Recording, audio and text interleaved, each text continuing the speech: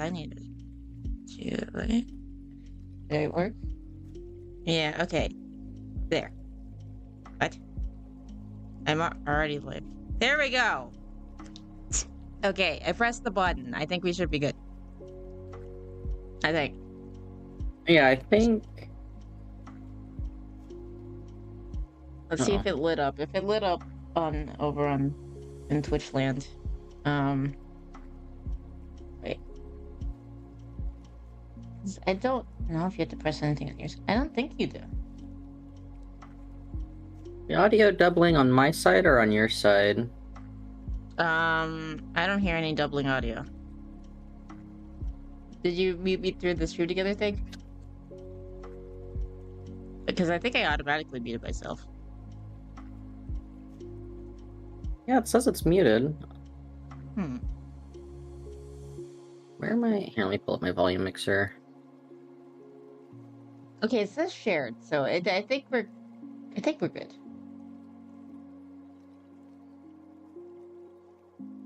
Looks like we're good. I should pull a quartering and ask how everyone's weekend was. I mean, it's like a middle of the week. What are the oranges for? June the King answered it, but I forgot. There was an actual answer for why she probably used oranges. I think, what was it, like maybe tenderizing the steak or something? There's something like that. Something dumb, I don't know.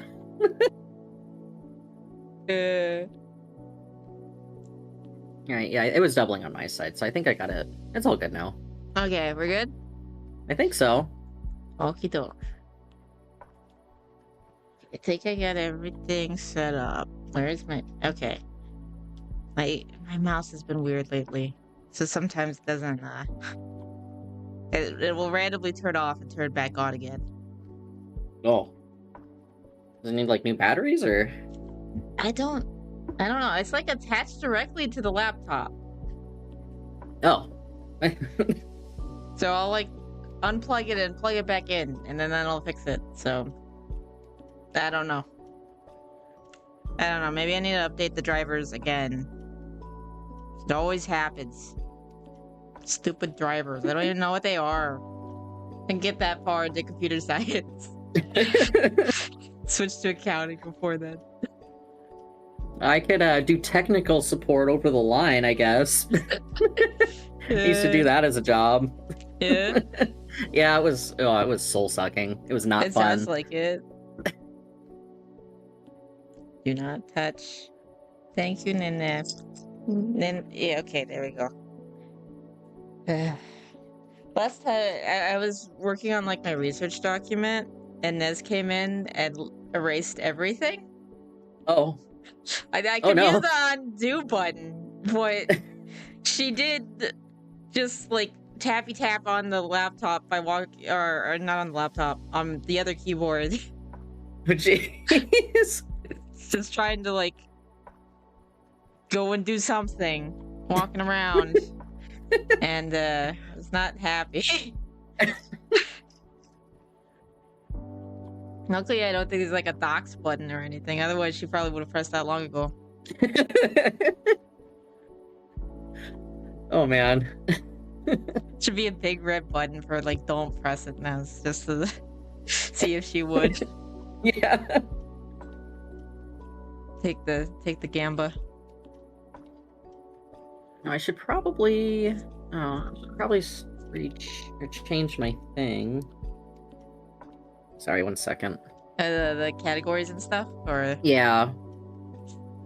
Oh yeah, you hyped for later today? Dude, I'm so excited. We actually managed to finish all 4 chapters. Yeah, I did see that. I was just lurking yesterday though. Okay, what is the Magnifica Humanitas Chapter 2.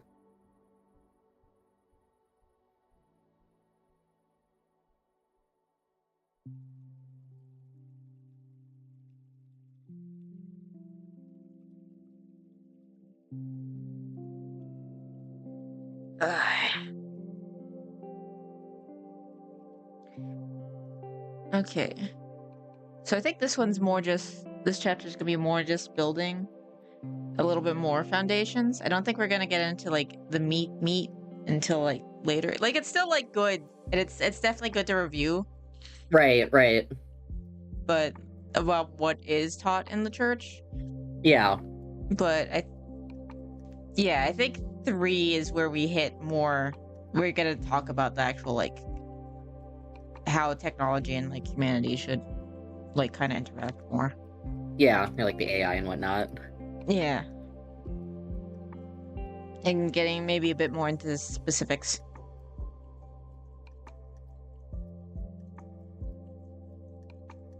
Okay, all right, I'm all ready. Ready? Yep. Okie dokies. Okay. I start, you go? Kind of Yeah, thing? sure. Okay. I'll do evens, you do odds. Yeah, let's do that. Okay. The social doctrine of the church is a living reality, in dialogue with history, cultures, and sciences. At the same time, it enshrines a core set of unchanging truths. For this reason, it can be considered a form of wisdom that is capable of guiding the personal and societal lives of believers even today.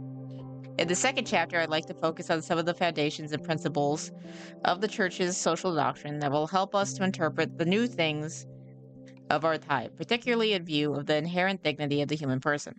In order to protect the human person in the age of artificial intelligence, I believe that today we must once again reflect on the common good, the universal destination of goods, subsidiarity, solidarity, and social justice. I am convinced that a harmonious relationship between these principles required that they be considered collectively, so that it becomes clear how they relate to and complement one each other, and each other. One. Okay. 6 maybe? Oh, 7. Okay, because I think there was 7. From what it's been a while since I studied it, because I went to Catholic school. Right, right. And it's been a minute, so I don't remember all of them that well. I remember subsidiarity and solidarity because it's like one word and they sound similar. Right, right. Okay. In offering these reflections, my hope is, first and foremost, to help the lay faithful and people of goodwill rediscover their duty of implementing the above-mentioned principles in their daily lives, family relationships, work, and involvement in society. Thus, they will let themselves be inspired by the aim of embodying God's love in the concrete events of life. At the same time, I would like to encourage academic institutions and universities to give fresh impetus to these principles and to apply them in a way that will be relevant and effective in addressing the digital revolution. In this way, theological and philosophical inquiry will be able to further explore and support the Church's pastoral journey and contribute to the magisterium's task of enlightening the consciousnesses of the faithful and guiding their efforts to make the life of our societies more just and fraternal. Yeah, I mean, it's pretty straightforward so far. Yeah, though it is to some degree, it's kind of crazy. I know it's always gonna be the back in the day, but it's so.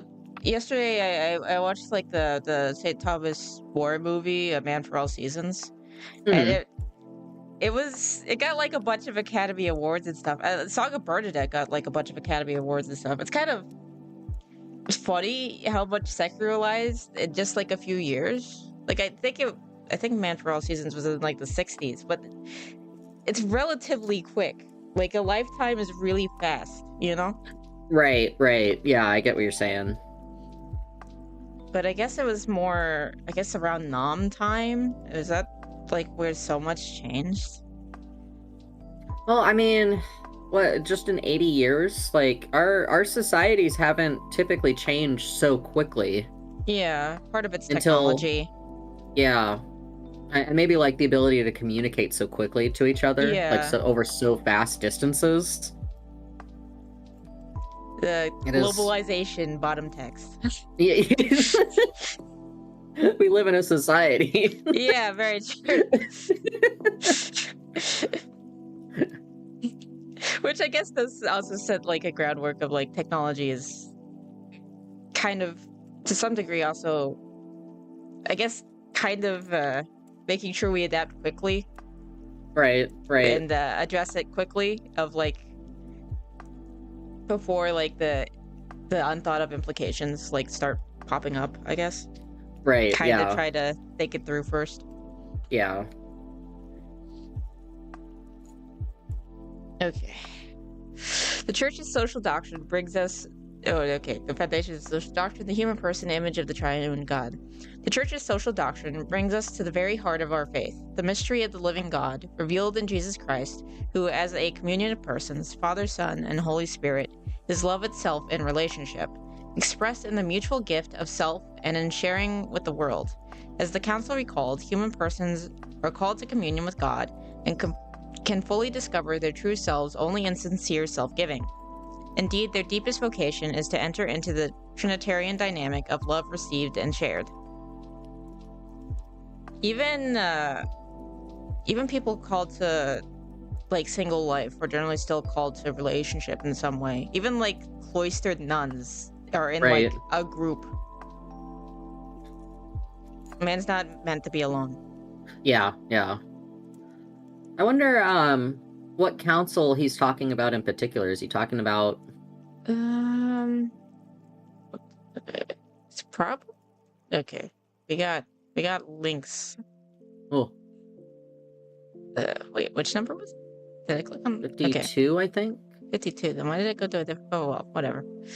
Weird. Second Vatican Ecumenical Council, Pastoral Constitution, Gaudium et Spes. Huh. But I think that's an encyclical one. Unless if it was the number. Oh, well. But yeah. Or is that the Pontifical Council of Justice and Peace, 51? It might be that one. Compendium of the Social Doctrine it might be, of the Church. It might be that one. Huh. Weird. It's weird that he didn't, like, say which council it was. I wonder why. Yeah. Maybe you might doubt that it was like mentioned before. It's possible, yeah. And it's like this going back to what we were already talking about. It's like, wait, what were we talking about? Huh? We were talking about something? That doesn't sound like something I was paying attention to. Alright, if the mystery of God as love is the source of social doctrine, we see its most concrete expression in the face of Jesus Christ, the incarnate Word. By becoming man, the Son of God enters our history and takes on human flesh, bringing with him the love that unites him to the Father and the Holy Spirit. In him, the mystery of humanity truly becomes clear, because his humanity is completely free, open to others, capable of building healthy and beautiful relationships, and committed to the total gift of self. Those who believe in him are engaged in the great work of renewal that began with the mystery of his passion, death, and resurrection, and they cooperate in building up the kingdom of God, learning to embrace all men and women as brothers and sisters, children of one Father. In this way, both the proclamation of the gospel and Christian life, guided by the action of the Holy Spirit, tend to bring about social consequences in the world.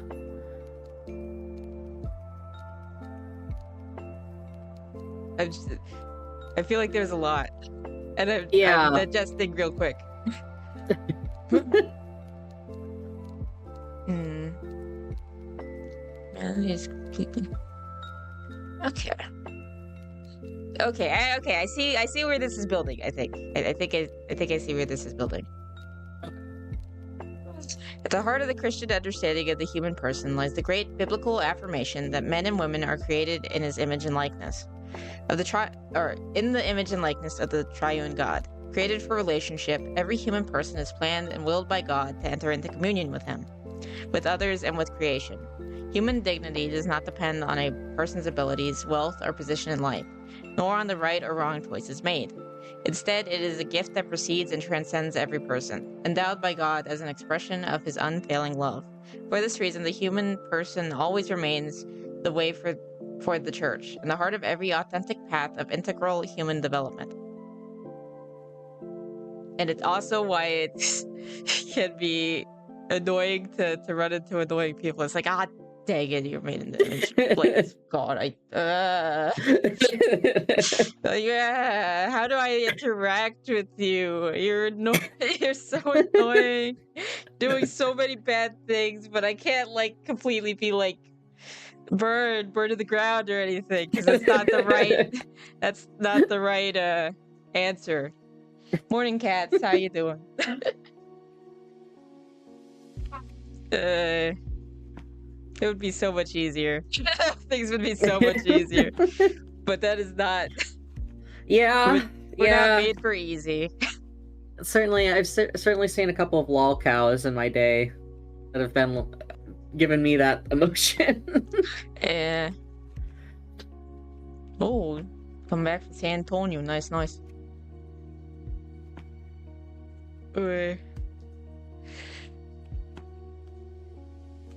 Cool dignity of all human beings. I guess we could also do, like, talk about McJuggernuggets, bottom text. Yeah. Ugh. Jeez. Yeah. Apparently it got out to normies, by the way. It did? Or at least to some degree, because my mom was like, I was talking about, like, with my friends who are gonna have a baby soon. Well, not like super soon, but they have conceived.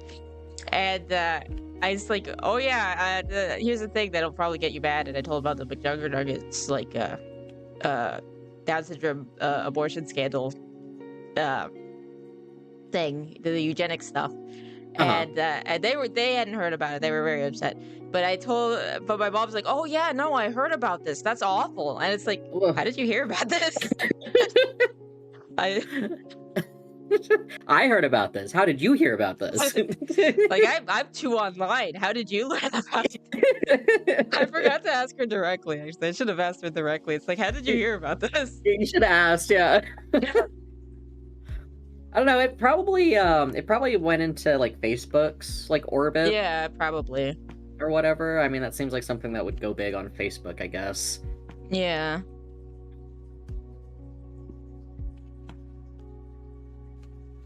Alright, the equal dignity of all human beings. St. John Paul II stated that this heightened sense of the dignity of the human person and of his or her uniqueness, and of the respect due to the journey of conscience, certainly represents one of the positive achievements of modern culture. This statement follows the line already laid out by the Second Vatican Council, which had noted a growing recognition of the sublime dignity of all persons, their superiority over material things, and their universal and inviolable rights and duties. It is important to ensure that this growth in appreciation of human dignity is not obscured by the pressure of new ideologies or very powerful interests in today's world. Among these ideologies, I consider particularly insidious the one that suggests that every person must earn or justify his or her own worth, to the point of attributing greater value to those who are more efficient or effective. From this perspective, persons end up being reduced to a means of achieving results, a resource to be used and exploited, and are no longer recognized as a proper end in themselves who should never be instrumentalized. The value of persons, however, does not depend on what they achieve or produce. There are rights that apply to everyone simply by virtue of being human, and no human power can legitimately deny or arbitrarily limit them. So, I wonder if what he... Because it's also, like, I guess, bigger kind of time scale. Maybe it's, like, reduction in things like slavery and stuff in general of the growing recognition of dignity of persons, perhaps. Right. And I guess also, to some degree, like, in a weird way, I guess you could almost argue that social media, to some degree, I don't know, I feel like modernity, I can't tongue, but it definitely, like, or at least in America, it encourages, like, focus on oneself more, and, like, what each person has to bring, and to, like, oh, come and look at me, I've got this thing. Right, yeah, It's very individualistic, and Yeah. I could say, like, I don't know if he's like referencing this specifically, but like, we do have, especially in American culture, this Hmm. propensity to devalue people who don't work or can't work. Yeah, yeah. Um, but like, and maybe he's talking about, because I know he tweeted recently about like the human right and need of like food, water, and healthcare. And Yeah. I wonder if he's making a comment here on like welfare, like in Maybe. particular. Because I will say, hot take, welfare is a good thing if used properly.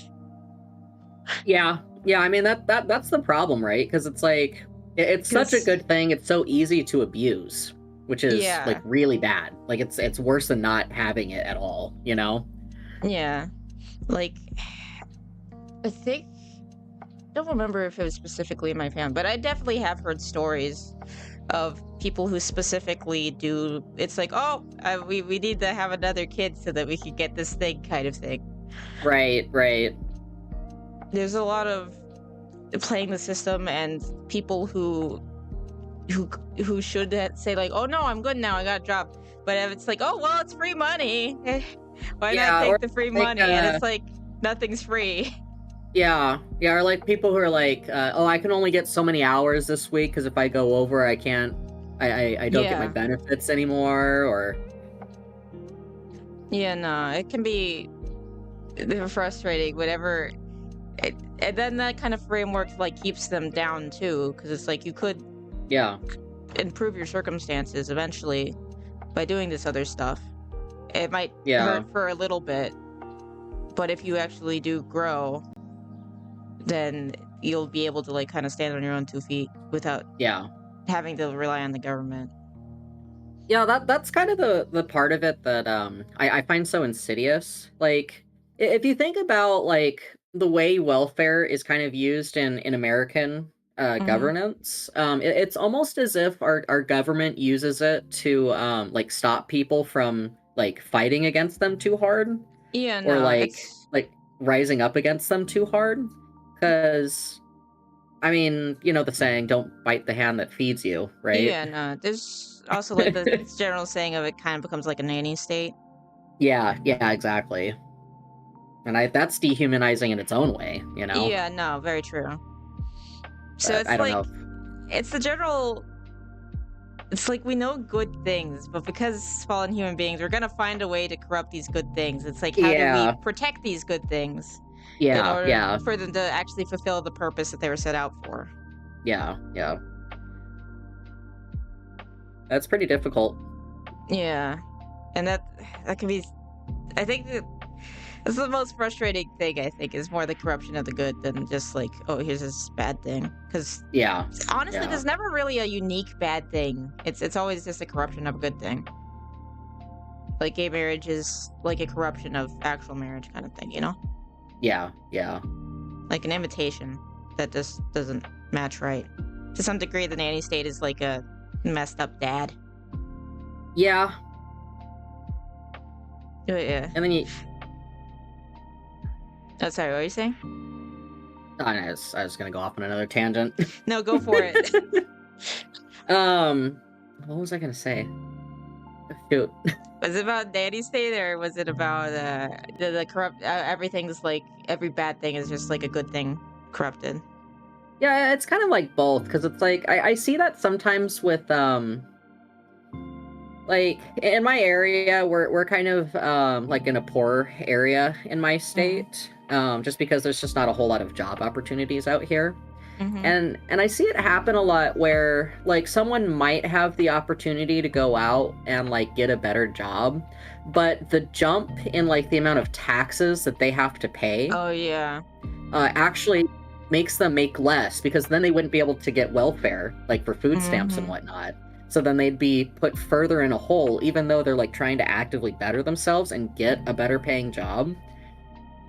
And I don't know. Sometimes I see that, and it's just like it almost feels like it's on purpose. Like it's maybe not like an individual is doing it, but like the system itself, like that's what it like Yeah. prunes for, if that makes sense. Imagine like an anthropomorphic like version of the system that needs to like of like the government system that kind of like needs to justify its existence, Yeah, exactly. kind of thing. But yeah. When we speak of dignity, we do not always use the word the same way. Sometimes we refer to moral dignity, namely the way in which a person directs his or her choices and actions. Other times we think of social dignity, which refers to a person's living conditions and the concrete respect received from society. In other cases, we refer to external dignity or existential dignity, meaning the way in which a person perceives his or her own worth and the value of life. These aspects of dignity can be enhanced or diminished. In addition to these notions, there is also the more profound and important level of ontological dignity. This is the dignity that belongs to every human being simply by virtue of existing, of having been willed, created, and loved by God. No sin, failure, humiliation, or exclusion can diminish the profound value of a human life that God has willed and called into being. Like, he does talk about abortion in this encyclical, right? I'm pretty sure. If not, it should be clear. Yeah. It's like I think that it's pretty clear about things like that euthanasia and abortion would be against these things. Right, And yeah. also you could also say the death penalty would be against these things. But with the explicit thing of if you can like securely keep them from hurting other people. Right. Because of you can't like, no matter what you do, you still have human dignity, which is still crazy to think about to something. It's like taken for granted, but then you gotta like be like, that pedophile over there. Right. He's got human dignity. And it's like, what do those people say sometimes? Like, I'm pro millstone or whatever. Yeah. Wood chipper. Yeah, wood chipper. Definitely wood chipper. But you can't, but realistically, you can't wood chipper exactly as much as like you'd want to. But there was also an interesting thing. One of the books that I've been reading, while like looking into the Lolicon thing. It's Predators by oh shoot, what's her name? Give me a sec. Okay, it's Predators by Anna Salter, and she like worked with a lot of like those types of people. She definitely doesn't have a high opinion of them. She seems even more jaded than most. Right. But she does mention that, everyone says wood chipper until it turns out to be like someone that you know, and then you won't wood chipper. Because you like know those aspects that you actually like of that person, and it's like there's no way that they like would completely lose this entire dignity to some degree. Like, and she doesn't word it that way, but I kind of like connecting it a bit. Right. Yeah, I've definitely seen that. Like when you see family members protect like predator individuals. It's really interesting because like I haven't seen it like firsthand, I guess, same. But like, like you'll see one person say like, oh yeah, we should kill all of them, and it's like, wasn't your son like talking to a minor? Yeah. Like, weren't you just bitching about that like the other day, or but yeah, it's kind of yeah, no, it definitely, whenever it hits close to home, I feel like people's fire will diminish, even if they say it won't. Generally, it does. Yeah, that's really interesting. Yeah. Okay. We were on 53? Yeah, okay. The fundamental dignity of each person, therefore, is neither acquired nor earned, nor does it need to be justified. The recent declaration, Dignitas Infinita, offers a summary of the Church's thinking on the subject. Every human person possesses an infinite dignity, inalienably grounded in his or her very being, which prevails in and beyond every circumstance, state, or situation the person may ever encounter. In other words, always and without exception. The dignity of every human being can be described as infinite, as St. John Paul II stated, for two reasons. First, because the love of God, who calls us to friendship with him, is infinite, and second, his love is absolutely unconditional in the sense that even if we search endlessly, we will never find anything that can erase or deny it. Hey. Does that include apostasy even? I guess so. Like, completely, like, you can say I deny you, but even then, like, there is a part of him that's always with you because you were made in his image. Right, right. Like, even, if you, like, I was seeing a thing the other day on, like, Satanists and stuff, and it's always so freaking, like, it's evil, but to some degree, it's also just, like, it's so cringy. Like, it's just, like, anti-atheists being like, "Doesn't this offend you? Doesn't this offend Yeah. you?" And it's Like, and just like, trying to, are you doing a religion solely to upset other people? What are you doing? yeah, and it's odd. It's like, I guess it does kind of fit in with, like, the rebelling, like teenage child just trying to, like, do everything they can to be like, "I'm not like you. Right, I'm right, different." yeah. But I don't know. Right. Well, yeah, generally another, like, super obvious don't abort, don't kill military veterans just because they have PTSD, like Canada. Right. Yeah, well. Apparently, Canada's even gonna go even further with that. Oh boy. They're updating their maid services thing for 2027, where like people who are draining like the medical system that can't not consent to being euthanized can be euthanized. Like, Like, I guess vegetables that, like, the family wants to, like, where they're like still have brain functioning kind of thing. yes, so that's kind of what it sounds like, right? Mm-hmm. But like even people that like they're trying to push like for economic reasons too. Oh, so they might also be like people with like certain amount of disabilities. Yeah, yeah.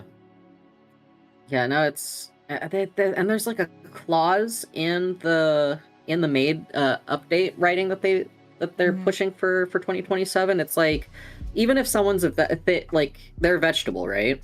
Mm-hmm. Or they have like loss of brain function, and it seems like they're fighting back against like the needle being pushed into them and they're fighting Yeah. against it, it's still allowed to continue. Uh, I think, have you heard about, like, the reason why I mentioned the veterans? They will straight up like call people who are probably at risk of suicidality and be like, Yeah. "Do you want us to kill you? You're You draining want out us to our kill? resources." Yeah, you're draining our resources. You should probably just leave. That would help everyone if you just like didn't exist anymore. When, like, suicidality has, like, generally a strong feeling of being a burden and that Right. kind of Yeah. stuff. So they're appealing to that and pushing Yeah. them further. It's And predatory is what it yeah, is. it's incredibly predatory. And Yeah. that's part of the thing of, like, universal healthcare sounds great, but it's, you also need to be able to sustain it. Yeah. Otherwise, it'll do these things that will, I guess, put a monetary value on human life. Yeah. Yeah, it does the exact opposite of your stated goal too, of like Yeah. trying to save everyone, right? Yeah. It's because, oh, this person's more important than that person Yeah. because of they're more of a drain kind of thing, Yeah. Yeah. which is just dehumanizing and evil, obviously. Yeah. Like, it'd be great, but we need there's not infinite resources exactly. But The Church gratefully acknowledges that the movement toward the identification and proclamation of human rights is one of the most significant attempts to respond effectively to the inescapable demands of human dignity. In this regard, St. John Paul II stated that the Universal Declaration of Human Rights, proclaimed by the United Nations on the 10th of December 1948, remains one of the highest expressions of the human conscience of our time. It is a milestone on the long and difficult path of the human race. For this reason, from the Christian perspective, human rights are not an external addition to the person, but an expression of intrinsic human dignity, which the international community is called to protect and promote. But the UN's its own issues. Yeah. Partially just because of its structuring. And again, it's like we've got good intentions and then stuff happens. Yeah. Generally economic or something like that. Where there's additional goals. Yeah. That make things more difficult. It seems like in our modern day, it seems like a lot of evils in the world are like the easiest way to push them forward is like through economics, it seems. Yeah. Like you just give something slightly more of an economic tint and then like it just like snowballs. Yeah. Into something bad, it seems. Yeah. You can say that whenever you go too far past the there is a time and place for environmentalism. Right. For like sustaining the environment. And Yeah. you can go too far there. You can go we were just talking about the welfare kind of medical stuff where you can go too far there. Yeah. Where you put like a numeric value on human life. It's another good example. I can't think good. I know that there are.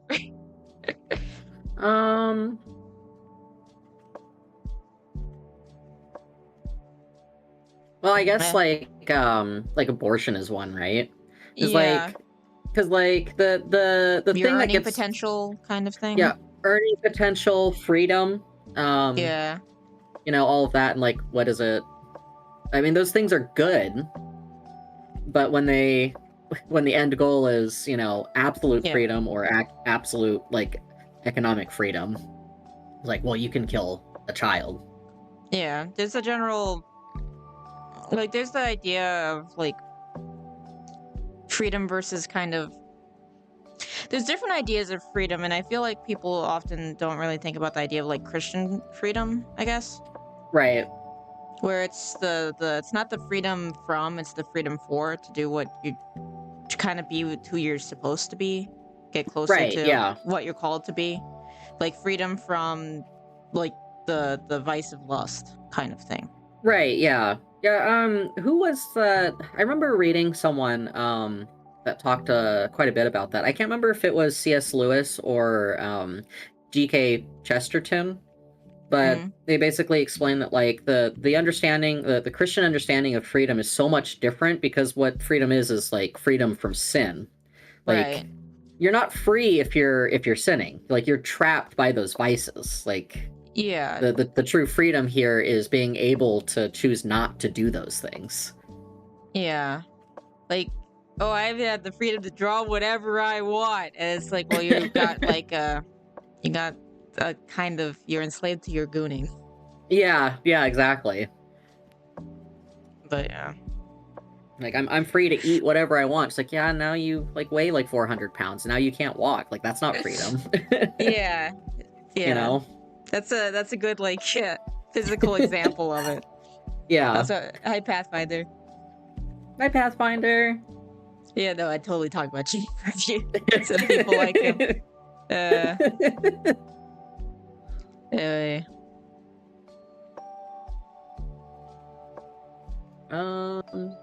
Is it? No, it's fine. Yeah. Human rights are inviolable since they are inherent in the human person and in human dignity. Consequently, they are universal and inalienable. Precisely because they are grounded in the common dignity of every man and woman, they have practical consequences and legal effects, for it would be vain to proclaim human rights if, at the same time, everything were not done to ensure the duty of respecting them, respecting by all, in all places, and for all. Among these rights, the first is the right to life, from conception to its natural end, without which it is impossible to exercise any other right. When this fundamental right is denied, as in the case of induced abortion, killing of the innocent, and euthanasia, we are faced with choices that the Church considers gravely wrong. Yeah, that's kind of why it always starts at like the top of the list, Right, because it's kind of everything's built on that. And if you knock that down, then things get screwy real quick. right, yeah. Looking at our own time, we cannot ignore the fact that the protection of human rights has been exposed to two particularly serious dangers. The first is that these rights are declared in a purely formal sense, while technological progress continues alongside covert or overt violations of human dignity. The second, which is in fact the root of the first, is the inability to recognize the foundation of their universality, since we have abandoned the search for the solid foundation sustaining our decisions and our laws. Pope Francis urged us not to underestimate this last issue. He pointed out that when reason seriously examines human nature, it is capable of discovering values that apply to everyone, since they derive from human nature. If this task of inquiry were abandoned, it is conceivable that rights considered untouchable today might, in the future, end up being questioned or denied by those in power, perhaps after being obtained only an apparent consensus from populations that are frightened or manipulated. Here's an interesting question for you. Do you think that like surveillance denies us an aspect of dignity? Because I think it does. Like mass like state surveillance. Yeah, I could see that. I don't know, to some degree. I think it's more just because of I've gotten like somewhat poisoned to the idea of privacy. Like it is definitely a good, but Right. maybe it's because I saw it as like it was used as kind of like the wedge that kind of knocked down a lot of stuff in the U.S. courts. There was not Right. originally a right to privacy, like inherent in the in the Constitution and stuff like that. Right. And that's what started the contraception and like sodomy stuff. Interesting. It's through the right to privacy, and I think Interesting. it might have also been true for abortion. It I was all find like that connected to that case, which I find odd Right. but fascinating. I find that interesting because if the law says that we're so promised the right to privacy that contraception, sodomy, and like I guess, abortion, so murder are allowed, then like Yeah, why doesn't that transfer to like mass like public surveillance too? because they can Like, use it.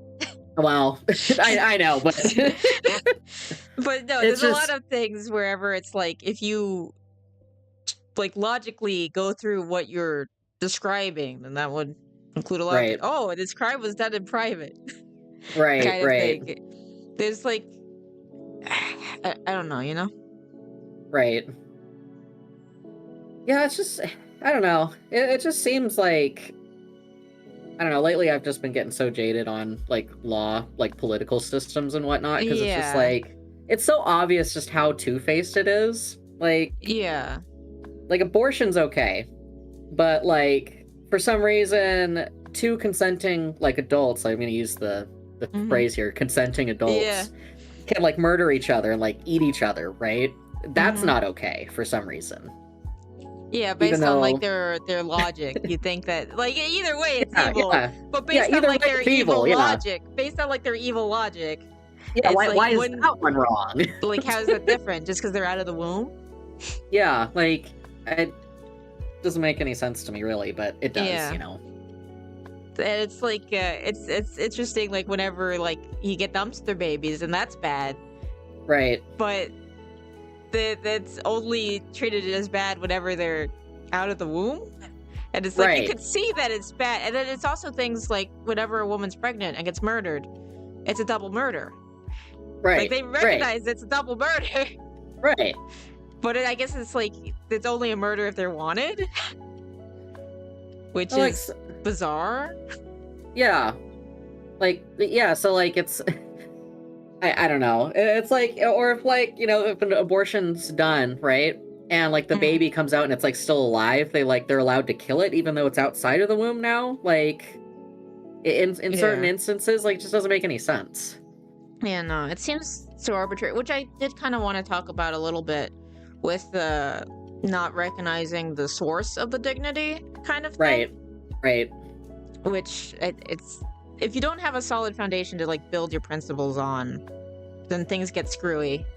Yeah, real fast it seems. Because if you have like human foundations, then you just keep on having a law built on a law built on a law, and you get like this kind of funky, kind of messed up building. Right, yeah, exactly. Like the foundation's all screwed up, so. Yeah. And I don't know. I think the sometimes the clearest examples for me with like you know something's there, but you can't like figure out what it is, but you're grasping so hard. It's like Yeah. Japan and anime. It's like every time when they try to talk about humanity, Yeah. they're like trying to figure out why is humanity important. And they're just like, oh, like freedom or something. And they're just like desperately grasping at something. Yeah. But they can't like get a firm grasp on it because they don't have like the actual foundation. And they're actively opposing it because they generally see religion as evil. Right, yeah, exactly.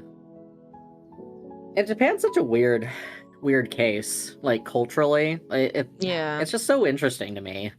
Because it's like Japanese culture has such like ingrained things that look Christian on the surface. Mm-hmm. Like praying and well, there's more, but I can't remember off the top of my head. But there's a bit, but like it's so weird because it's like they're almost there, but they're not, and then like it kind of gets like twisted in a weird way. Yeah, no. And it seems like generally Japan goes for extremes, and it's some of the twistings that end up from that can get pretty dang bizarre. Yeah. Still can't get over that it took like till like 2023 to like change what they consider struggle cuddles. Seriously? Yeah, no, you had to fight, including like babies and shit. Jeez. Like yeah, it was pretty bad. Ugh.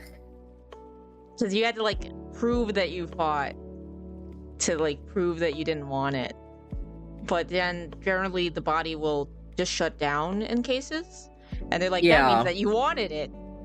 Obviously, you would have fought back if you didn't. Yeah, freaking Japan, man. Yes, and then they changed the laws, but it's also you need to actually get them to enforce those laws. And in general, they don't enforce a lot of laws because they want high conviction rates. So if it's anything that could be a struggle, they don't pursue it. Right. If it's anything that's somewhat blurry, they're not gonna go for justice. That's really messed up. I guess that's also like because their legal system's really weird too. Yeah. Like they're even more strict about like evidence than we are in America for cases. Like they don't even have. I don't think Japan has like civil like court cases like we do, where it's like, well, it's like a 50-50 if like they did it or not. So here's some money, right? I think there is civil. I want to say. Because I think they dismissed one where a chick got struggle cuddled because she was drunk. But I think it was a civil case. Because there wasn't, because like I don't think the police would do a criminal case. Right. I guess that's why they say that their conviction rate is so good. Because like they just don't take the cases that they think they'll lose. And they'll also say like their crime rates are so low whenever it's like they just don't report crimes. Yeah, because it's like, what's the point? Yeah, exactly. If you know that it won't be prosecuted, why put yourself through all that? Yeah. Because like whenever it comes to struggle cuddles, they make the generally the woman. I guess it could also be like a little boy or something, but they'll have them have to recreate it with a doll, with like a Oh, life-size doll, jeez. while Eh? they take pictures of it. It's for like evidence, and they Dude, literally, what? it's, and then a lot of people literally call it the second rape, Yeah, what?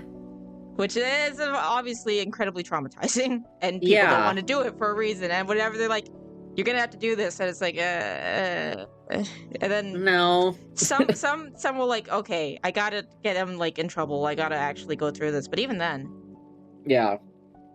but yeah, it's messed.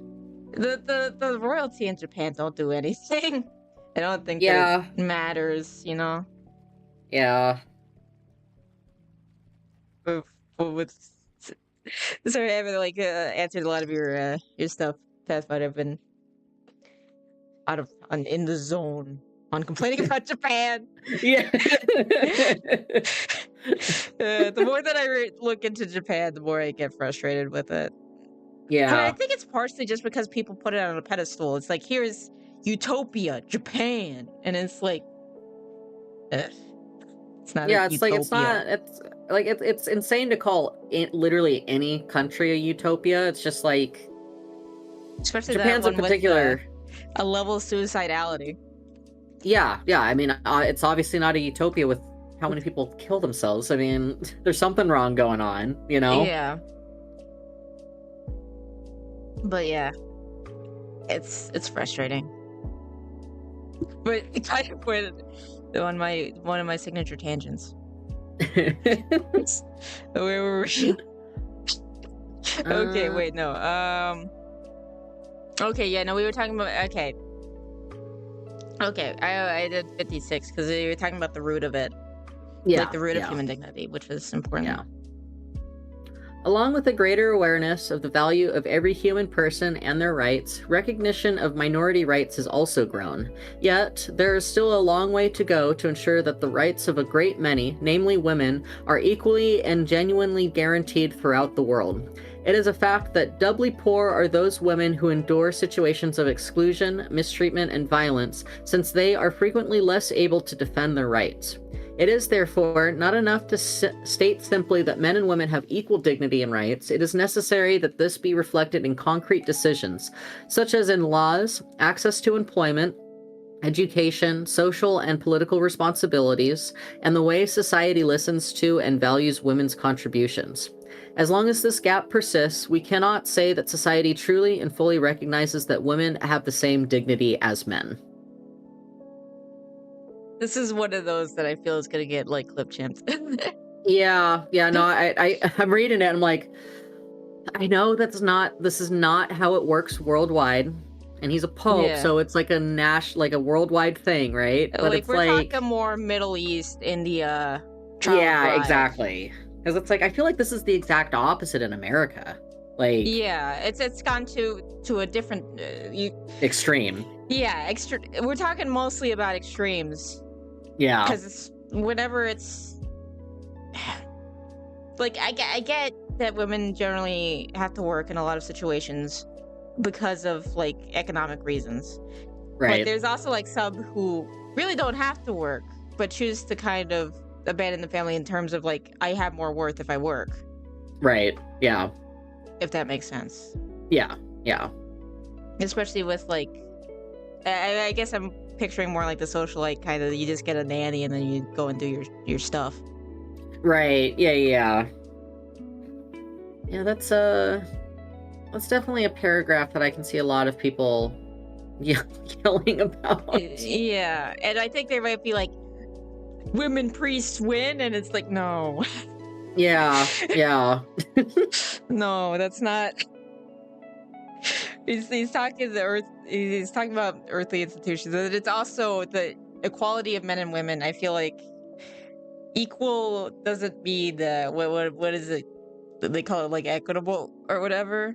Right. Like, yeah. It's equal in dignity. We are not equal in like strength or equal in like circumstance or yeah. No, there's like how this equality manifests is not like a one-to-one, exactly, if that makes sense.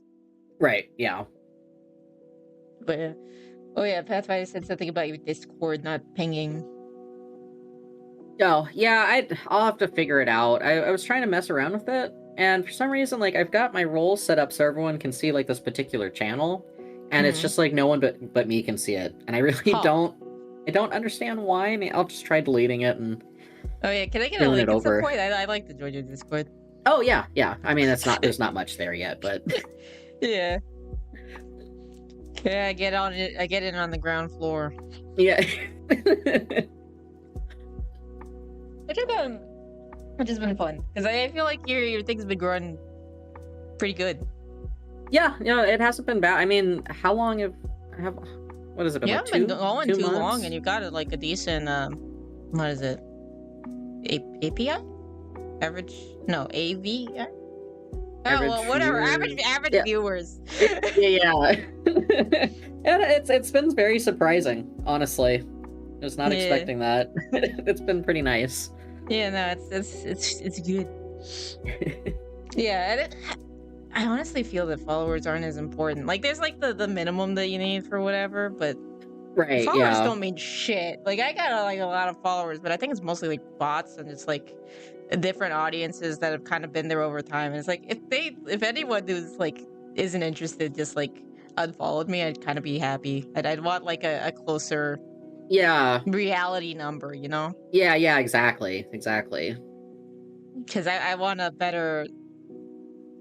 I want like a true representation of things. Like, Yeah. I feel like the whole follower count is like kind of like a trap yeah, for people to like focus too hard on, because it's like, no, it's like what really matters is like, are people talking to you, or are they yeah, actually like watching and interacting, or yeah. I don't know. Social media, bottom text, whatever. It's like trying to like, and it's also, I don't know. This might sound stupid and parasocial, but it also feels like the feeling of like reducing people to numbers. Whenever it's like, Right. I'd rather have a regular that Yeah, like yeah, I know exactly. and like talk to. And Yeah. it's like, oh yeah, it's that guy. He's doing that. How's your life going, kind of thing, you know? Yeah, exactly. I'd rather that like to 5 someone's followed you. It's like okay. I don't know who they are. I don't know what they do or what they think, but they're there, I guess. Like lurkers are nice and all, but I don't know. I like being able to chat. Yeah, exactly. And think of There's nothing. fewer VTubers who deserve the skyrocketing fame more than her between their art. Oh yeah, Baywood. Between their art, game choices, lore, and general take, she's one of the few honest VTubers out there, and an amazing example of how to act in this space. Yeah, Oh, still thank cringe because of you. VTuber. Okay, good. Ooh. Don't worry, we're all cringe because we're We're all VTubers. cringe. So we all get that debuff. But It's to keep us humble. yeah. There's no base VTuber, truly. Or there's no 100% base VTuber. They always Yeah. they always get at least one cringe point from being a VTuber. It's inherent. Well, we're talking about Twitch and stuff. It's fine. Okay. Okay, we were talking about the women's. Okay, let's continue. I think it's Speaking of individuals. Yeah. It is individuals that matter, each and every person, together with their families. Social movements, communal ideologies, and grand political proclamations in favor of a population are worthless unless they lead to a flourishing of persons, men and women, with their inalienable rights. Similarly, it is not enough to extol individual freedom or private enterprise if we then allow a multitude of people to continue living without decent work, protections, or access to basic needs. I mean, that's pretty good. Yeah. But I kind of like that too, that generally social movements are like useless if they don't actually help people, kind of thing. Right. Yeah. It's like you could say that communism is going to help as much as you want, but if it actually results in like worse results, then you've kind of made a pseudo religion. Right. That it's a What? failure.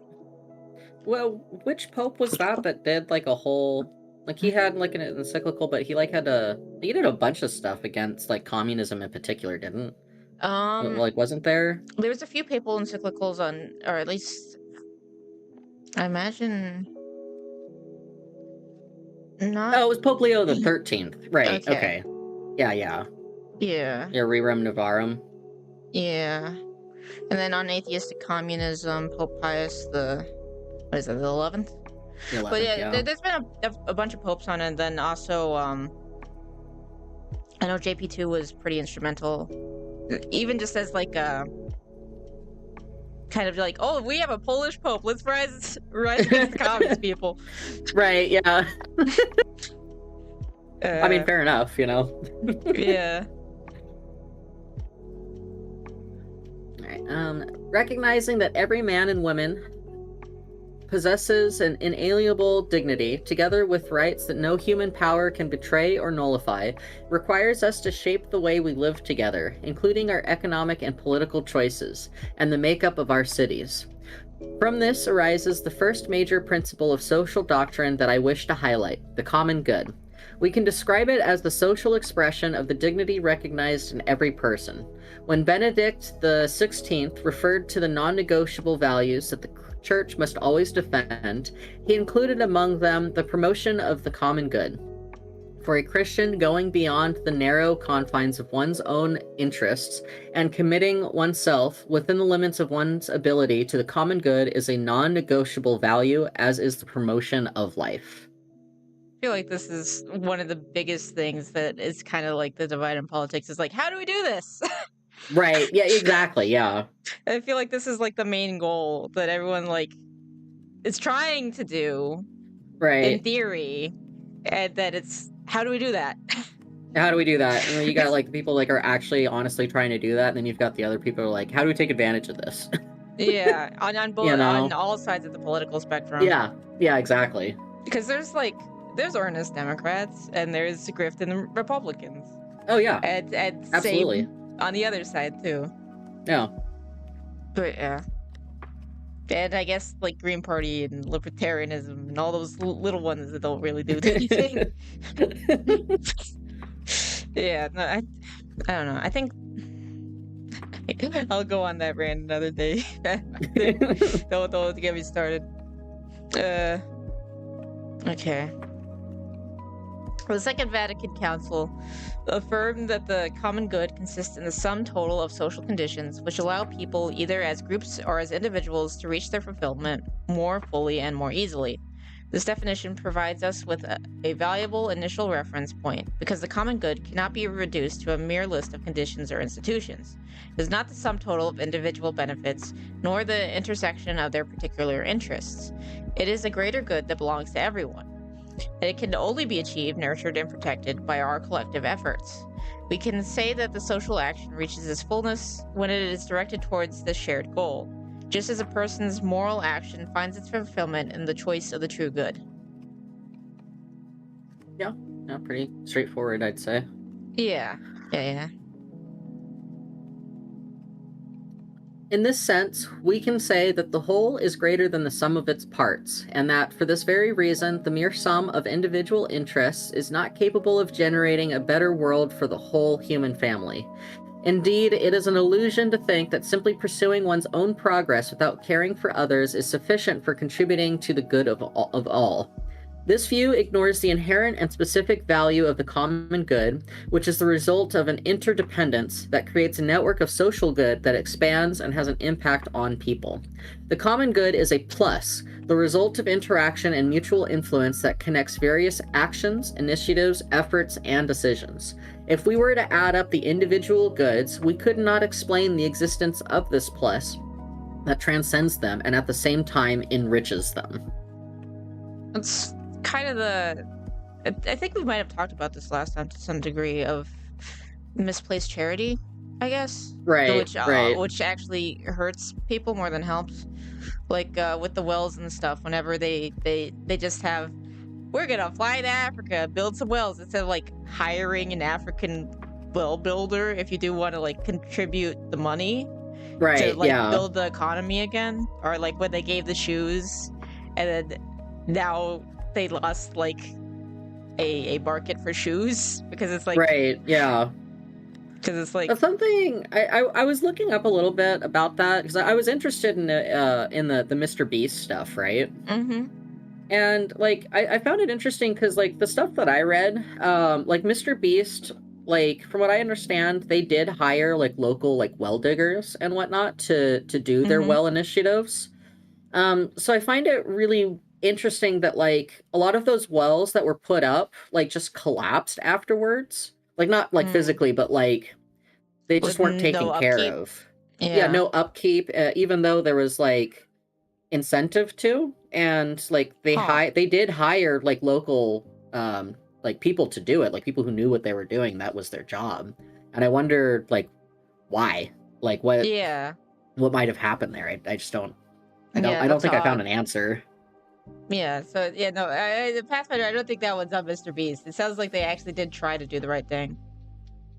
Yeah, I don't know if it's like all of them, but I think like halfway through doing that well initiative, they started Hmm. doing that. I mean, Maybe after just some from a criticism or something. Or huh. like a general of, hey, by the way, keep this Oh in mind when yeah, you're doing charity. I yeah. imagine What that. and I imagine also too, it's just like if I'm gonna be cynical about it, it's also just cheaper. Oh yeah, true, Um, true. because they like you're not paying the local people as much as you would if you hired in like a foreign like company to go in and do it for you. They probably charge a Yeah, lot compared to locals, but that's just me being like cynical about it. yeah, true, true. But yeah, and sometimes the whatever you try to do most good, it's like you gotta be more in the trenches to like make sure that it's actually causing the benefits that you want without unintended consequences. There Right, seems to right. always be something like that. Okay. It is the pursuit of the common good that gives life to a people, understood not as a mere collection of individuals, but as a living reality in which people learn to recognize that they themselves are interconnected and jointly responsible for the res publica. In this sense, every person contributes to the building up of one's people through a slow and arduous effort, calling for a desire for integration and a willingness to achieve this through the growth of a peaceful and multifaceted culture of encounter. Working together for the common good means having a shared vision. It is clear that there are many ideological and practical differences among people, as well as differing interests and frequent disagreements, but that does not mean it is impossible to engage in a dialogue to establish a set of basic agreements that enable the creation of a shared vision upon which everyone can move forward. I wish it I wish it was easier. I mean, we're all called to be like we're all supposed to be like the body of Christ, all coming together kind of thing. Right. But then even among Christians, the amount of disagreements, even among the same denomination, Yeah. it can be so frustrating. Yeah. I wonder like why does that happen? Like I know like the bottom tier reason is like just like because of sin and whatnot, and Yeah. we're so disordered, but like beyond that, like why is it so difficult to get people to agree when they like are supposed to agree on everything? Yeah. You know? I don't know. Maybe this is giving Satan too much credit, but to some degree, if it's called to community, maybe just focuses a lot on making sure that we stay fractured. Right. Yeah. If we like learn more about ourselves in community, which we're called to, then maybe it's just focused on keeping us apart. Right. Right. But that might be giving Satan too much credit because I don't think that he's mostly just like those annoying things that God made. And I just don't like them because God likes them, and I want to be a spiteful little bit of spiteful little bitch. Hi, Spoon. How you doing? But yeah, um I think it's the whole thing that we just we kind of think in pictures and speak in words. A lot of arguments are just because we can see what the other person, or because we can't see what the other person sees. Maybe. Hmm. It's like Yeah, I guess. like I think communication kind of stuff. Yeah, I guess that's we do have this huge limitation of language that the language that we use like dictates like the way that we think in some ways. But like it also goes the other way too, where like we can only communicate so effectively based on our language. So like we can't ever actually get what's in our brains out to people Yeah, in like a truly effective, like 100% correct way, you know? yeah, that's one of the most annoying things. Whenever I try to brainstorm, and especially when you get like the shower thoughts, it's like, oh, this sounds really good. Then you go to write it down. It's like, how do I say this? Like, what was I thinking here? I got like, okay, the beat. Wait, how do I get to the beat? Oh no, Yeah. it's frustrating. I wonder. I wonder if heaven will somewhat be almost like a mind, like telepathy almost. Or is this probably like a more perfect communication? What that would look like? I guess like I don't know. maybe like more like pre Tower of Babel, maybe. Yeah, I don't know. maybe. I don't know. What does that look? What would that look like, kind of thing? I'm sure there's a couple of church fathers that have Yeah, no, I'm pondered a sure that. lot harder. Yeah, it's just going back and trying to understand what they're saying. Yeah. Like they're very smart, and I'm not as smart. So sometimes it can be hard to read. Yeah. Okay, where were we? Oh, the state. Oh It boy, is the state's. Oh, jeez. It is the state's responsibility to ensure cohesion, unity, and the proper organization of civil society so that the common good can be pursued with everyone's contribution. In practical terms, this means that public authorities have the delicate duty to harmonize the different sectoral interests with the requirements of justice, seeking a balance between individual interests and the common good without leaving behind the most vulnerable. When politics abandons a long-term perspective and reduces itself to short-term calculations or sterile polarizations, then the language of the common good loses credibility and, at the same time, social inequalities and divisions grow. Short I term. wonder what he's... I think that could almost be like DEI type of stuff. Right. Like short term calculations of like we need like so many of these people here. Right. That there. Or at least that could be an example of it. Yeah, because he says probably. Because he says like then the language of the common good loses credibility. So I think that is what he's talking about. Yeah, he might be the kind of idea of like the very indirect way I think that some would call out the bad social justice. Right. The quote unquote social justice. Well, yeah, I mean it's because it's poisoned that word like so deeply at this point. Yeah, now I was talking to my friends the other day who are also Catholic. I think they've been reading through this too, and that was one of the big things is like language, because sometimes it's like you're reading it and you see these words, right, which have like this true meaning that's beautiful, but then you hear it and it's like, oh, social justice, eh? It's like, oh, that's social justice, but like the actual words like make sense to be something beautiful. It's just it's this perversion. Yeah. And then again, let me give the devil too much credit, baby. That's on purpose. Yeah, I bet you.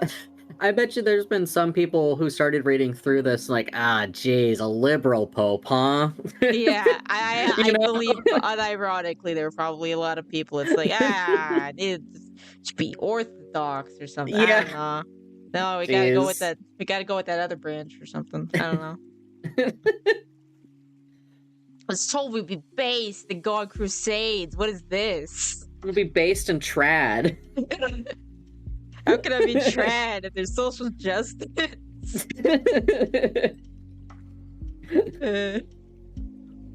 I want like a family that like comes together and works together for like the good of humanity. I don't want that social justice. It's like it's the same thing but different words. My brother in Christ, that is the same thing. It's what we're aiming for, buddy. I thought it was pretty moderate, but moderate is too conservative and too liberal all at the same time. Yeah. We're mainly talking about just like the language that someone probably saw and was immediately like, eh. But this, I imagine there's also like people who are like radically, like they live on Twitter against people who are like, this is a freaking liberal trash. When you put yourself at the center of the justice, it's less about justice. Very true. The selfish social justice, yeah. Yeah. It does seem like social justice is generally, I want to elevate myself, and I guess some other people can get elevated because they're in the same category as me.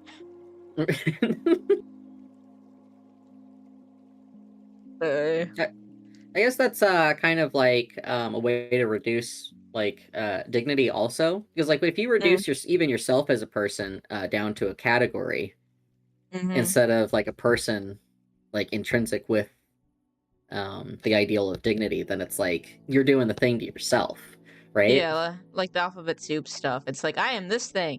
Yeah. This is the most important thing about me. And it's like, no, why is that the most important thing about you? It's like you're a person. You're not that thing. You're a human first. Yeah, that is an aspect. In theory, if it's an actual thing. But yeah, right. Well, it depends on which thing they're talking about. But you know, you may struggle with this thing, and that's an aspect of you. But that does not mean that it's like the fullness of your everything. Existence, yeah. Yeah, and it's sad whenever they do reduce it to that.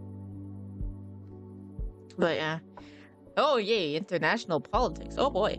Okay, this also applies to international politics. As the divide between nations widens, a mentality of confrontation and aggression begins to take hold, and the difficult path toward a more united and fraternal world suffers new and painful setbacks. In this context, speaking of a shared journey toward a more just development for the entire human family sounds like madness. Yet we must not lose hope. I invite everyone to conceive of ways of cooperating and of more effective international institutions capable of safeguarding the global common good without compromising the legitimate diversity of peoples and nations. Indeed, the promotion of the common good can never be separated from respect for the right of peoples to exist, to preserve their own identity, and to contribute their unique qualities to the family of nations. Moreover, any attempt or plan to eliminate or subjugate a nation is gravely immoral and therefore unacceptable.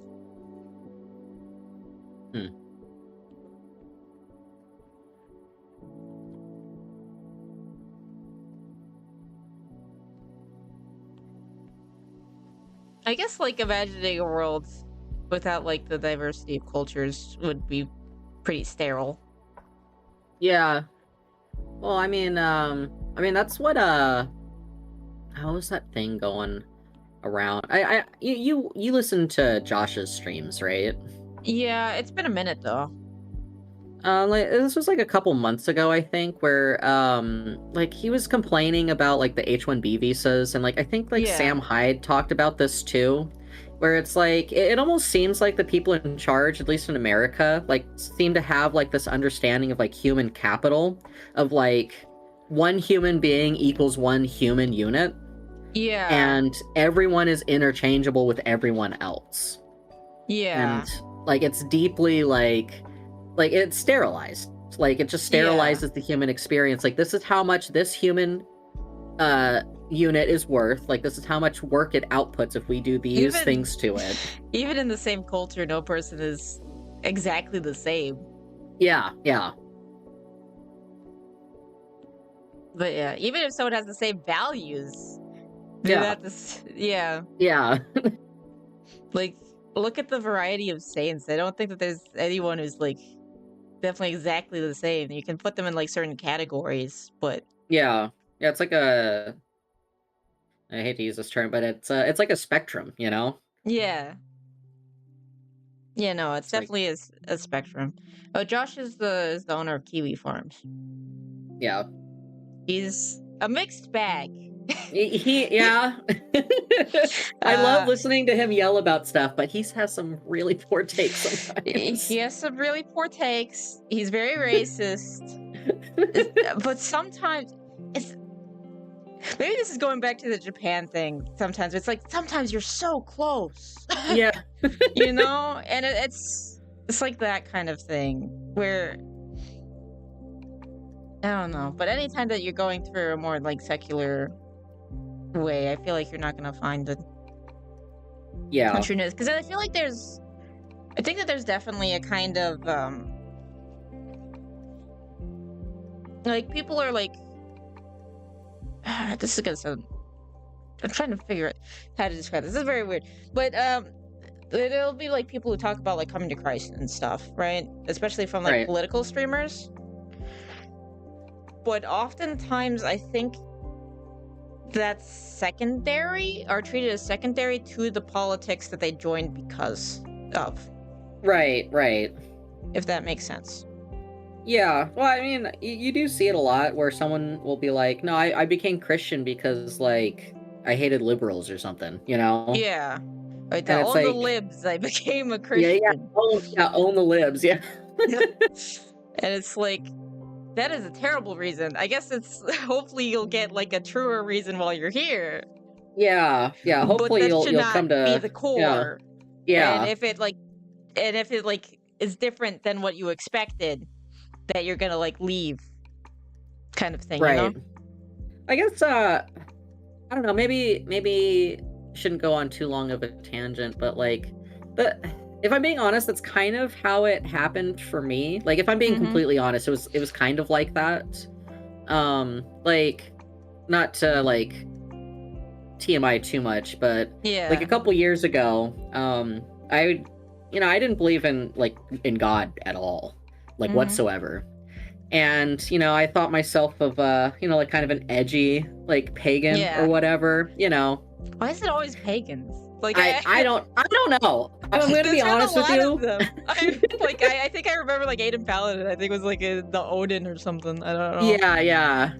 And like, well, because I think like what I was trying to do is I was trying to like, get more of an understanding of like my like ancestral history and whatnot. Like, Mm, because we're modern people, and I feel like modern people have an issue with like being rooted down to stuff. And I was trying to find yeah. that through what I thought was what my ancestors did, right? Even though that's like Yeah. not true, but Yeah. so like that was happening, but like I kept on running into these people, like irregardless of what their politics were. Almost every single pagan that I ran into was like, no, I'm not evil. I don't do bad things unless someone like messes with me, then like I'm gonna curse them or whatever, right? And Oh it's like gosh. you're just what do you mean? And like it's like that very like karmic kind of system of like Mm-hmm. everyone gets theirs and there's like no actual like redemption or anything. Yeah. And then like um like Pathfinder says it, but like the Charlie Kirk thing happened, right?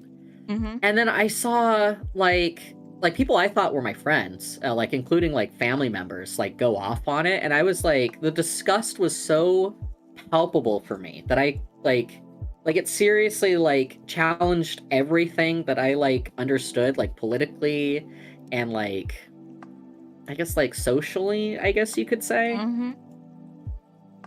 And then that's what like kind of led me to look into Christianity, but then I understood that like, oh wait, I can't like this isn't like a politics thing at all. Like, oh, there's so Yeah. much more here. Oh my gosh. you know? But yeah, no. And like see like you came into it and then you saw what it actually was. Yeah, And like yeah, embraced exactly. it. Like there's Yeah. like I don't think that it's inherently bad when people do that, but it's like Right. if they see the face or see more of a reflection of who God is, it's like, this isn't what I was expecting, and don't like change to it, but it's Right. like, I'll find something else, or I'll find Right, something yeah. more in line. I'll find a different denomination or something. I'll get something that's closer to what I want. Right, right. And I feel like also there's like a, Also, I hi don't know, Vic. I don't want to like say this about anyone in particular because I think it's kind of rude, but like there is like certainly a subset of people online who say that they're Christians, and it almost seems like they're doing it as like Little dance, a little yeah, like a little pat, yeah, shield. like what do you call that? Like when someone's trying to be like anti-authoritarian, but like not. Like they're Oh, trying to be like punk because they think that yeah, like society right now is liberal, so they want to be like not that. It's like, yeah, no, yeah, I'm Christian, I'm cool, you know? yeah. It's, I don't know. There's a lot of LARPers. Yeah, A yeah. lot of I don't know. It's with the, I guess with the yeah, no, it is like the we're trying to be like the new punk, I guess. Yeah, yeah. Like the teenage anarchist, yeah. But yeah. But yeah. Yeah, sorry, not to go on a whole tangent. No, you're good. I got like something in my eye. Give me a Oh. second. Okay. Oh wait, no. Okay, I just read the thing. It's your thing. Ah! Shit! I got shot at. Got Are you shot. okay? Yeah, I'm good. It's fine. I got banged, and it's loud on purpose. It's one of the redeems. Oh, jeez. That ironically kind of spooked me. Because loud. Right, Okay, yeah, thank you, Pathfinder. This street was near MLK Boulevard. No, it was not near MLK Boulevard.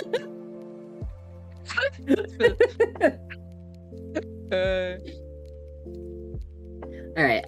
Among the numerous implications of the common good, immediate significance is taken on by the principle of the universal destination of goods.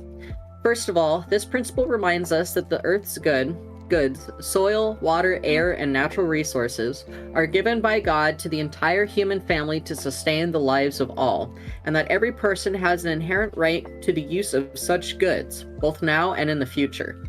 St. John Paul II recalled that God gave the earth to the whole human race for the sustenance of all its members, without excluding or favoring anyone. Consequently, it is not in accordance with God's plan to use this gift in such a way that its benefits accrue solely to a select few. Today, we are called to recognize that this universal destination applies not only to material goods, but also to immaterial and cultural goods. I think I've heard this generally as the idea of care for God's creation before, because this sounded like slightly different to me, because it's like, what does this mean? And then it's like, okay, Right. it's kind of like that. I do wonder how it's gonna apply the immaterial to some degree, but I imagine he'll say that in a second. So let's read through this. Certainly there is a right to private property, which has its own specific meaning and purpose, yet it is always subordinate to the universal destination of goods. According to John Paul II, the subordination is the golden rule of social conduct and the first principle of the whole ethical and social order. In the Church's tradition, property has been viewed as a means of protecting and managing goods so that they may better serve the common good. Since the Christian tradition has never recognized the right to private property as absolute or inviolable, its social function must not be considered a mere theological opinion, but a doctrine of the Church, already present in sacred scripture and in the writings of the Church Fathers. For this reason, Pope Francis reminded us that solidarity, when lived out in its fullest sense, also means to restore the poor what belongs to them. So, Was he trying to say here that private property can't supersede the common good? I'm assuming, and that's probably more in like probably more towards like corporation and state, I imagine. Of people who Right. take more than their like fair share kind of thing. Right. And what if that would also apply to like patent type things where Like our copyright. trademarks? Yeah. Of like trying to like own this idea that's I not guess. just yours, but you like claimed it first. Yeah. I mean, like, I guess that must be what he's talking about with the immaterial and cultural goods, because I mean, Yeah. that's what copyright protects, right? Or True. claims to protect. Mm-hmm. I know that there was this is a stupid example, but one of the guys that I somewhat watch is a guy called Slime Beast. He was like looking into if people own like the copyright to creepypasta, and it's fine. And people did try to copyright it, and eventually they got rid. I think they all kind of got shot down, and it's like, okay, now they can't just like use this to kind of try to take ownership of other people's work to some degree because of the use of the word. Right. Like owning round edges on a cell phone. What? Did someone get a patent for that? I would not be surprised, actually. Because that's owning round edges on a cell phone. Are you kidding me? I would not be surprised if that was a thing at one point. Because there's probably a lot of okay, Apple tried to. That makes sense. Oh, jeez. But there are like patents and copyrights and things like that were. They probably didn't think about like the implication or like how prominent they would be when given, I guess. Right. Well, I think like I don't know. I think like the way that we do the patent system is pretty good. Yeah, where it's like you have until so much time. Yeah, kind of thing, because like, if you come up with something, you should be able to profit off of it at least for a bit, and then it's given to the commons to be innovated on, and like also like there's this also really interesting thing with patent law where if you came up with something and you let it out to the public, and you didn't patent it after a year, you can't then go and then try and patent it afterwards. That makes sense, yeah. Because it's already kind of in the public. Yeah, it's already out there. It would be really unfair to then try and patent something and then sue a bunch of people because it was such a good idea, you know? Yeah. Which is like why I don't understand how Nintendo's been allowed to do what they've been doing, because like the Japanese copyright system is crazy. Oh, yeah, that is true. Like I think you can't even do some parodies in there. Yeah, no, even wasn't there a guy like fined and arrested recently because he did a review of the new Godzilla movie that was too in-depth? I need to look into that. I wouldn't be surprised. That's insane. Yeah, no. Like I think he got like jail time for it, like just like a year or two, but like a year or two for Godzilla. Yeah, a review of the Godzilla movie. That's a written review. It's so silly. Like we already have it like bad enough in the US to some degree because of I know Disney was the one that would like push it further and further because they just wanted they're a big reason why copyright law is the way it is. It's because they just kept on pushing it. Yeah, because I think like before Disney was pushing it, it was more our copyright law was more similar to patent law. Because like the understanding was, okay, you're a writer or an artist, you should be able to make money off of this, but then like now it's like everyone's after a certain amount of time, so that we can actually change it and adapt it. Yeah. I don't know. It seems like I guess there used to be more of an idea of like knowledge kind of for the common good. Right. That's somewhat been privatized. Yeah.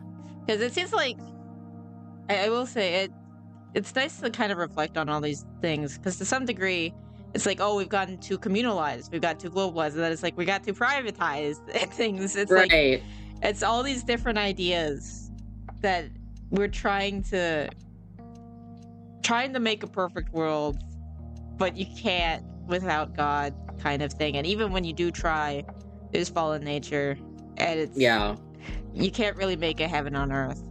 Yeah. It's like we're disordered. Almost everything that we try and do is going to be disordered in some way, I guess. It almost seems like.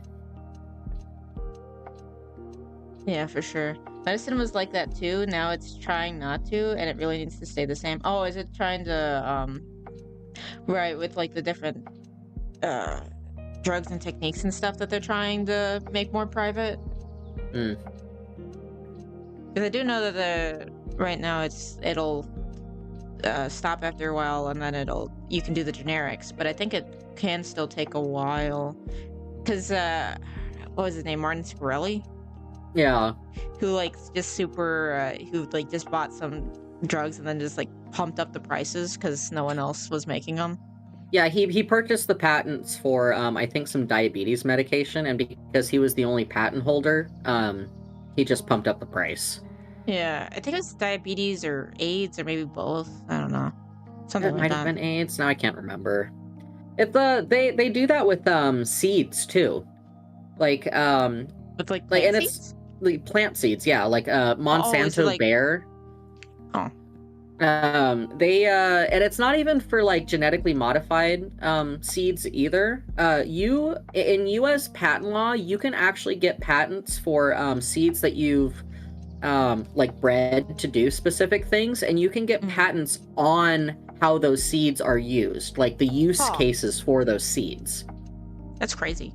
Which is like really, really messed up considering how like pollination works. Yeah. Like if you like have a field, like if you're a farmer and let's say you have corn, right? And you have someone who farms next to you that uses like Monsanto Bayer's patented seeds. If there's cross-pollination between those plants to your like corn plants, because that's how like corn's infamous for doing this, you can get sued by the company because your next year's seed has their genetics in your plants. That is insane. Yeah. No, it's I don't think that anyone's like actually been sued over something like this, but it's something that like what can he do? Do you like wrap up your corn or something? So what like you can't even do that because it's like that's how corn pollinates. It's like what do you do? It's stupid. Yeah. I don't even think GMO plants are awful. It's all of what Mayman's saying is why I hate it. Yeah, no. Yeah, it's I don't know. I'm breeding split is on not the inherently bad kind of thing. But yeah. Sorry. Yeah. I'm split on the whole GMO thing because it's like first off, like GMO is like a specific term. Like just breeding plants for a specific function isn't GMO. GMO, like legally and definitionally, is like when you insert different genetics like through a scientific like genetic process, like a microscopic process basically. So you're like taking out like genetic sequences out of one plant or even animals sometimes and then splicing it into another genetic sequence to give it like gain of function essentially. But it's like I'm kind of split on it because GMOs are like they can be used for really good things, but I don't think that we as humans should be like I'll excuse the term, but like playing God in that kind of aspect, considering like how quickly it can be messed up. True. And how easily it can be like exploited by, you know, like corporations that don't actually care about like not making money. Yeah. Forcing in and out expression genes to create a different color and stuff. I think that's what wait, no, maybe it was a water thing. I'm trying to remember. I know that Aggies made like their own version of the blue bonnet. Yeah, but, yeah. Sorry, I can go on a whole thing. Yeah. But yeah, no, I think you found like a really good example with the GMO thing. Yeah. Yeah, no, I don't know. The companies like they don't have to be this evil to be able to make money, but like it just sometimes they just it's just not. It's almost like every time they are. Yeah, it's like you could say people are cringe, whatever. It's like capitalism bad, but they're probably more thinking about the hyper, Right. the almost the more oligarchy kind of setup that we Yeah. have. Yeah. Yeah. Uh, Um. okay. Oh, okay. Yeah. Today, among the goods that are universally intended for everyone, we must also include new forms of property, such as patents, algorithms, digital platforms, technological infrastructure, and data.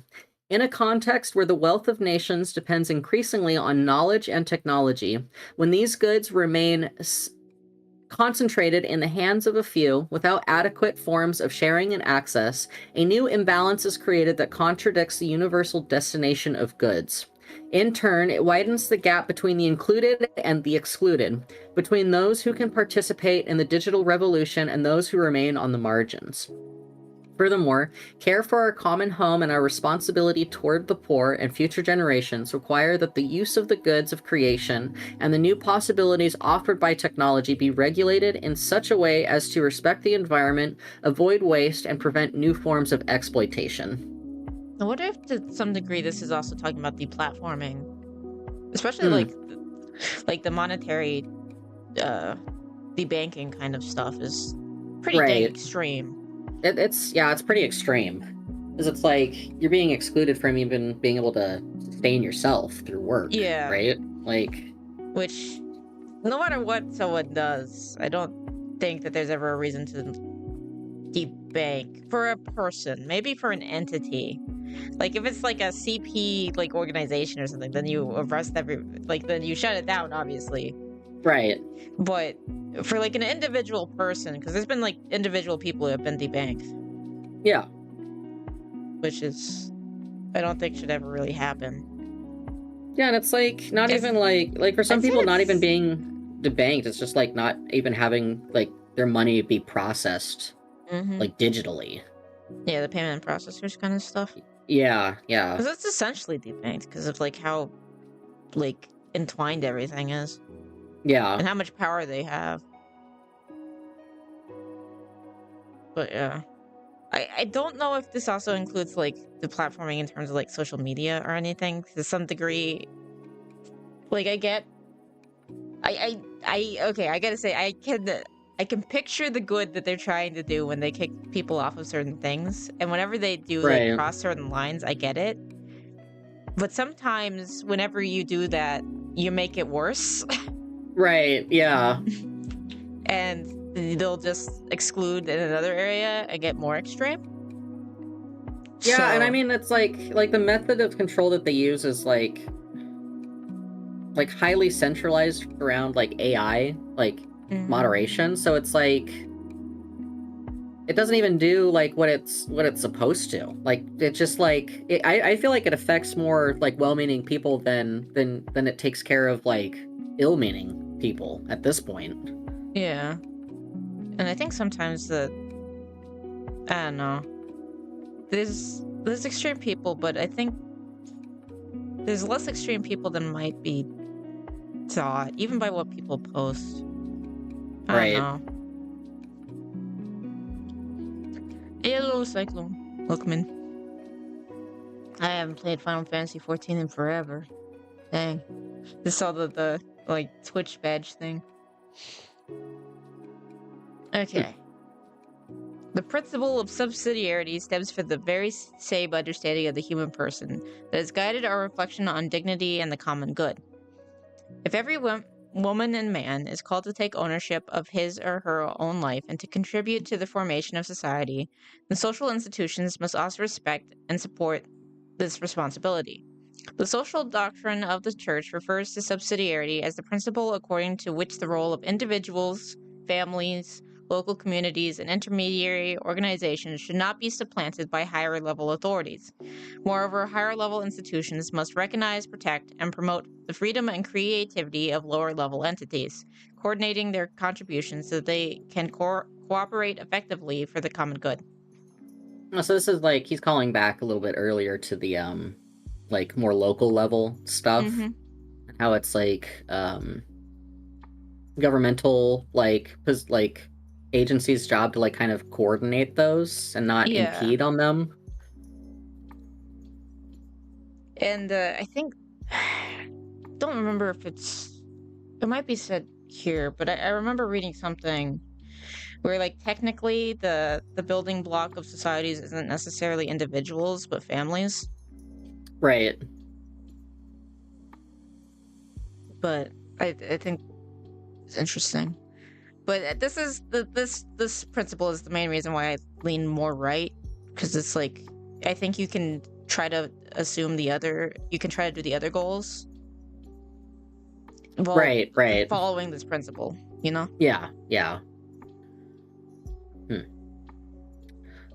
Um, Uh, Starting with Leo the 13th and the beginnings of modern social teaching, the Church has insisted that neither the individual nor the family should be subsumed by the state, but should be allowed to act freely, as far as possible, without harming the common good. St. John Paul II took up and developed this perspective, noting that the political community is at the service of civil society and that the state must protect the common good, intervening when necessary, but without permanently supplanting the responsibilities of intermediary organizations and social institutions.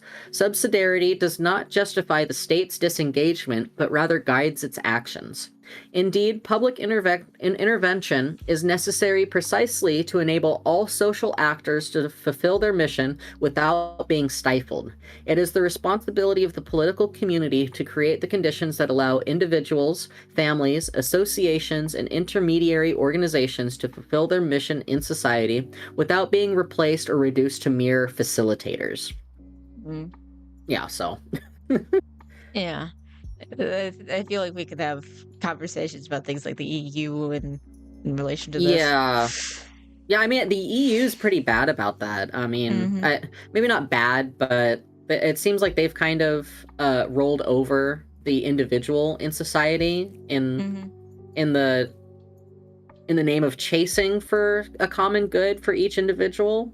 But I don't Mm-hmm. think that they do a very good job of Yeah. acting that out. I feel like that's the thing in general with like the bigger ones, because whenever you're going so big picture, it can be hard to see how that'll affect the smaller players. Yeah, yeah. And to It's some just degree, like I a. think it's Oh, also sorry. prioritizing the bigger players too. But what were you saying? Well, yeah. And I think just like in a charitable understanding of it, it's just like we as humans just have such a hard time with like parsing large numbers, especially like even when they're human numbers.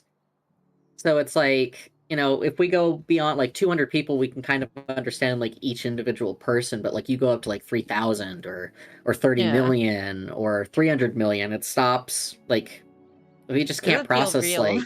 yeah, it doesn't feel real at all.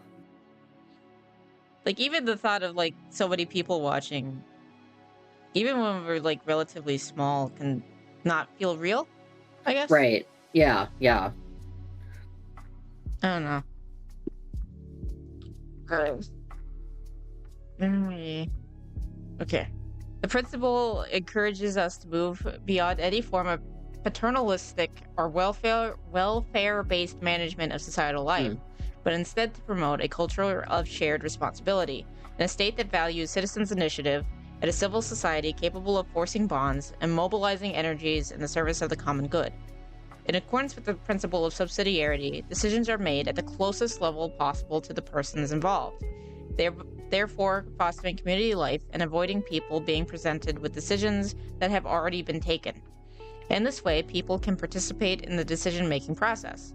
When families, associations, local communities, volunteer organizations, and those in the so-called third sector are recognized and supported, social life becomes more accessible to people, services become more attuned to real needs, and solutions are more creative and respectful to the dignity of each person. Thanks, Steve. So this paragraph does a lot to tie Yeah. together everything he said so far. Yeah, for sure. Yeah. This is, I don't know, maybe it's just because I'm so attached to like the idea of family. I think this is my favorite of the like wants to talk about, I guess. Yeah, no, I agree. Like the good of like the dignity of persons is like a core, but that one's I guess that one could be like harder to talk about because the things that violate it so greatly. It can be hard not to get like frustrated with like the idea of abortion and like how many people have been murdered. Right.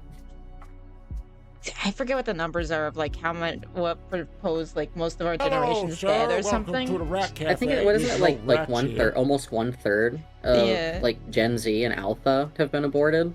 Something like that, something crazy like that. Hello, It's pretty Bailey. bad. Welcome in. I need to do the thingy. Hey, Spoon, can you shout him out? Can you do the thing? Bailey's not a femboy. He just uses a femboy model because all VTubers look like femboys for some reason. All male VTubers look like femboys, so It's true. It's true. It's not really a way around it unless if you go like hyper another way, I guess. Like there's like that fish guy. Big massive beard and huge muscles. Yeah. That's kind of gay too, so I can go gay too, so it's like the dudes are trapped, man. You can't win. You really can't win, so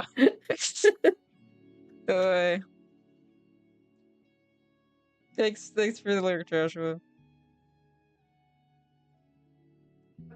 Hello, Haru? Hello? Is that, are you saying that? Are you supposed to say it like, are you supposed to read it like that? Like it's it's with an accent? Hello? I think that is what they're going for. Am I stupid? Is that how you'd read it? That's how I would read it, yeah. Yeah. The Chosen One's physique is significantly more, like, realistic than the fish guy. Close enough. Okay, so it's, I don't know how I was actually supposed to say it. What were we talking about? Oh, we were talking about the babies. Okay, let's go back to subsidiarity. That's fine. Don't want to get too depressing. The principle of subsidiarity applies especially in the context of the digital revolution. Here, the highest level is not the state, but rather major economic and technological actors that exercise de facto power over the conditions of everyday life. This level, which monopolizes expertise, data, and decision-making authority, involves companies and platforms that define conditions for success, rules of visibility, forms of interaction, and even economic opportunities. The principle of subsidiarity requires that such processes not be imposed from above in an opaque and unilateral manner, but instead be directed towards the common good with transparency, accountability, and meaningful forms of participation, including independent checks, transparency regarding algorithms, equitable access to data, and avenues for recourse. I'm pleasantly surprised by how much he's kind of calling out technocracy. Yeah, that's actually really good. Yeah. This one's not gonna get clip chimmed because it's too good. yeah, no one will talk about it because it's too good. It's whenever it's like something that probably almost anyone can agree with, and it's like, yeah, no, that's a good point that we don't really talk about. But anyways, moving on. Yeah. Did you hear that he basically said something about feminism? Yeah. Feminist Pope. Wow. Wow. Female popes win. Oh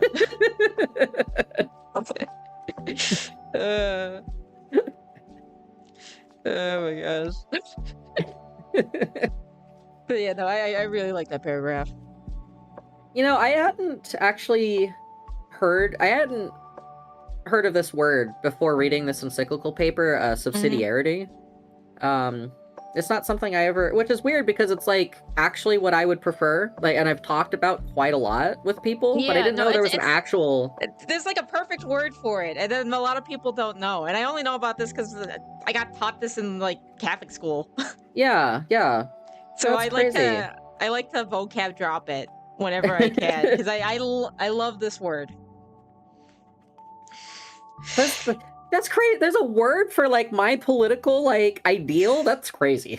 Yeah, no, it's just subsidiarity. It's perfect. You don't even There have it to like is. get into like the weeds of like other things that are mixed in with it. This is the core principle that we're going for. Yeah, yeah. But yeah, it's like it's almost like they like purposefully don't like spread that idea. I don't know. Don't want to get. Yeah, I yeah. don't know. Ugh. Okay, it's you up next. You're at bat. Unless if there's more that you want to say. No. Ah. Wait, no. I know it is me. I'm stupid. I get it. It's because I always leave it up a little bit so that we can talk about it and I can look back at it and then I confuse myself. Okay, it's fine. In this context, states and transnational institutions are called to ensure fair rules and effective safeguards so that local communities, intermediary organizations, schools, universities, and religious institutions and associations have a voice that can contribute to the discernment of choices that affect people's daily lives, such as employment, access to services, data management, and digital environments. When it comes to decisions regarding economic flows and digital platforms, as well as the governance of data and algorithms, we cannot allow a handful of actors to dictate those processes on their own. Instead, we must build forms of cooperation that respects the various levels of global community and make them jointly responsible for the common good. But yeah. To be fair, subsidiarity has only been a word since like the 1940s, I think. Oh, really? It was a concept in desperate need of a word.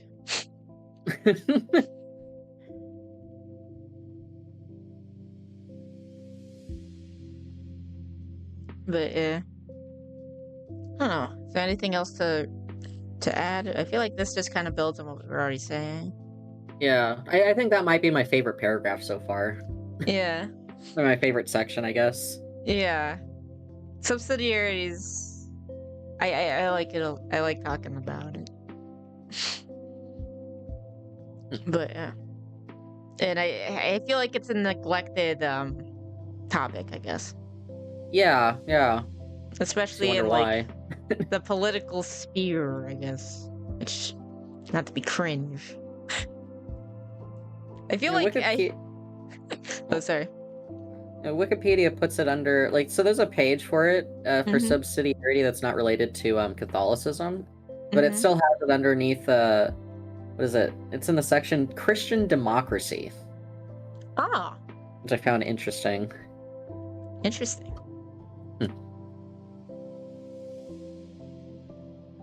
But yeah. Solidarity. This was good but tricky. I imagine there's gonna be more of the gotta be careful paragraphs for him. Yeah. You know? Yeah. Right. Having considered the common good and subsidiarity, I would like to reflect on the principle of solidarity. This emerges from a vision of the human person generated by faith, namely that every human being is created in the image of God and is part of a network of relationships that bind him or her to others, to specific populations, and to creation. St. Paul VI observed that obligations of solidarity, justice, and charity are rooted in the human and supernatural fraternal bonds that unite individuals and populations. Fraternity is not merely an aspiration of believers, but is a social and political reality to be embodied in communal choices and endeavors. Solidarity, then, is the concrete recognition that the future of each individual is connected to the future of all. Indeed, no one is saved alone. The close link between subsidiarity and solidarity thereby becomes evident. When subsidiarity is not linked to solidarity, it ends up becoming merely the protection of particular interests. When solidarity is not supported by subsidiarity, it degenerates into a form of welfare that does not foster responsibility. This interconnectedness also pertains to the responsibility of authentic participation. Solidarity is expressed when each person, both individually and collectively, takes part in the life of the community. By staying informed, engaging with others, making their voice heard, and contributing to public decisions and choices, while also assuming real responsibility so that the common good is achieved through shared decision making. I think like this last bit is like really good. Yeah. Like the that they need to be kind of bound together to not like kind of go into the weeds in either direction. Right, yeah. Like, And like that section is like what democracy was trying to be, I guess. yeah, like this is all like civic responsibility right here. Yeah. And kind of what we're actually trying to do, but then they got funky. Yeah. As things normally do. Yeah, exactly. It's like it always starts from generally a good idea, then somehow we get something funky. Somehow it always gets twisted, yeah. Yeah, even you could even say communism has like a good hope. Hope at the beginning. Yeah. Well, I mean, like, I think that like working towards the good. If Marx wasn't so like, if he wasn't so brain dead when he wrote what he wrote, I guess I should say. Yeah. Like maybe it would have like been a little better, because like communism, like not even on its face, but like the best possible version of it, I think works really well for subsidiarity. Like if it could actually like not follow what Marx said. Communism free of all greed could work, but that's not possible. Yeah. I feel like, I guess going in the weeds again, communism, I feel like part of why it is the way it is because it was made by people who never worked. Yeah. It was I think it was like generally comfortable academics who were like, let's do this thing. Yeah. It's like, it also like kind of ignores that like, I don't know, like what some people call like, what do people call that? Like the natural inclination of people to just like be like kind of not good. They never account for human nature. There's always, it's like in this perfect version where all people are acting at their best, that it's like, if your society model requires people to always be at their best, that is not gonna work. Yeah, exactly. Yeah, it's like trying to work top down instead of like bottom up, because it's like utilitarianism too. Yeah, like if your model for society is predicated by people acting the best they possibly can be, instead of your model is for getting people to act the best that they can, it's like one's gonna maybe work and the other isn't. Yeah, for sure. Yeah. Okay. In many areas, we are already experiencing a kind of de facto solidarity for our lives are intertwined. Digital networks connect people and communities across the world in real time. And global economies and communications mean that events in one place have a far-reaching impact. The network of relationships, however, only constitutes solidarity in the fullest sense of the word when it becomes a conscious choice. Faith invites us to see the reality as a call. We are not merely neighbors to one another, but entrusted to each other so that each of us may take responsibility, as best we can, for the lives and wounds of our brothers and sisters. Solidarity arises precisely when we decide not to remain indifferent to what happens to our neighbor, but instead to transform unavoidable bonds, economic, cultural, and technological, into paths of sharing, cooperation, and mutual care, embracing the idea of thinking and acting in terms of community. I think that that feeling of like wanting to be like wanting to find solidarity in community is, I think, part of the reason why so many like why we've had such a huge boom of Catholicism in the United States lately, because I think that's what like Zoomers are kind of looking for within the church, if that makes Yeah. sense. Yeah, I could see that. Hmm. What do you think that is?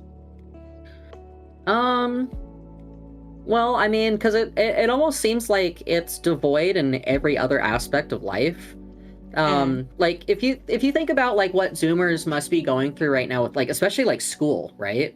Mm-hmm. There is no community with school anymore. It's the system that like kind of subsumes everything in a kid's life. Like you have like the bureaucracy of school systems that like Mm-hmm.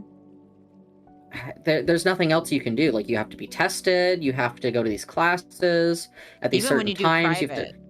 yeah, even when you do private, Mm-hmm. you have to learn these specific things. You can't walk off the beaten path. All of it is dictated by the state, not Mm-hmm. for local areas and what they might need or what they want to teach, but like what the state thinks needs to be taught, and they don't even do it well either. And then Mm-hmm. you have that, and then kind of juxtapose that to like what Zoomers deal with like online and Mm-hmm. how it tries to create this facade of community, but it's just like devoid of actual like solidarity between individuals. And Mm-hmm. you can kind of start to see why people might start looking at the church as a solution for that loss of solidarity and connection, I guess. That makes sense. Yeah.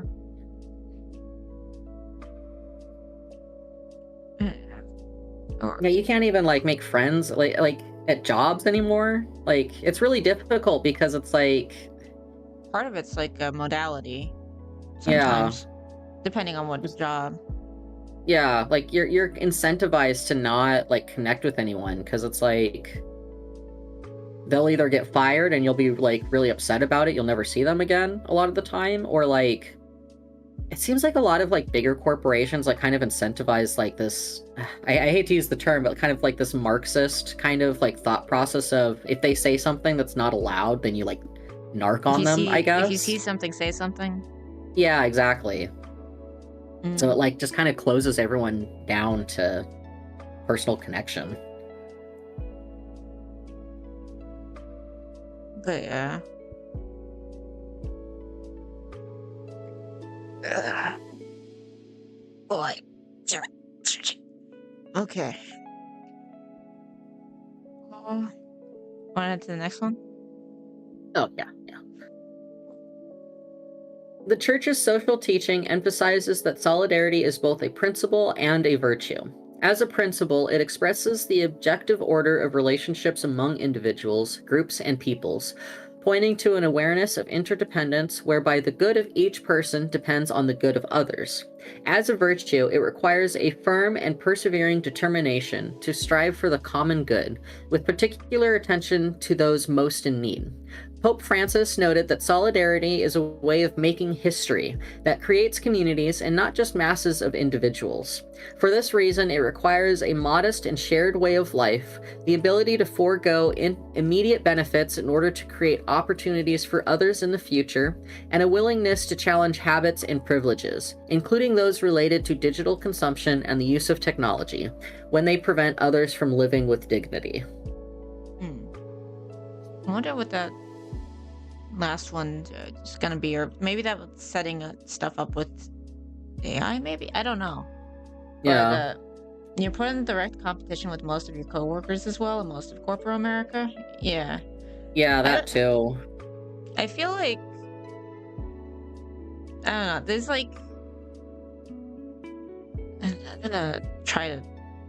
Yeah, my brain don't work too good, but I think in order for I think sometimes things work in spite of themselves. Like they Right. like despite the frameworks that they set up, there are still people who will still like work for the good of the other even if it's against their own interests to a Right. degree. Like I think like a lot of the times I feel like my dude will like go out of his way to like help kind of prop up others. which would make them more likely for a promotion in that way, and there can only be so many promotions per year Right. and that kind of thing. And it's like he does like have a core group of friends at work, which I'm very happy about. And it does seem like they all like look out for each other. And it seems like despite things that kind of, I guess, some hopium, despite institutions trying to set up things that'll try to break down bonds, people will still actively search out for bonds, you know? Yeah, despite their best efforts, people still do good, I guess. Yeah. Like it's as much as like evil's in us, like we're because we're made in God's image, there's also a lot of good and capacity for good. Right. But yeah, not every company does it too. True. But yeah. I don't know. I think that there's always, like, even in the darkest of times, there will be some light. Not that we're in like the darkest of times, but Right. but like, I mean, in some areas where it's funky, but every time period has its own funkiness going on. Yeah. I mean, I honestly, like, things have never been worse, but they've also never been better, you know? Very true. But yeah, I feel like that's how it kind of always goes. Yeah. Best of times, worst of times. Somewhat depending on where you are and what you're talking about. Right. But yeah. In a world marked by increasingly close connections between people, communities, and nations, solidarity also takes on a global dimension. Benedict XVI strongly emphasized the link between development, justice, and responsibility toward future generations, stating that authentic development requires solidarity and intergenerational justice, as well as an awareness of the bonds that unite us to the natural environment. Today, this responsibility also extends to digital information and infrastructure. Like the natural environment, the digital ecosystem can be preserved or exploited, shared or monopolized. Solidarity demands that decisions regarding data, algorithms, platforms, and artificial intelligence take into account not only the immediate benefit for a few, but also the impact on all peoples and on future generations. This is gonna sound really stupid. One of the first things that came to mind was when they tried to make Charlie Bit My Finger into an NFT. Oh, jeez. Maybe that's a stupid thing to come to mind. That was. I didn't know they tried doing that. How does that even? What? There was a lot of memes. I think they took that like the original one because like someone owned it or something. I forget. It was weird. That they were like trying to like further privatize the internet kind of with it. Right. Obviously that didn't take off, but Right. Yeah. There was a world where it could have. Yeah. Worked for Scamazon for 4 months, and if people could cut someone's throat and get away with it for 1% raise or stock options, they would absolutely do it. Dang. Yeah, I think Amazon like selects like people like for that, and like if you can't like do like be cutthroat and like kind of evil like that, then you just end up getting fired or quit because it's so like demoralizing. Dang. I feel like I was gonna try to work in something about Google's "Don't be evil" is their motto, yet they're Google and they do Google things. Well, it was their model or their motto. They actually got rid of that. Yeah, they got rid of that. Was it because everyone kept pointing it out? Yeah. But if you get rid of it, it makes you look worse. Yeah. Hey. That's so silly. Alright, yeah. So we were talking about, so it does touch on globalization bottom text, which yeah. I think we've already kind of like talked about a bit. Yeah. I can tell this section's probably one that internet people would go off on, it seems. Yeah. I imagine this next one's gonna be a little bit more of he's gotta be careful again. Yeah. Oh, he's definitely. Oh, I saw some words. He's definitely gotta be careful with this one. Oh, jeez. Okay. All right. Okay, let's try to get through it. All right. For the Christian community, social justice is a concrete way of following Jesus and remaining faithful to the gospel. In the New Testament, Jesus proclaims the good news to the poor, Luke 4:18, and identifies himself with the lowly, the sick, the imprisoned, and strangers, Matthew 25:31 through 46. He thus teaches us that justice is born from and fulfilled in fraternity, because the way we approach and relate to the least among us becomes, in concrete terms, the measure of our relationship with God and with our brothers and sisters. Justice, however, concerns not only the behavior of individuals, but also the way in which the structures of society are conceived and organized. In this regard, the Second Vatican Council reminds us that every institution is called to serve the human person and his or her dignity. Social justice is, therefore, characterized by the capacity of a social, economic, and political order to allow everyone, particularly the weakest, to live a truly dignified life without leaving anyone behind. I feel like there's gonna be people who's just like maybe even just like the first sentence or like the paragraph without like the context of everything that came before it. Right. And I feel like that could be used to paint the picture. Yeah, especially if someone's like searching the document for specific words. Yeah. But yeah. It's not bad. It's the buzzwords that we're used to, which is I guess gonna beat a dead horse every time I say that, but I just want to make sure in case like someone clicks to this point or whatever. Right, yeah. The recent magisterium has insisted that social justice begins with the least among us. St. John Paul II spoke of a preferential option for the poor that must guide both personal and societal choices, while Pope Francis denounced a throwaway culture that generates ever new forms of exclusion.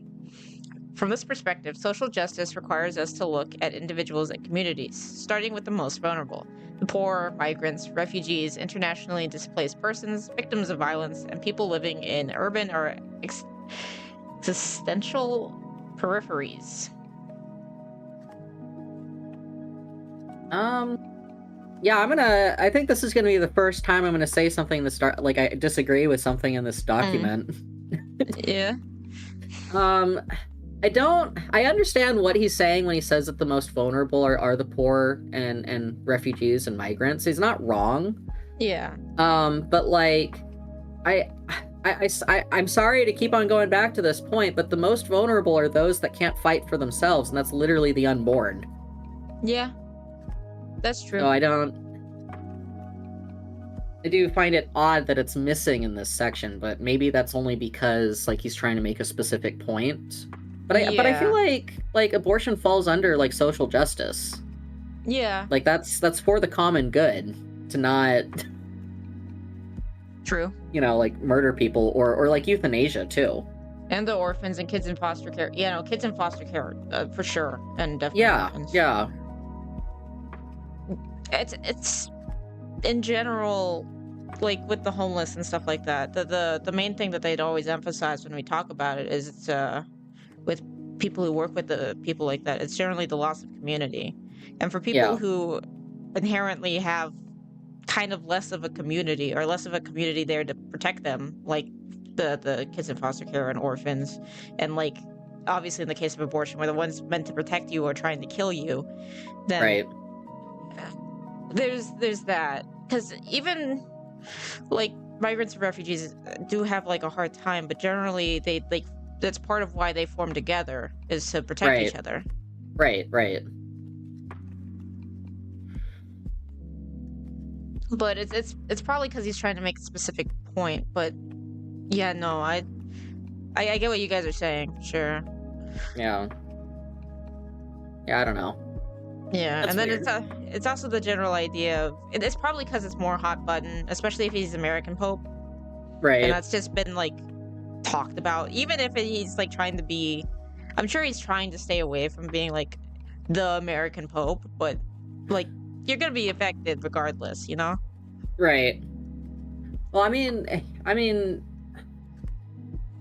how long did he live in South Chicago? America? Oh, Like I think did like he? what was it, like the South last like America? 15 years or something? I don't remember. Was he also in South America? I know that Francis was. Hmm.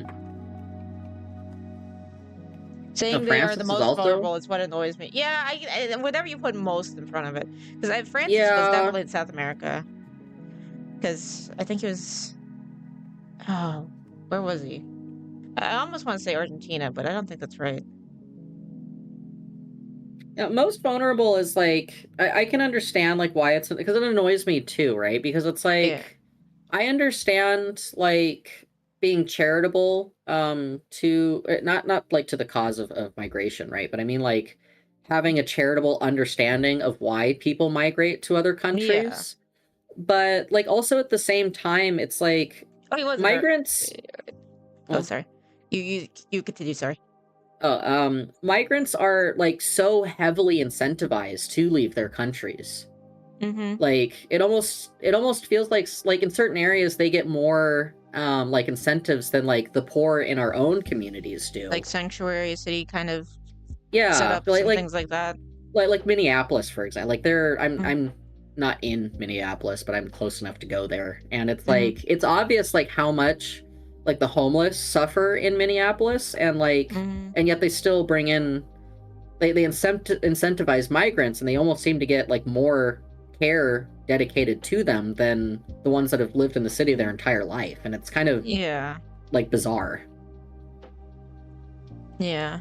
People with physical limitations. Yeah, no, they're stressful. That's people who are like have disabilities that keep them entirely dependent on someone are especially vulnerable, especially when uh, if they're in Canada or someone where they're gonna try to Right, kill them. right. During the lockdown here in Phoenix, we have homeless people living in tents and immigrants living in hotels. Dang. Yep. Yeah. But yeah, to some degree, it's like you want when it comes to like migrants and stuff, you want to take the log out of your eye first before you tell someone else for someone else's kind of thing. So it's like you kind Right. of want to like clean up your own stuff before you take on someone else's stuff and put more strain to Yeah. do the Yeah. most good kind of thing. Because it's the argue. Because regardless, you want the best for everyone, but it's like, what's that look like? Right. And And and then you got the like the question of like, the migrants that do come to like other countries, they have to travel here. So it's like it almost like it's as if you're like trying to like you're like the richest of these countries get siphoned off, and like the mhm, poorest have to stay behind because they can't even afford to travel to yeah, be migrants. So like the countries get even poorer, it seems. yeah, and it's harder, but it's certainly more. You got to build back the home areas, Yeah. which, but like, how do you do that? Because it's also to some degree, it's like I wonder if it's more like it's easier to like take care of migrants whenever they're here because it's like, oh, they're like in our backyard, you can see them right there, Right. versus, oh, they're in this other country, and it's like, what if we don't do like trade with that other country, or they're not like really important to our social policy or anything like that? Right. Right. Then it's like there's really no incentive to help them, I guess, because this is gonna be another tangent. But I remember watching something in world history class, and I think it was Hungary. It was under like a horrible, like tyrannical government with a bunch of human rights abuses, and I realized I've never heard of this, and I've never heard of Hmm. this because they're not trying to bomb us, and they're not Right. like a political like ally or enemy. So we don't care. You just Right. Right. it's not covered. It's not important. There's too much going on in the world. They are not a priority. Like, Right. Right. and it's so yeah. So it's like, what do you do there? And it's also like it probably shouldn't be like a national thing because it's like, how do you? Because you kind of need to take care of y- your people before you take care of other people. Kind of subsidiarity kind of thing, sort of. Right. But before you can really help them. So should it be like private charity, or is it like what can you do? And it can't. and it can't be like all external led, because that never works. You need like change from within. Right. Yeah, I don't know. That's what makes it so tough, because it's like, how do you wrap that all into like something that's like actionable, you know? Yeah. But yeah, that's like, we have all these principles. It's just figuring out how to apply them, and that can be the hardest part. Right. Ugh.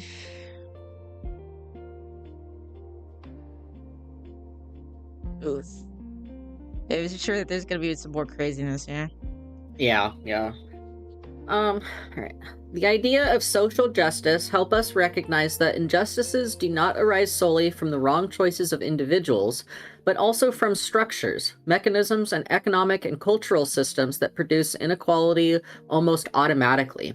St. John Paul II spoke in this vein of structures of sin that oppose God's will and require a commitment to personal and social conversion.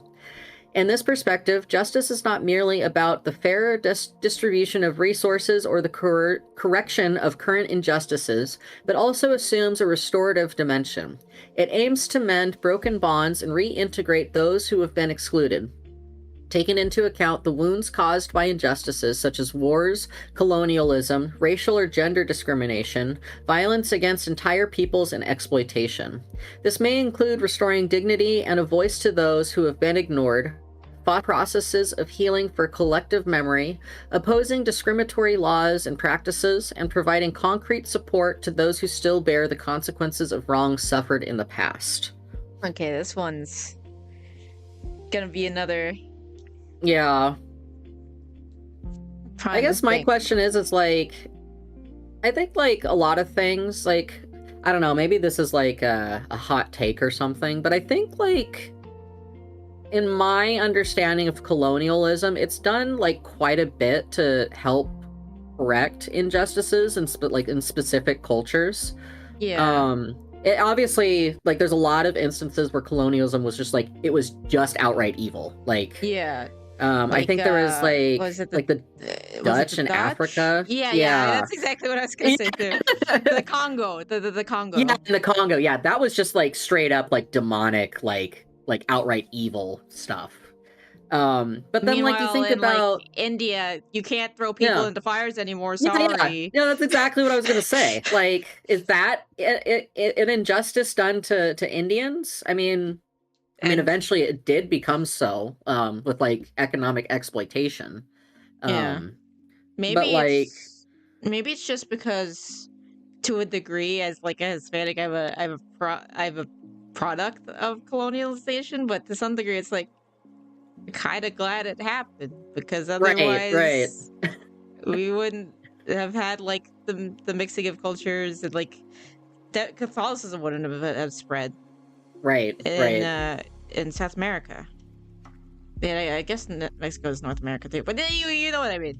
Yeah. I guess it like hazards the question of like what's the difference between like where's the line between like evangelical how do you say that? How do you say that? Evangelization and colonialization, you know, like, yeah. What's the difference between the two? Like, where's the line actually? Is it like kind of fuzzy, or it might be fuzzy, or depending like how they treated them, or right. But it's, I don't know, some of it was just correcting evil, and some of it was exploiting resources. Right. There were those who were basically took the natives more as like another servant class. Right. And I know like the Spaniards, like the conquistadors, I mean, they didn't come to the Americas to spread Christianity. They were here to exploit. Yeah, and things like that. But then it's more like it's a little, hey, King Queen, we're also gonna do that. Isn't that cool? We're gonna do that. We're gonna give you money, and we're gonna give you souls. Isn't that awesome? Wow. Everyone wins. Yeah. Then you have the Catholic missionaries that come over and like, actually, we shouldn't be telling people like this. What are you guys doing? We need to be spreading the word of God. Yeah, and whenever you're being douchebags, you're making it Yeah, worse. you're not. Yeah, you're making it worse. What are you doing? Yeah, but I guess it kind of goes back to the UN too. It's like the type of people who were generally like sent over maybe weren't the best of people. Right, right. They were here for big booty Latinas, and preaching seemed to raise them up. Yeah. I ultra. But yeah, and I guess the concrete support to those who bear the consequences of wrong suffered in the past. To some degree, I'd imagine that would be like people trying to say like reparations or whatever. But Right, to some degree, I think it's more building up the communities again. right, right, Because you can't like make that go away, and just giving money isn't going to fix it. right. If Yeah, anything, I it's just mean, gonna build it again. yeah, I mean, Because like, it's changed from within to actually change from within is a lot stronger than like external, in yeah, both yeah, on an like external individual, forces. Yeah, and like societal thing. It's like whenever you like scare someone whenever you try to scare someone into being Christian, you're gonna burn in hell or whatever. That's a lot right. different than like coming into like a loving relationship with God, as opposed to trying to Right, be yeah. spooked into it. Yeah, yeah, exactly. But yeah, so like I think I get what he's trying to say, but I can also see where people are gonna like use it as another thing. Yeah. Well, they'll probably it'll get twisted, you know. I mean, that's something I noticed that I thought was really funny when I first became Catholic. It's like you Mm. start actually reading what popes say and like what people say they said, and it's like, Yeah. how did you get that from that? What? That's not what he said at all. What it? Huh? They gotta make a headline. Yeah. Oy. Especially if they're secular, they gotta get a headline. Or if they're from an Yep. opposing faith, they gotta get a headline. Yep. Yep. But yeah. I think the most important thing is building the families. Because again, the family is the building block of society, even more Yeah. so It's than the the individual. foundation. It's So how would you say that? It's like the solid rock, the house of society and on top of. it's the I mean, basic religion. unit. Yeah. You know what I Uh, mean? yeah. It's the I basic building think, block. Yeah, the very foundation. yeah. I think like we as people have as humans have a really hard time.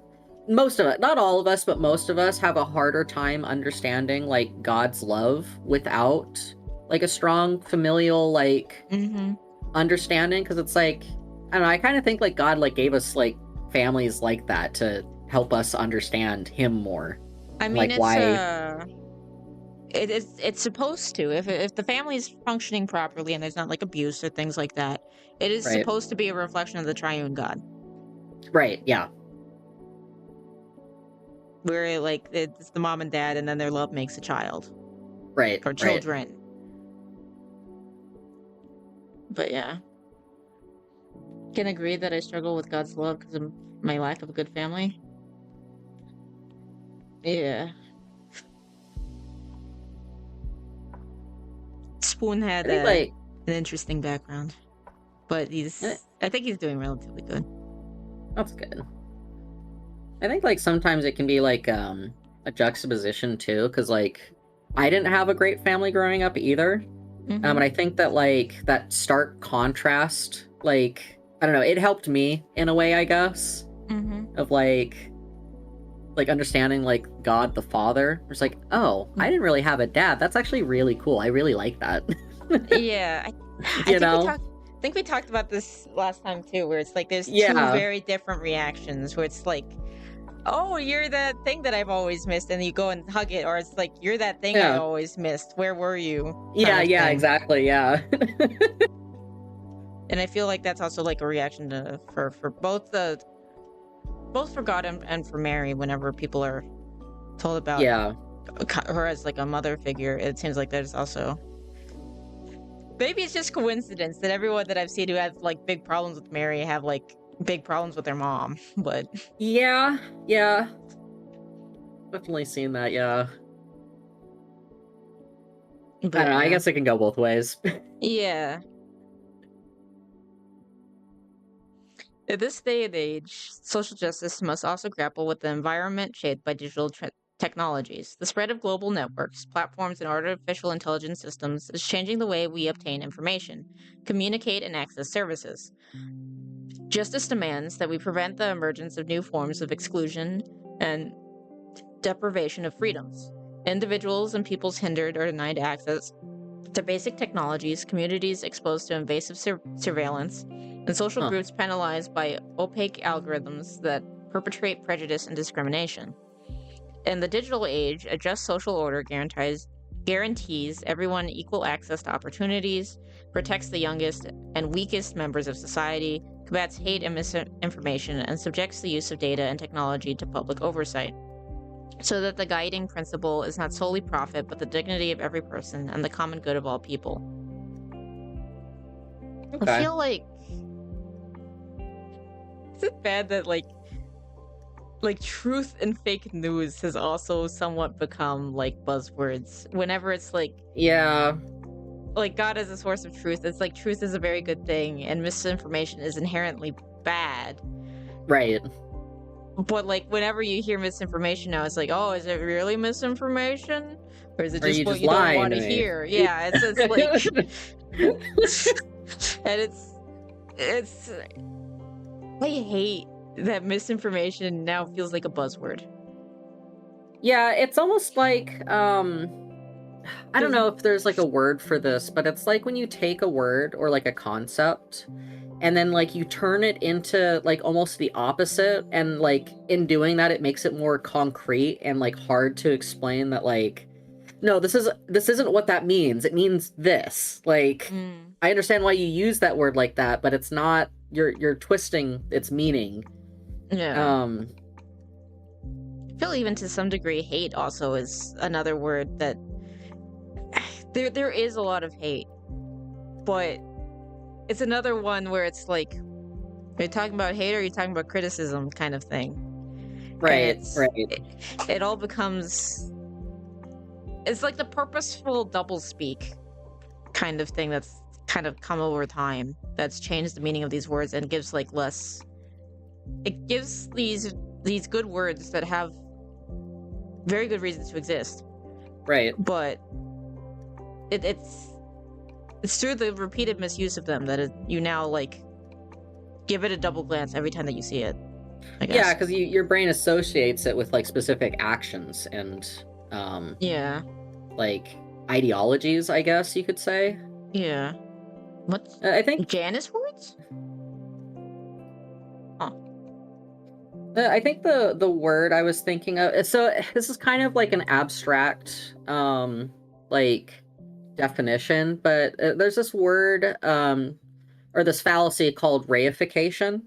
Mm. And essentially what it is, it's when you take like an abstract understanding or like principle and then like kind of use it as if it's like a real like living thing.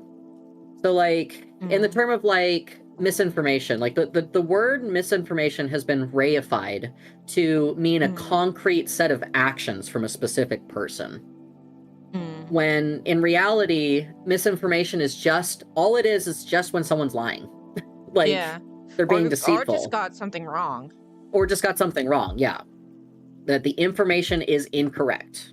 That's all that means. But the word has been reified to mean someone's trying to trick me with something, or like they're leftist or they're on the right, or like it's like become like a political like identifier essentially. Yeah.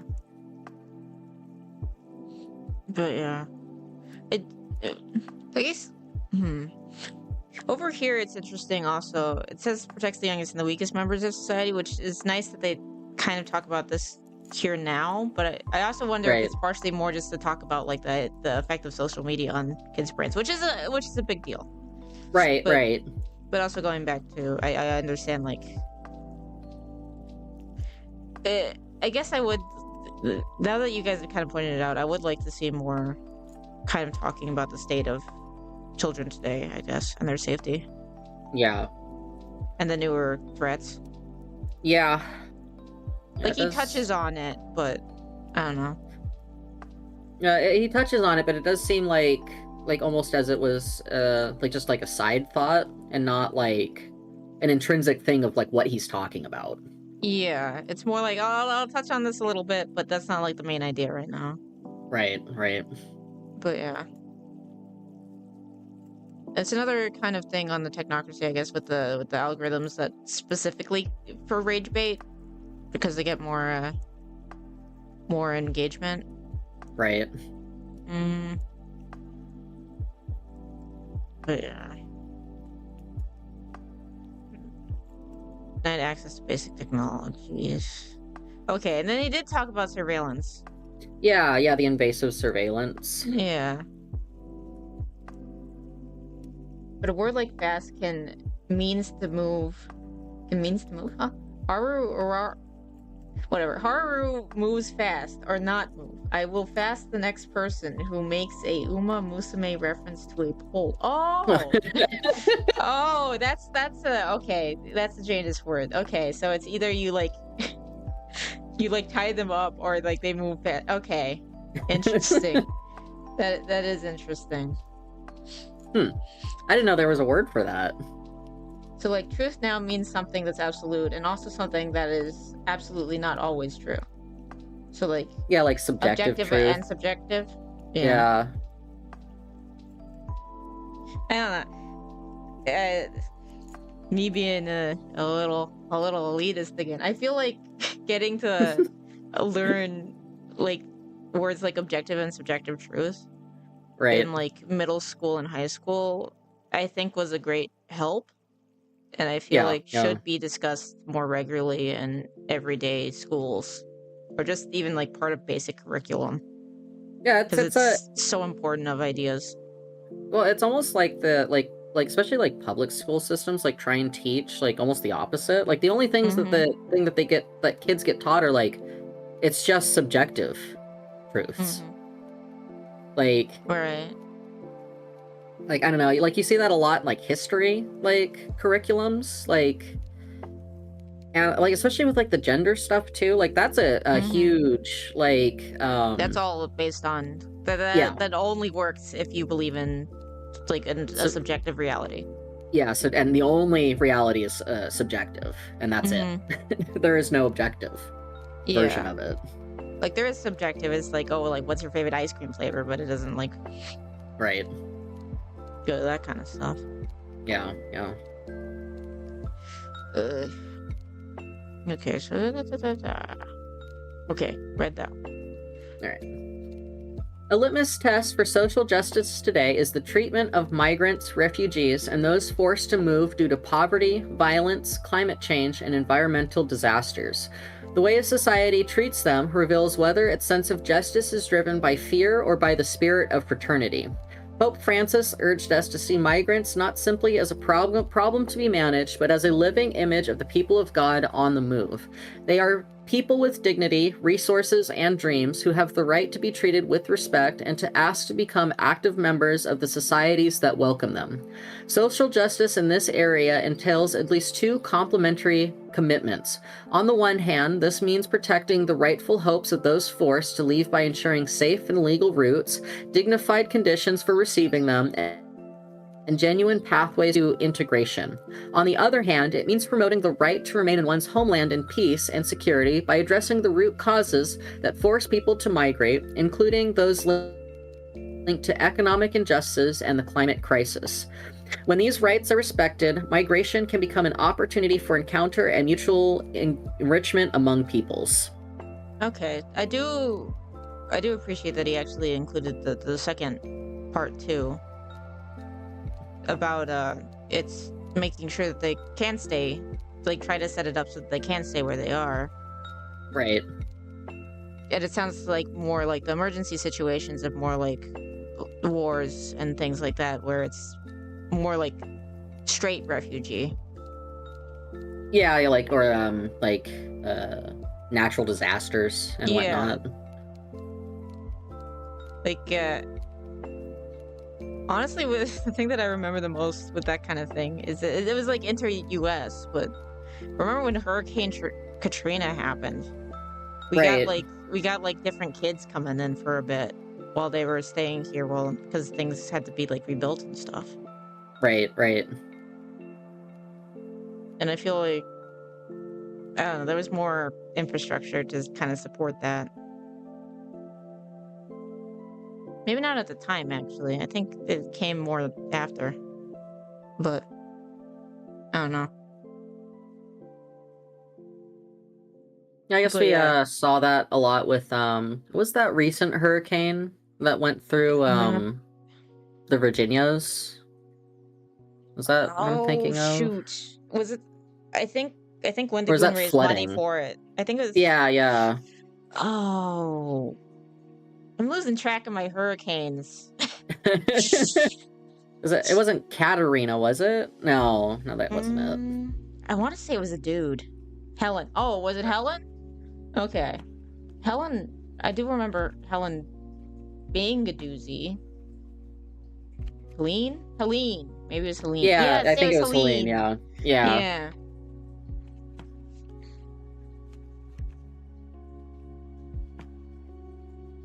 Subjective truth is that chocolate is the best flavor of ice cream because it is, but objective truth is that vanilla is the most sold flavor of ice cream.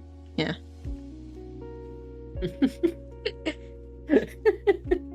Red chocolate is pretty good. Though I'm more of a you gotta go cookies and cream. You get the best of both worlds.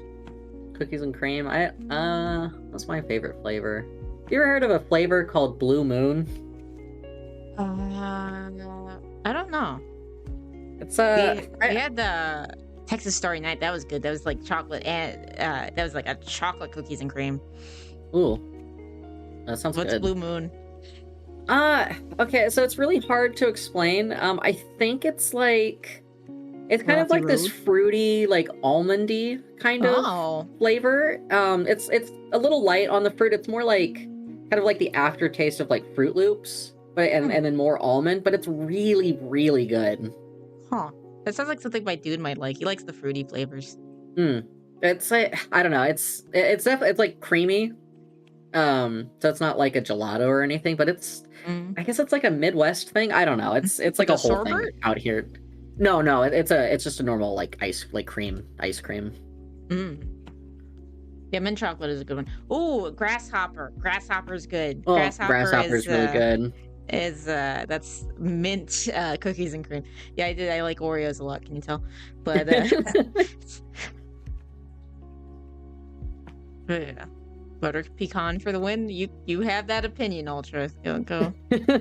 And it's not I imagine multiple people love that.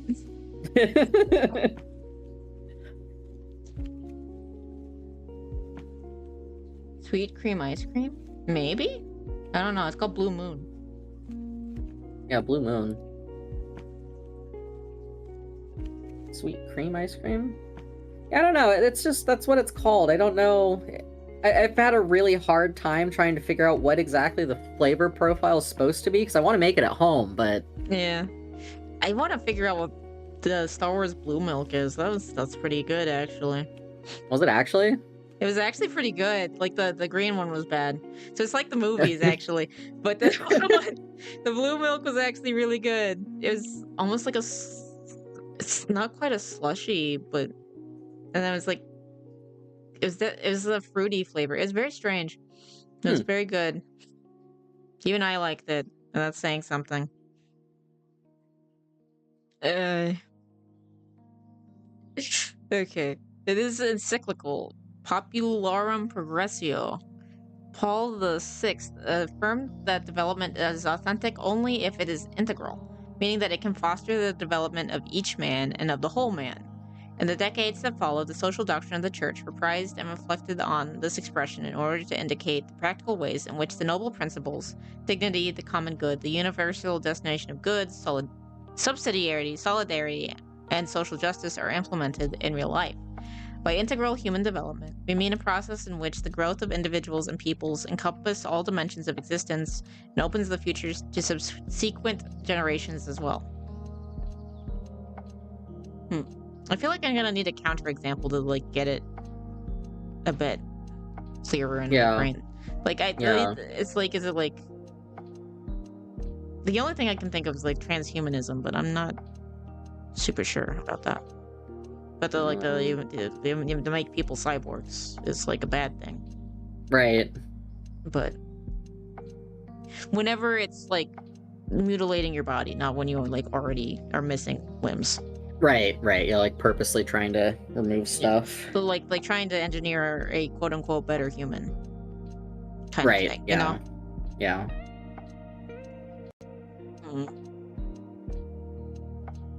See if he explains it a bit more. For individuals as well as for nations, development is both a duty and a right. Minimum conditions are required for enabling every person and people to flourish in accord with their dignity, without being kept in a state of dependence or excluded from access to necessary goods. Development is truly human when it places people at the center instead of the accumulation of wealth, and when it concerns peoples as well as individuals. Justice demands the recognition of the rights of society and the rights of peoples, and includes a responsibility toward future generations. Development is not truly human if it increases consumption for a while, or for some, while shifting costs and burdens onto others, or relegates entire regions to subordinate roles, preventing them from realizing their full potential. Development is integral when it is not limited to the economic sphere, but promotes quality of life in its spiritual, cultural, moral, and relational dimensions, while respecting our common home, the diversity of peoples, and their ways of life. So against things like fast fashion and stuff. Yeah. Like this section here, like, I don't know, it kind of sounds like an ideal, like, kind of setup of like how like globalization like probably should look, like for it to be like godly. Like the rest of the encyclical so far is basically like should have subsidiarity and solidarity, but we should also have like unique cultures and like nations, but like people should still be able to move freely between them, but they are unique. Yeah. And they have their own laws, and they are able to use their own resources themselves for themselves, and maybe for the betterment of others outside of their nations. Yeah. So it's like, I don't know, like the best version of globalism, if that's even possible. Yeah, but that's another thing of like, how do you get that? Especially when some regions are just inherently have more resources than others. Right. Or have a military system that helps them. Yeah. To keep it that way. Yeah, exactly. But to some degree, it first sounds like he's just like describing like early 2000s.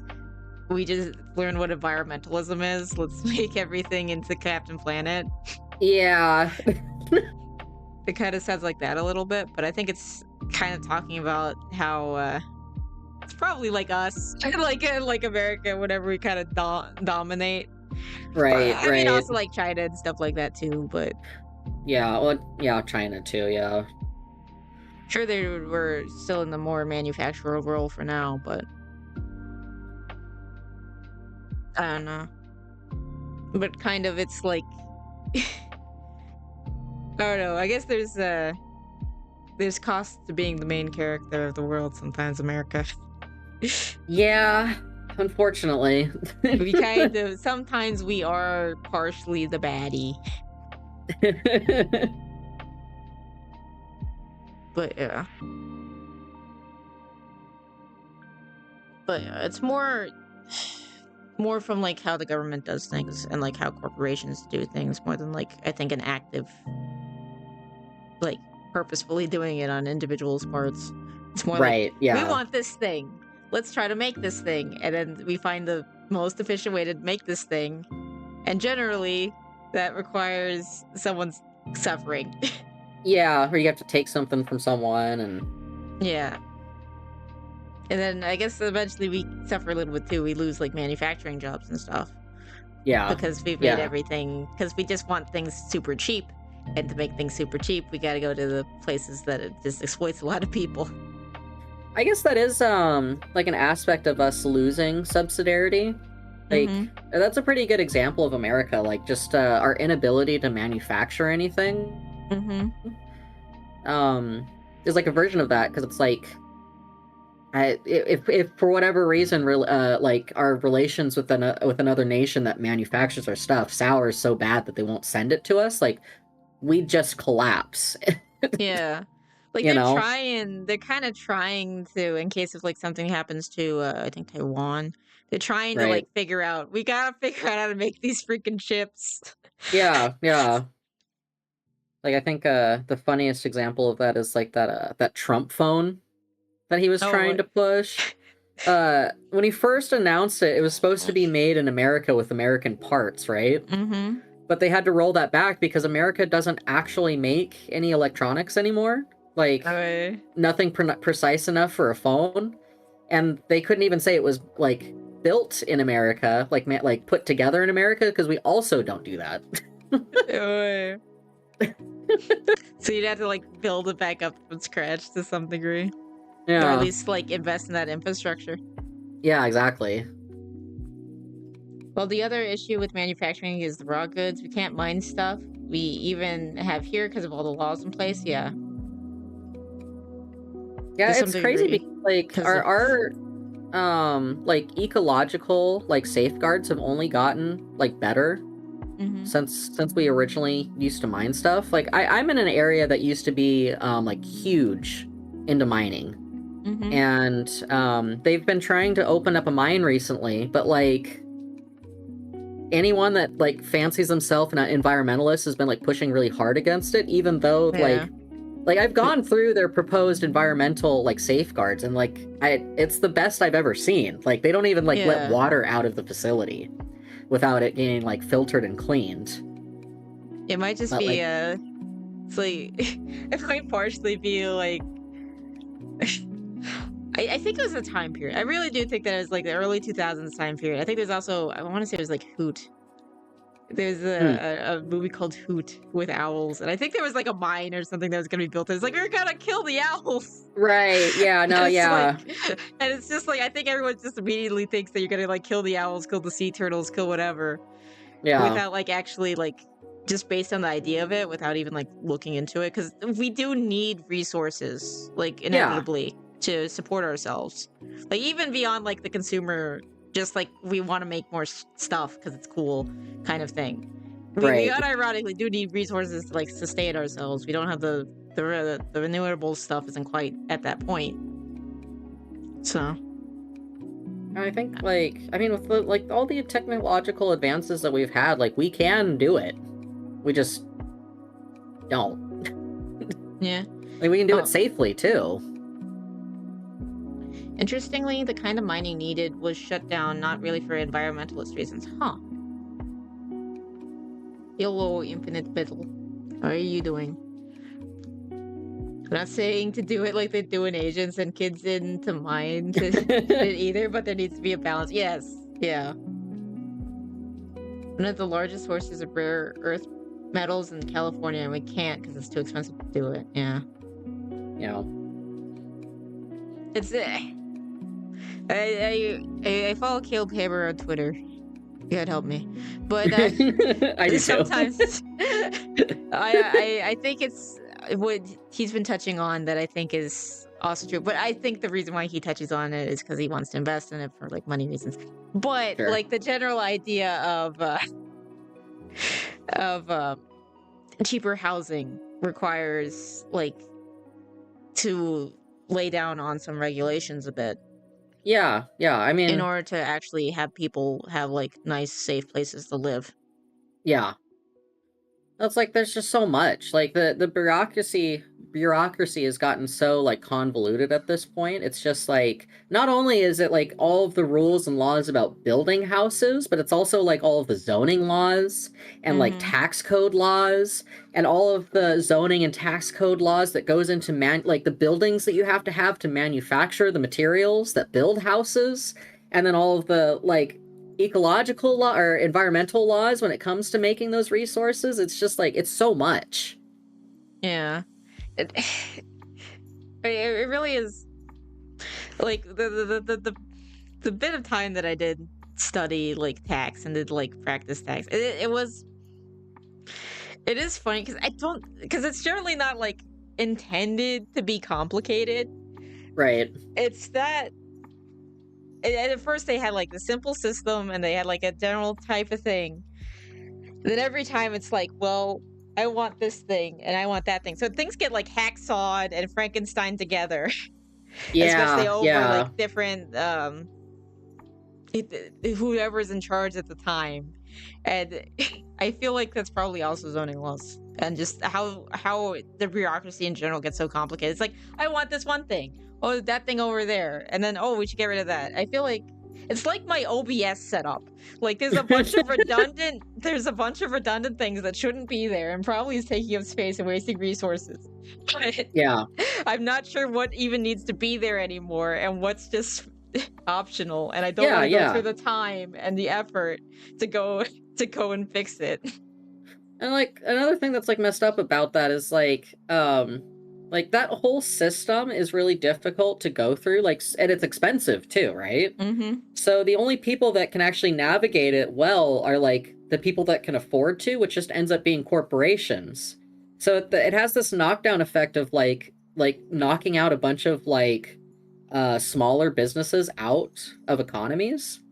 Like a good example of this is in California, there is a lot of super complicated animal like welfare laws for like Mm-hmm. raising animals and being able to process animals and being able to house animals and being able to sell the products of those animals to people, right? And it ultimately makes it to the people who specialize it are the only ones who can do it, like the Yeah, corporations. exactly. Like I saw this. I used to live in California for a Hmm. while, and I'm so I saw sorry. this first. I know. Well, Most like of it's the nice part. There's nice parts of California. It's just like there it's the are. general. It's the general, just kind of, I guess, state government that can be a little bit much. Yeah. Well, like, so like I was going to college at the time for animal science and veterinary Mm-hmm. care. And I was leaning more on the agricultural side, less the pet stuff and more like Mm-hmm. livestock stuff, because we have such a large shortage of livestock veterinarians, right?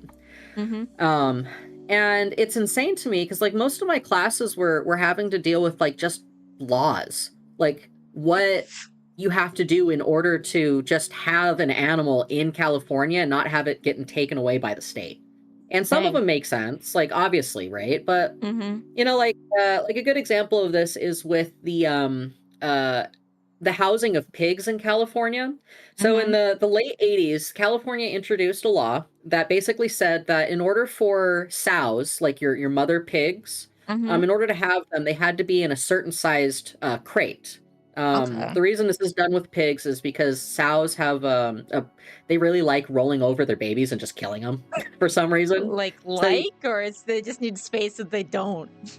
well, they'll do this in any kind of like regardless. Okay, so it's the general that it might be like a population control thing, like rabbits do. Yeah, it kind of seems like that, but I don't know. I don't know why they do it. It just happens. And Okay. one of the ways to stop that from happening is you put her in like a more confined space, Mm-hmm. and this stops her from like she has room to move around, but it stops her from rolling over onto her pigs or Mm-hmm. her little piglets. And so the law that California introduced was to make the size of that crate had to be big enough for her, right? Mm-hmm. It was a good law. All around, people agreed with it. It's like, yeah, we should have a regulated size for these crates, Yeah. so that like when she's feeding her babies, she doesn't roll over them and kill them and like hurt these other animals, right? Mm-hmm. And everyone agreed with that. And then in the late 90s, California introduced an update to that law that basically increased the size of the crate tenfold. So Okay. So is what? it like one of the probably like a PETA push, but they didn't like think about the implications? Something Yes, like yeah, that? exactly. It was PETA that pushed it. Yes. So the fact that the crate, so California had the law where this is what you have to do. This is what your crates have to look like, and this is what you build, right? So those Mm-hmm. people already had all that infrastructure built, like smaller producers, larger producers. They knew what they were Mm-hmm. doing. And then they introduced and passed the new law, which basically said the cost of your crates are now going to be tenfold. Now you have to buy Yeah. and build new stuff. And this law is why we don't have a lot of, or why there aren't a lot of pig producers in California anymore, because most of them went bankrupt from this. They either couldn't afford it or they sold businesses to larger producers, like what's that big one? Purdue, I think. Oh, the is chicken? one of the larger ones. Chicken guys? It's not Purdue. Smithfield. Ah. That's the one I'm thinking of. That's like, it's like you can be like well-meaning with these laws. Like, well, animal welfare is like one of the most interesting ones because it's so easy to say we need to help the animals, right? We need to stop them from getting hurt, and this is how we're going to do it. But like most of the times, it's like the exact opposite, and it just hurts everyone, including the animals, because most of the time, if they can't get sold, they're just killed, and then just, you know, what do they call that? Destroyed, I guess you could say. Yeah. Ugh. Yeah. The smart piglets move. The dumb piglets are bacon. Oof. Oh, you're in California right now? Good luck, Spoon. See? Oof. The weather should be nice, maybe, depending where you are. Okay, Well, and those sows are in those for like a week while nursing, by the way. They don't live in those. Oh, it was just like a temporary thing, too? Yes, yeah, just when they're nursing, yeah. Dang. Yeah, the cage was designed to make them not roll over. Yeah. It's just like unintended consequences, well-meaning. Great example. Ooh. But it's like, it just seems like there's like so much of that, like in every aspect of like any kind of business you could possibly think of running. Like you just have to deal with that, and you have to figure out like smart ways to get around it, or just like do something else. Yeah, and then like you're saying, in general, it makes it so that the bigger companies are the ones who survive because they're the ones who have like enough to put like all the legal teams on that and money towards the changing regulations and things like that to adapt.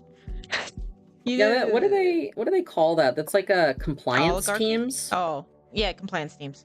Yeah. I think. But yeah. So ultimately, what's supposed to like help smaller businesses makes it worse. Yeah, exactly. But yeah. Oh. Okay. Here's the next one, if you wanna. No. For individuals, huh? For individuals as well as for nations, development is both a duty and a right. Minimum conditions are required for enabling every person and people to flourish in accord with their dignity, without being kept in a state of dependence or excluded from access to necessary goods. I think I already read this one. Oh yeah, no, you already did read this one, I think. Okay. Wait, let me double check. For future generation. Yeah. Okay, I forgot about the without being kept in a state of dependence. I think was also an interesting point that we kind of haven't. I mean, we talked about, but not in this paragraph, I guess. It is. I guess it just shows the general good synchrony of everything going on, which I think makes sense that it would have excellent synchrony if it was actually. It's kind of a sign that it is based in truth, that everything kind of fits together, exactly. you know. Yeah. Saved it. Did not fumble the ball. Okay.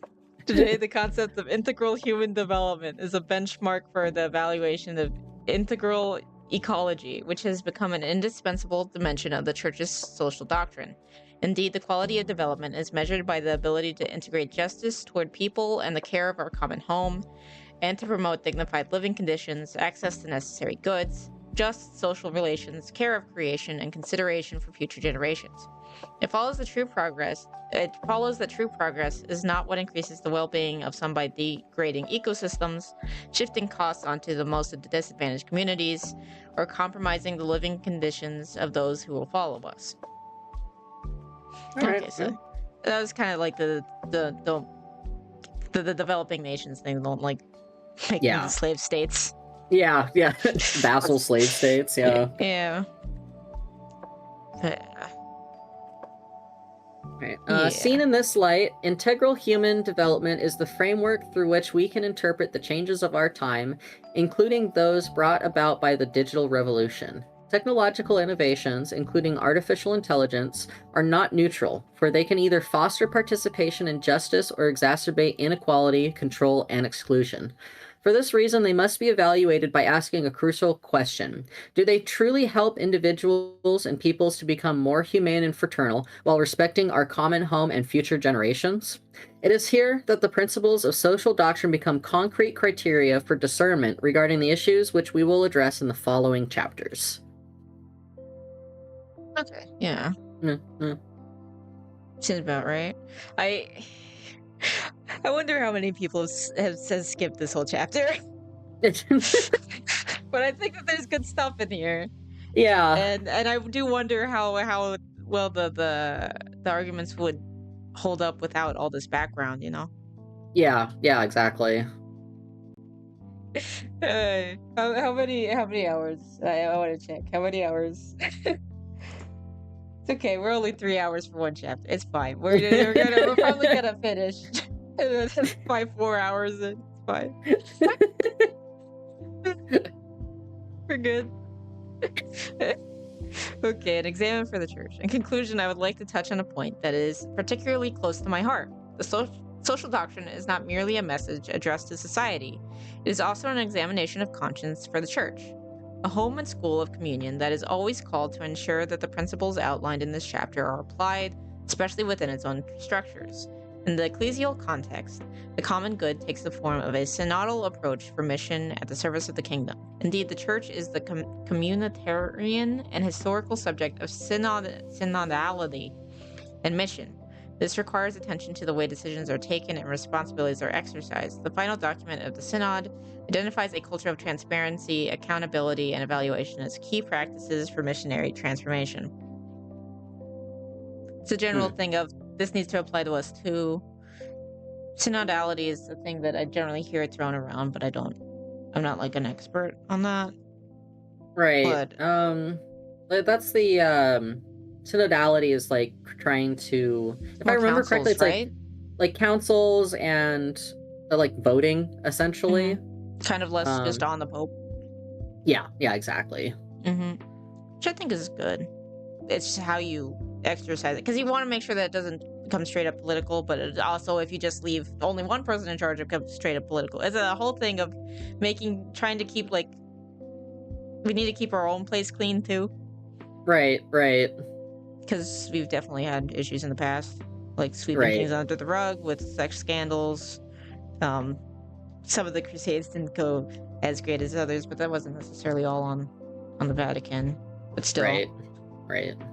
Things like that. I mean, I think that would be a better instance of like synodality, like being able to use like unjustly, I guess.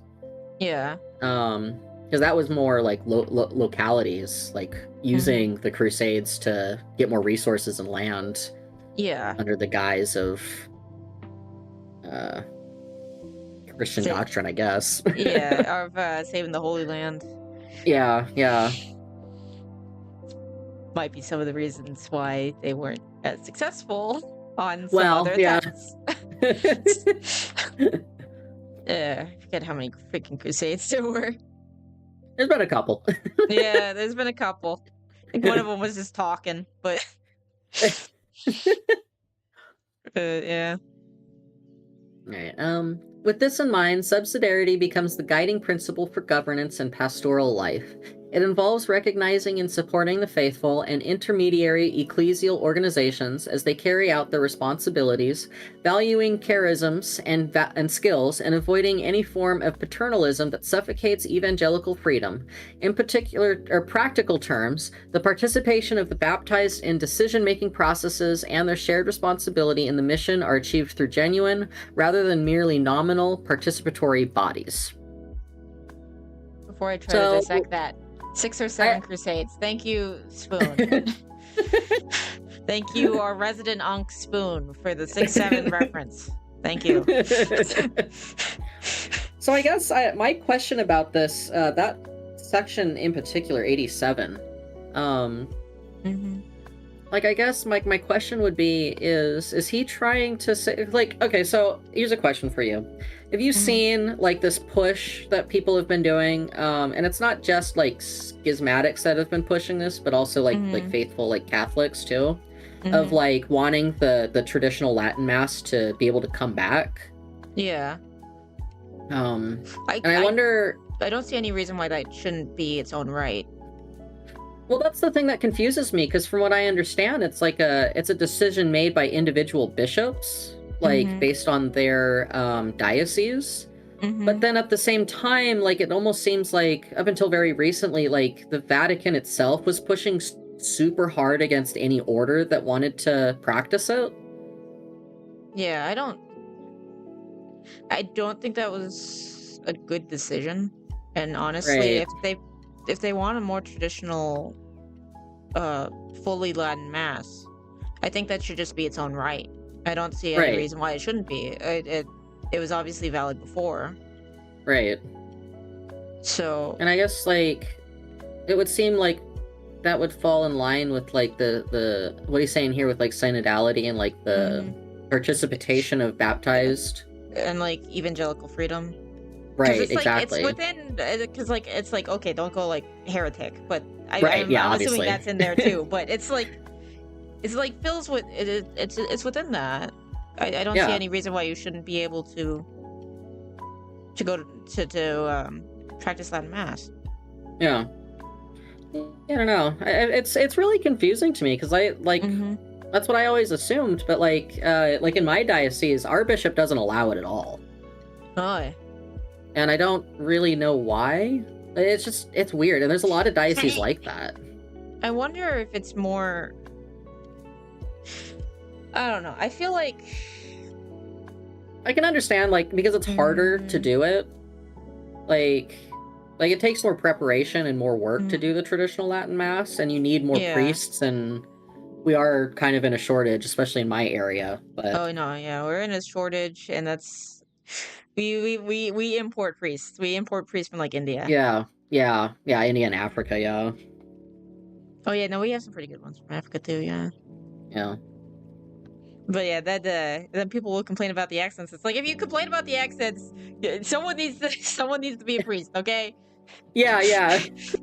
Put up or shut up, okay? You gotta we need more priests. If you're not gonna provide some priests, you don't get to complain. You gotta you get to pay extra attention to the homily. Good old African dad priest. Honestly, I really do like the African priests a lot, and generally their accents are easier to understand. Yeah, they are. Like, I love our Indian priests. It can be a struggle to understand them. Yeah. I wonder if it, 'cause we had an Indian priest come to my parish a little while ago. Our father was out of town helping with another parish, but and I think it probably would have been easier to understand him if he wasn't, like, if he was actually in the sanctuary and, like, his voice was allowed to project the way it's supposed to in the building, instead of being, like, dead in the center and have it, like, bounce so many different ways on the walls. Yeah, because it depends on, like, how the acoustics are set up. Yeah, exactly. I think that would go a long way, but I don't know. Yeah. I mean, sometimes it's just sound systems in general. Like, we have, like, one church in our diocese. Sometimes I think the organ guy goes too hard. I think he's slightly offbeat, and it makes it very hard to follow along with the songs. Yeah. If you've ever had an overzealous organ guy. Sometimes the organ's great. Other times it's like, chill just a little, dude. I love me some organ too, but I want to hear the words. I wish. No, we have one piano player. She's not there all the time, so sometimes we're just singing, because I don't think we have any other piano players, but she's a little slow sometimes, and it can it makes everyone off kilter sometimes. Yeah. Surely also, like, the older. Yeah, she's a little older, yeah. Yeah. She's not a bad piano player, though. She's pretty good. Yeah. I'm Yeah. biased because of my trauma of my many Indian professors in university. Yeah, no, I feel that. Yeah. There was so many. That's the one thing. If you do engineering, get Yeah. ready for accents. Like whenever I switch to business school, it's like I can understand everybody. Wow.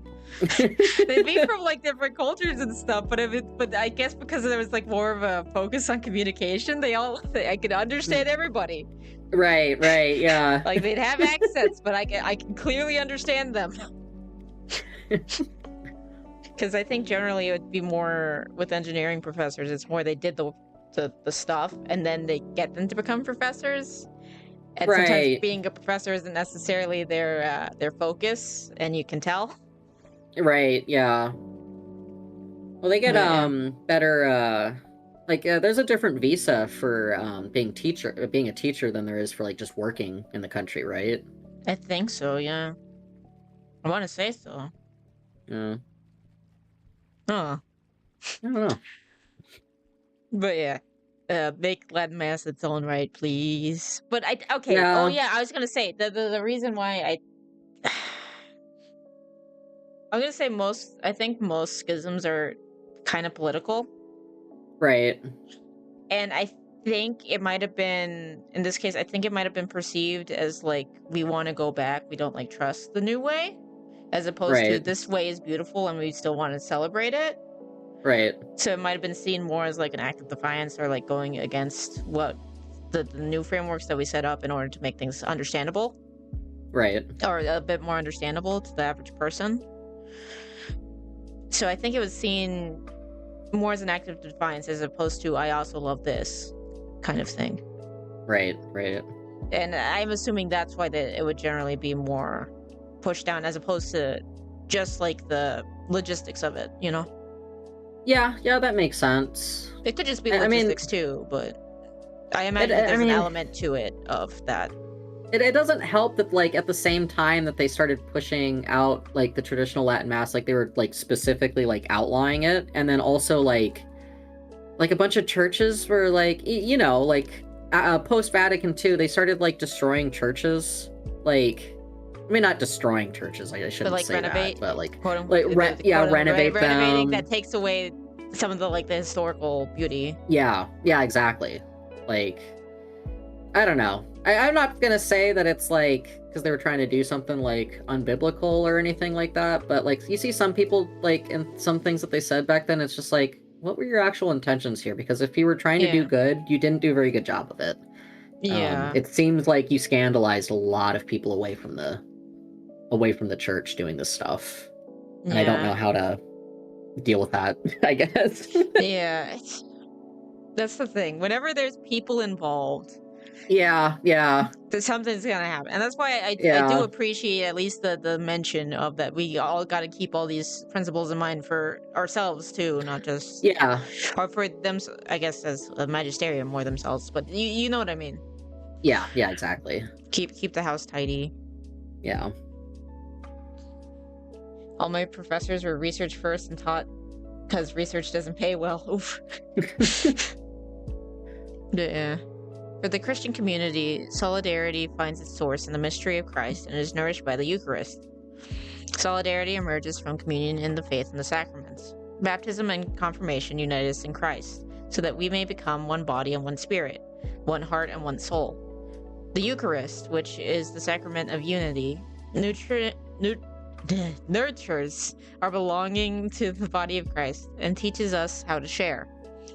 The diverse sensibilities present in the church and the strong convictions that animate each person are a source of richness if they remain anchored in the certainty that unity is a gift received and a responsibility to be fulfilled. That's pretty straightforward. Yeah. I will say I didn't learn about different rites until high school. And that was partially just because the sister who taught me, she was raised in a different rite. Because, like, I think her mom was a different rite or something. And it's Right. like, I do wish, I do kind of want to try different ones to some degree. Because the different things that they emphasize can be really, really beautiful. Right, yeah. Like, it might have been Marionite. The way that they do the sign of peace, I think, is really cool. Where it kind of like snakes around the whole congregation. Oh, It's really? yeah, it's like it's from the priest to like the pews, and then it like goes across like the whole church. So it's like one shared thing of Oh, where it's like you kind of pass on like the hands. right. That And sounds a lot better than like looking around and trying to meet someone's eyes and yeah, wave at them I awkwardly. I feel like that partially came about more from like a Protestant influence, like also with Our Yeah, Father. Like I didn't realize until like later that we really weren't supposed to hold hands. That was like from a Protestant influence, and we just kind of like yeah, kept that yeah, around. yeah.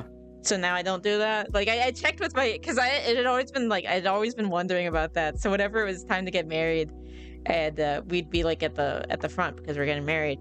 It's like Right. so I just wanted to double check. What do we do during Our Father? And he's like, okay, don't like lift your hands or anything. But you can like hold hands. It's like because you're like You're right. you're a couple, but like don't. It's like Yeah, okay, yeah. got it. Just want to be sure. Yeah. Because I've heard different things from different people. Because there was like, I know for a while, I think the first time that I ran into like that discussion was one of the sisters like wouldn't hold hands with the students, and it's like, "Wait, what?" She's like, "Oh yeah, no, we're not supposed to do that." It's like, we're not. Since when? Like, when did this happen? Wait, it was always like that. What? Whoops. I think it's become less common. I think partially because post-COVID. Yeah, I think yeah. it was like a correction that kind of happened post-COVID, and it's like, oh wait, and then it This kind of has, just broke yeah, people's like, it broke the habit, and then it was easier right. to just not do it. Yeah, yeah. Yeah, there's a couple people, older women in my parish that still like they raise their hands up like the father does. Mm-hmm. And I don't when I understand like you're not supposed to do that, but it's like Yeah. Apparently, you're supposed to the like the general like key to like figure out what you're supposed to be doing is looking at the deacon, and then based on what the deacon's doing, you can generally tell what you're supposed to be doing. oh, that's Like okay. I'm really glad. I'm really glad to hear that because that's what I've been doing. yeah. So okay, good. Yeah, no, just follow the deacons is generally a rule of thumb. That's good to know. Good. Yeah. I don't know. I think we were talking about this the other day, more like in the Discord than like in person, but like I do wish that there was more how do we actually teach this stuff? Yeah, more like catechism? How do you say Catechesis? like catechesis? Yes, that's the one. Yeah. Catechesis? Like How do you actually do that? I don't know because like for me like what I went through we did our classes but like all we did is we watched like 10 videos from like Mm, Ascension Press of Robert Barron like talking about the faith and yeah. then talked to the father afterwards and I like that was okay for me Mm-hmm. because like I had already been doing a lot of like reading Mm-hmm. and internalizing of stuff on my own and I would go to the father, our father, and ask him about specific questions or confusions that I Right. had, and he was able to recognize that, like, okay, yeah, we can do this in like 2 months and get you baptized. You're fine. But Mm-hmm. I do think that, like, I don't know if that's just something special that he did for us, but I think there definitely should be like more I concrete like almost classes. I almost feel like it should be, or at least to some degree, there should be more one-on-one. Like Yeah, with OCIA used to be RCIA. I do think that generally people know more, partially because they're coming in as adults and they're like right, are already interested and have already like there's a reason why you're at this class. You've already like somewhat looked into stuff right, and there's right. already interest. I think Yeah. it's harder with cradles because Hmm. if you're a cradle and you don't go to like Catholic school, and even if you go to Catholic school, they can't force you to pay attention. Right. Yeah. It's like the parents could try to like take you with like confirmation classes. You just like have like a few things, and I swear most of the kids in that class did not know or care about what was happening. Yeah. And it's I I don't want that to be the norm, but I don't know how to combat it because it's like the family wants them to do it for obvious Right. reasons, Yeah. and Yeah. I but like what do think you do? I think maybe like so this is something that the father mentioned to me like when we were doing our classes. We had some other guys there that were helping too. But they constantly brought up like how many questions we asked and how different it was compared to their like cradle parishioners. Like they mentioned a lot that like it almost to them it seemed like cradle Catholics are almost taught this idea that since they're a cradle Catholic, they just intrinsically know what it means to be Catholic, even though like some might not have like a deep like introspection on what that means or like what that does to a person. And I wonder if it's like maybe like kind of this thing where like as far as I understand it, it's the family's job to do the catechesis for their children. And like the school kind of picks up the slack a little bit in case of like both parents working, but it's still their job to form the faith of their child. And maybe getting away from that has caused kind of I wouldn't say like crisis, but like kind of an issue with and then that some cradles face. If one generation neglects that, then the next generation will neglect that, assuming they even stay in the church. Because apparently, I think my mom was talking about something the other day that one of the biggest indicators that someone will like stay in the Catholic Church is if their father is like in the main position of like making sure that everyone like keeps to it and teaching it. Yes, yeah, that is true. I think it's like actively participating, because apparently, like, I guess it's not surprising based on like what you generally see. Women are more likely, the mothers are more likely to go to mass than the fathers. Right. Yeah. I think it was. I know what you're talking about. I don't know the exact numbers, but it was like even just the father, like just alone going to mass without the mother, was more likely to keep the children in the faith than if it was just the woman going to mass. Which I think is very interesting. Yeah, it is. Oh, real quick. I converted from Baptist to Catholic, although I keep and will continue to say I'm a Christian who goes to Catholic church. That's a fair way to describe it. It was 6 months classes and meeting. I also asked a bunch of questions, and they were also impressed. And I keep asking too many questions now. That's how you learn. There's no such thing as too many questions. Maybe too many questions at a time, but there's no such thing as too many questions. The school should reinforce what is taught at home and everything. Yes. That makes sense. Maybe let's keep talking about this, but let's finish like this last paragraph. Okay, all right. That way, if you do need to run, you can run whenever you want. Right. Living out justice in the church means purifying ecclesial relationships and structures from distortions that give rise to inequality, lack of transparency, and abuse of power.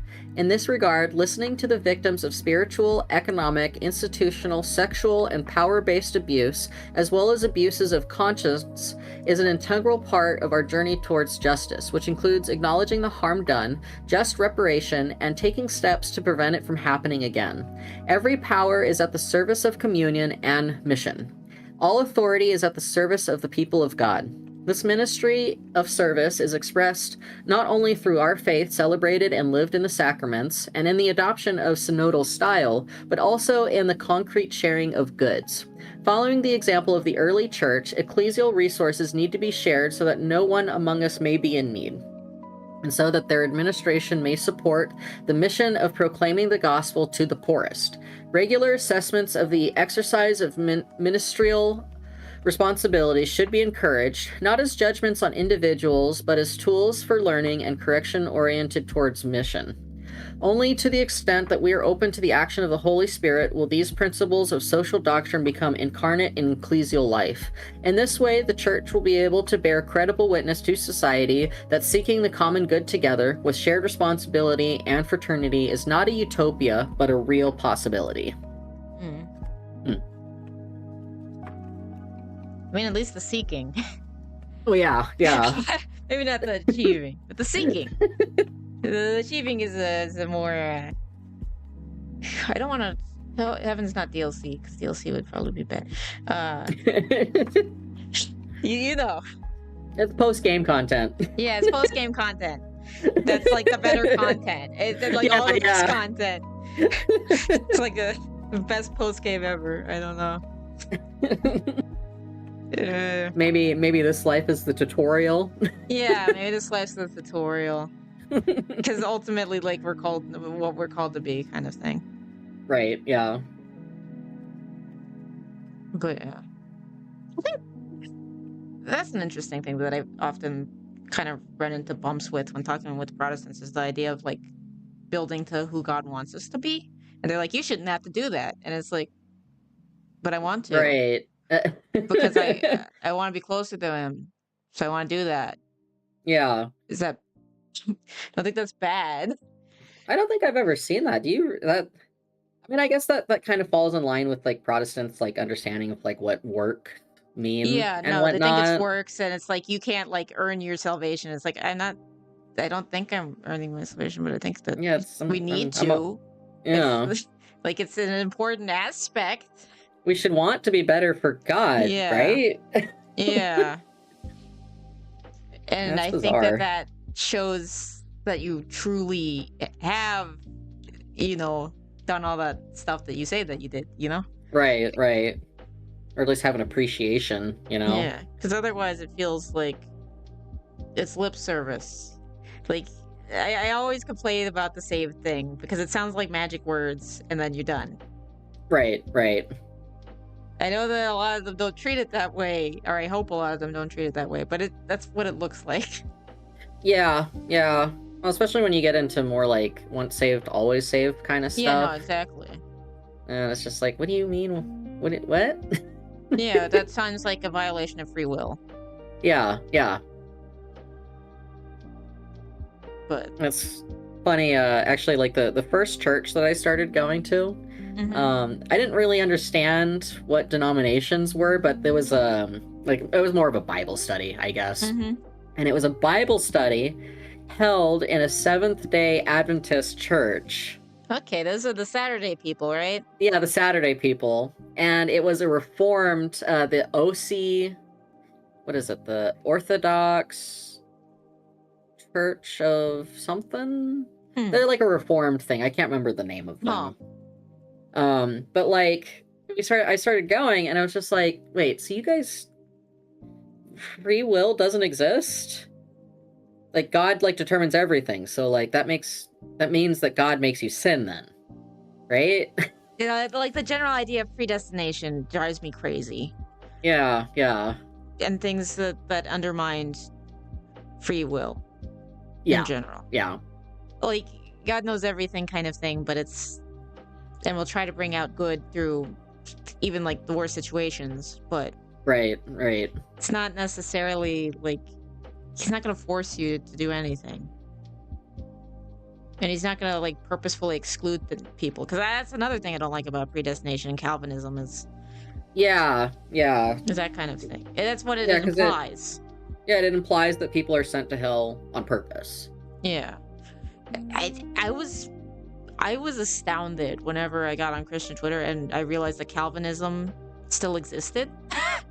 I thought that, like, when I learned about it, I thought, oh, this was a stupid thing. Glad that's gone. But no, it's still around. It's still around and it's still pretty big. Yeah, and it's like, what? Like, I don't know how I missed that. I thought that heresy was gone. Oh, you mean it's not? Oh. Right, yeah. Okay. What do you mean all the heresies are generally still around? I thought we got rid of them. That's one that always gets me, like Gnosticism. She's like, what do you mean you're still doing the Gnosticism? We took care of this, like, in the year 200. Yeah, no, we already said this was bad, guys. Oh, yeah, did I tell you when I accidentally kind of called my mother-in-law a heretic? No. Okay, so my mother-in-law is a Baptist, and oh no.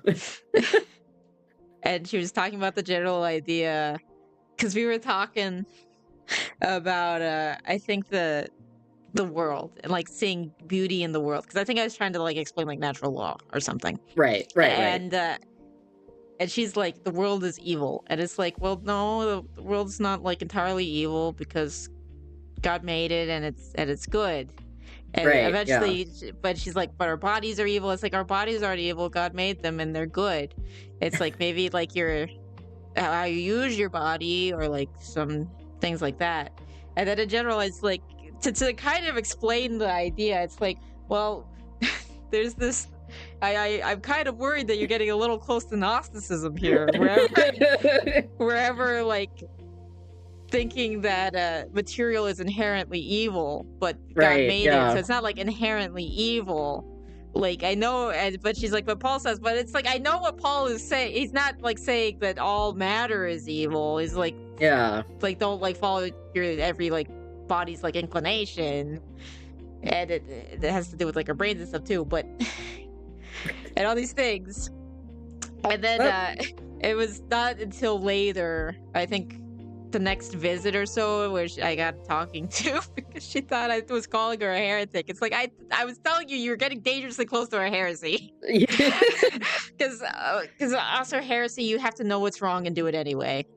Right, right. So I was like, by the way, you're getting like, your tiptoeing. I just want you to know, like, the matter's not inherently evil, because I do feel like she kind of like leans towards some areas of scrupulosity.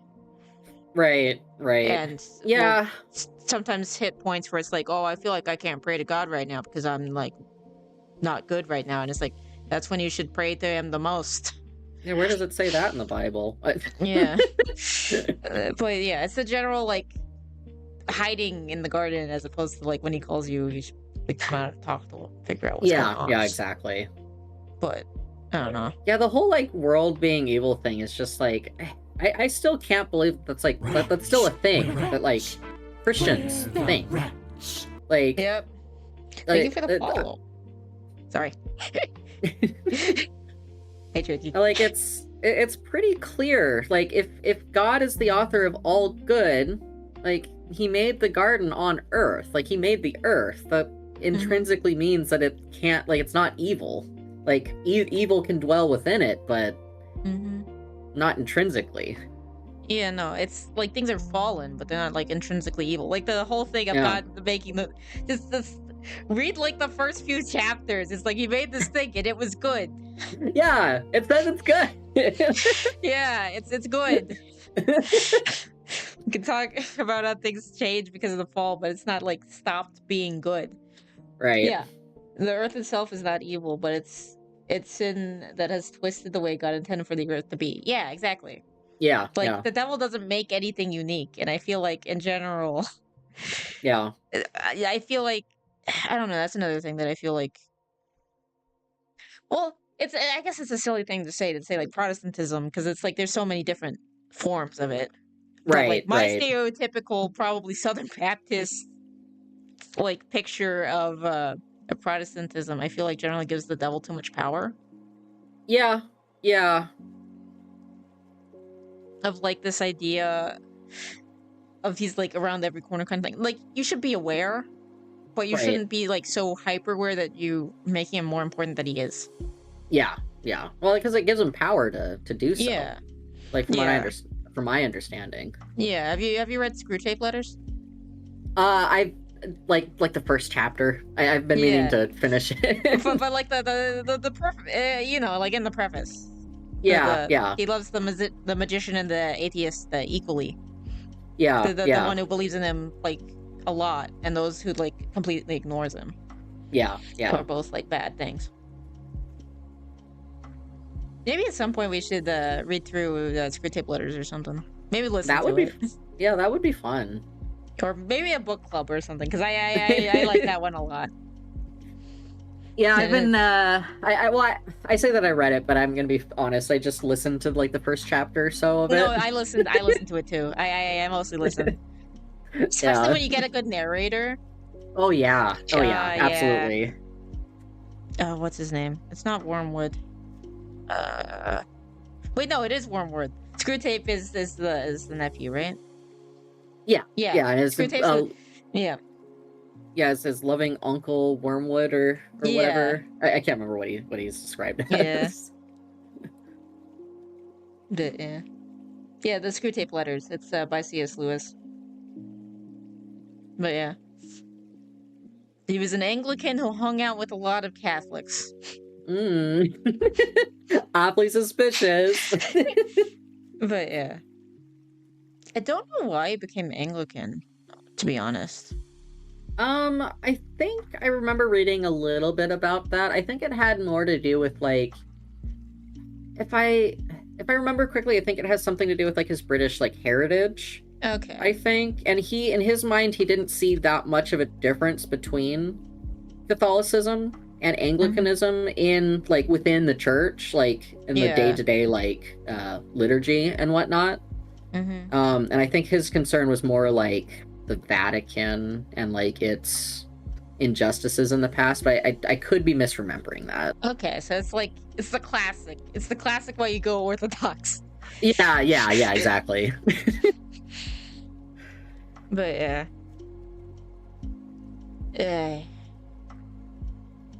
I need to look into more into like G.K. Chesterton because I haven't read any of his stuff.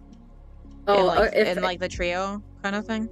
Yeah, if I could recommend one to start with, I like hands down it would be Orthodoxy. That's like unironically like that's the book that converted me. Like unironically, it's really C.G.K. Chesterton. I wonder if there ever. Do you think that? I wonder if he'll ever be sainted. If any of them will be sainted. I don't know actually. I mean, I don't think I mean are they blessed? No, I don't think they're even like I don't even think they're a servant of God. I don't think any of them are even servants of God yet. Interesting. Because I think it's like servants of God, I think is when it's local, and I don't know if you already need a miracle. Beatification, you need a miracle. Right. And sainthood, you need 2. Why Orthodoxy? What is it about? Orthodoxy by G.K. Chesterton, basically like his explanation of like not just the Catholic faith, but just like Christianity as a whole and its effects on the world and like what it like means, I guess. It's a pretty compelling argument for someone who isn't Christian but is like wants to do good and isn't like against Christianity, because it outlines a lot of stuff in the world, and it's really like what do you call that word when something's like on the nose like time wise? Like he wrote it in like relevant, yeah. Like he wrote that in like 1920 something, I think, and it's like I was listening to it. It's like it sounds like this book was written today, out issues today. I feel like maybe it's because of at the time they were also like having growing globalization kind of thing. It seems like it's just more extreme versions over time, I guess. Yeah. Well, I think it's about the idea of orthodoxy in general, not necessarily the quote-unquote Orthodox Church, which there's a bunch of different Orthodox churches, so. 1920s today, honestly? 1920s sucked, so maybe. Yeah. The amount of injustices in 1920s. Yeah, I do get pretty nervous looking at the 1920s and 30s and like especially like Weimar and whatnot and what happened with them and like what might be on our path in the future. I hope to God not, but yeah. But yeah. But yeah, America was an interesting time. Like we didn't get to go to clubs, or we didn't get to go to the athletic clubs because we were. It was us and like the Jews who were no-nos. Yeah. And then there was the Chinese Exclusion Act at the time. We were kicking out the Chinese, I think. Right. Yeah. You got to be like associated with the KKK to get elected. Because of prohibition, like crime was crazy and prostitution was rampant. That was then eventually you get to the Great Depression later too. Like the whole like Catholicism was like really getting hammered down in America, right? Yeah, no, it was not looked on favorably at all. Yeah. Though, I mean, even from the beginning, and I think Maryland was like kind of not like the most like colony because they allowed Catholics to live there. Like it wasn't even that it was like mostly run by Catholics or something. It's like you have Catholics there, gross. I think No. it was like a similar thing with Canada, Right, where right. Canada you're gross. You got some Catholics over there. Which is insane to me considering like how much like France, who is Catholic, like helped us with like the formation of our country. Yeah, Like it's kind of insane. it's crazy how I much guess. France changed, honestly. Yeah, that is true. Because And are like they even the revolution did not do a lot of great things for France it did in not do them terms any of favors, honestly. yeah. That's not what we're taught in school. At least I wasn't. Yeah. Been reading all about that stuff that happened then, and it's very parallel, kind of scary. Oof. Maybe Yeah. they didn't know France was. They knew. They knew France was Catholic. Trust me, they knew. They knew it was more important that France also hated Britain as much as the colonies did. Yeah. Yeah. It was also Catholicism was also tied to immigrants. Yeah. Right. But Yeah. part of the reason why they didn't like the immigrants is because they were papists. I need to find this picture. My U.S. history teacher showed us like this picture, and we didn't get it for like the longest time. And then they pointed it out to us, and we're like, "Oh,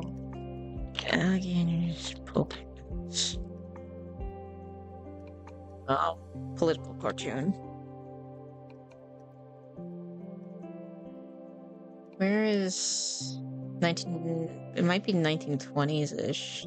How Bing sucks. There it is. Found it. I can't believe I found it this quickly. Okay. That's insane. Here you go. Here's the gators. Because here's the American River. Here's the good. Here are the good Protestant Americans. And then you see the scary shadow of the Vatican. And who's approaching the gators. And if you look at the gators, it's little bishop hats. And it's bishops. It took me forever to see that they're bishops. With actual like human hands. But I thought they were I did not see the gators for the longest time until it got pointed out.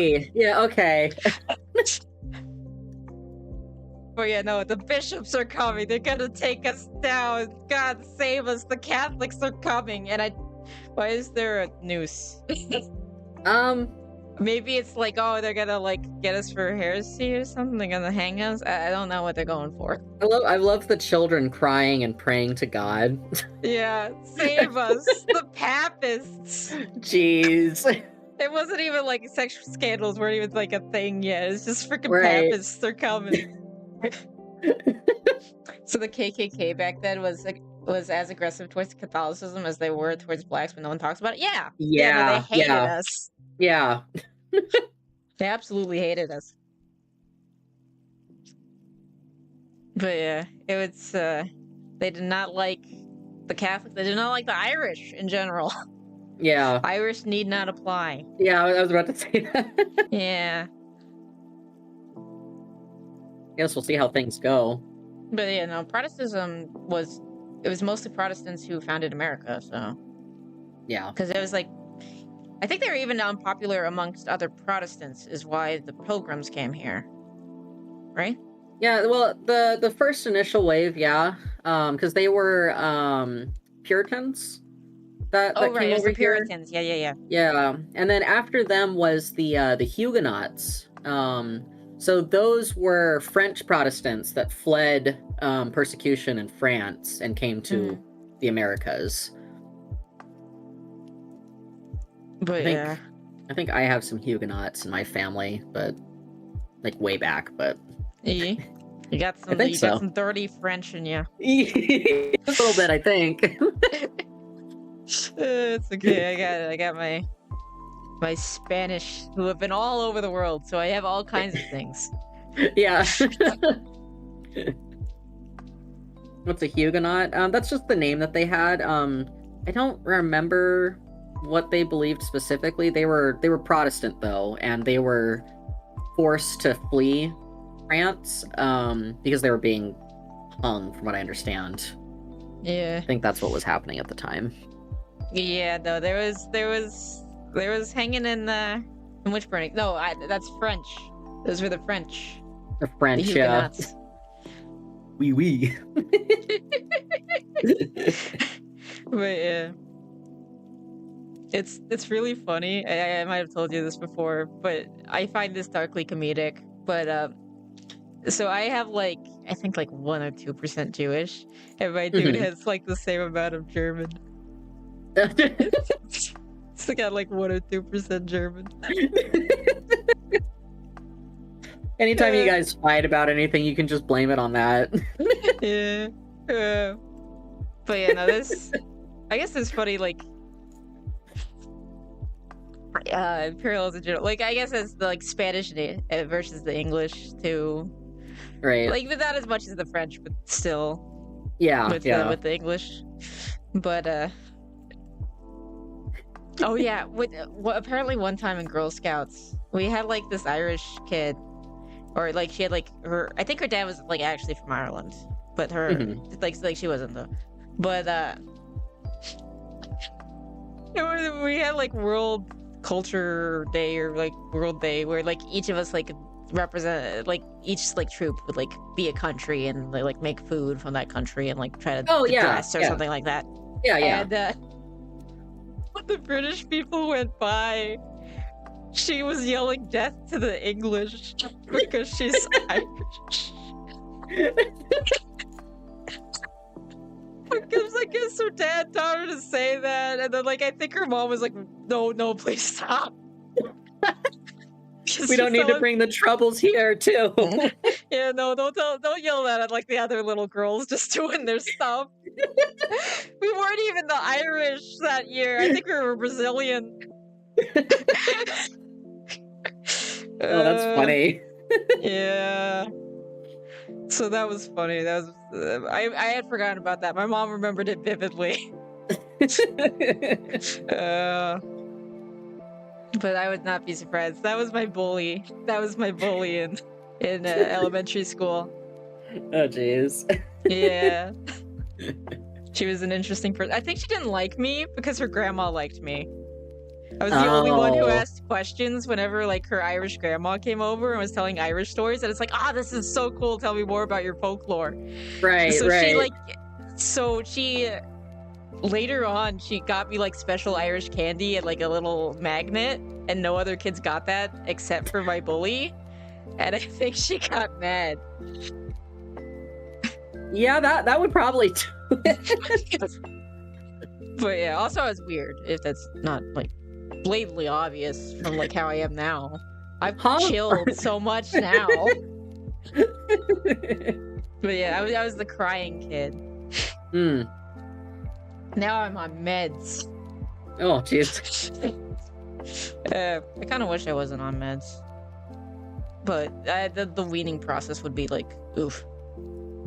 Yeah, I had a friend that had to go through that. She was on some sort of antidepressant, but it's one of those ones where if you like stop and like don't take it for like after like 24 hours, it gives you like brain zaps.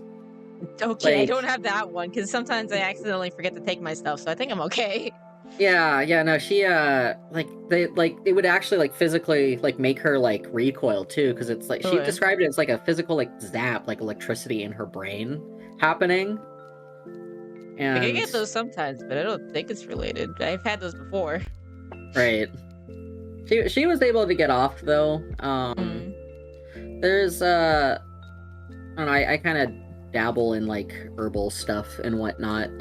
But there's a particular mushroom that kind of like tricks your brain into thinking it's the same kind of antidepressant, so that like you can wean off of it, but it doesn't give the brain zaps. Effects? Yeah, exactly. That's super interesting. I have my friends that I saw recently, I describe them as conservative hippies. They're like super Catholic. Like he was originally gonna be a priest. The wife is super into like environmental and like natural medicine kind of stuff. Right, like they want a homestead so bad. I mean, that's I guess that's kind of what I do. I mean, Yeah, no, I someone mentioned what you do a bit, and they were jealous. They're like, oh. that must be nice. But yeah, maybe one day they can get some land, but I don't know. Yeah, it's been pretty tough. Yeah, no, and then they teach, so Right. so that's not the easiest. Send them our channel. I don't think I did. I might share the. I gotta see them later again this week, so maybe I'll share that we were reading through the. I told them about that we were reading through the encyclical, but maybe I'll share the actual videos. Serotonin, serotonin receptor inhibitors. So your brain gets zapped from the receptors not getting inhibited. Interesting. Yeah, I think that's what she was on. Yeah. I'm on Prozac. So nice and simple. Because my doctor said, like, don't worry, if you ever get pregnant, you can still stay on this. And it's like, okay, thanks for thinking ahead, I guess. Well, I was like a sophomore in high school.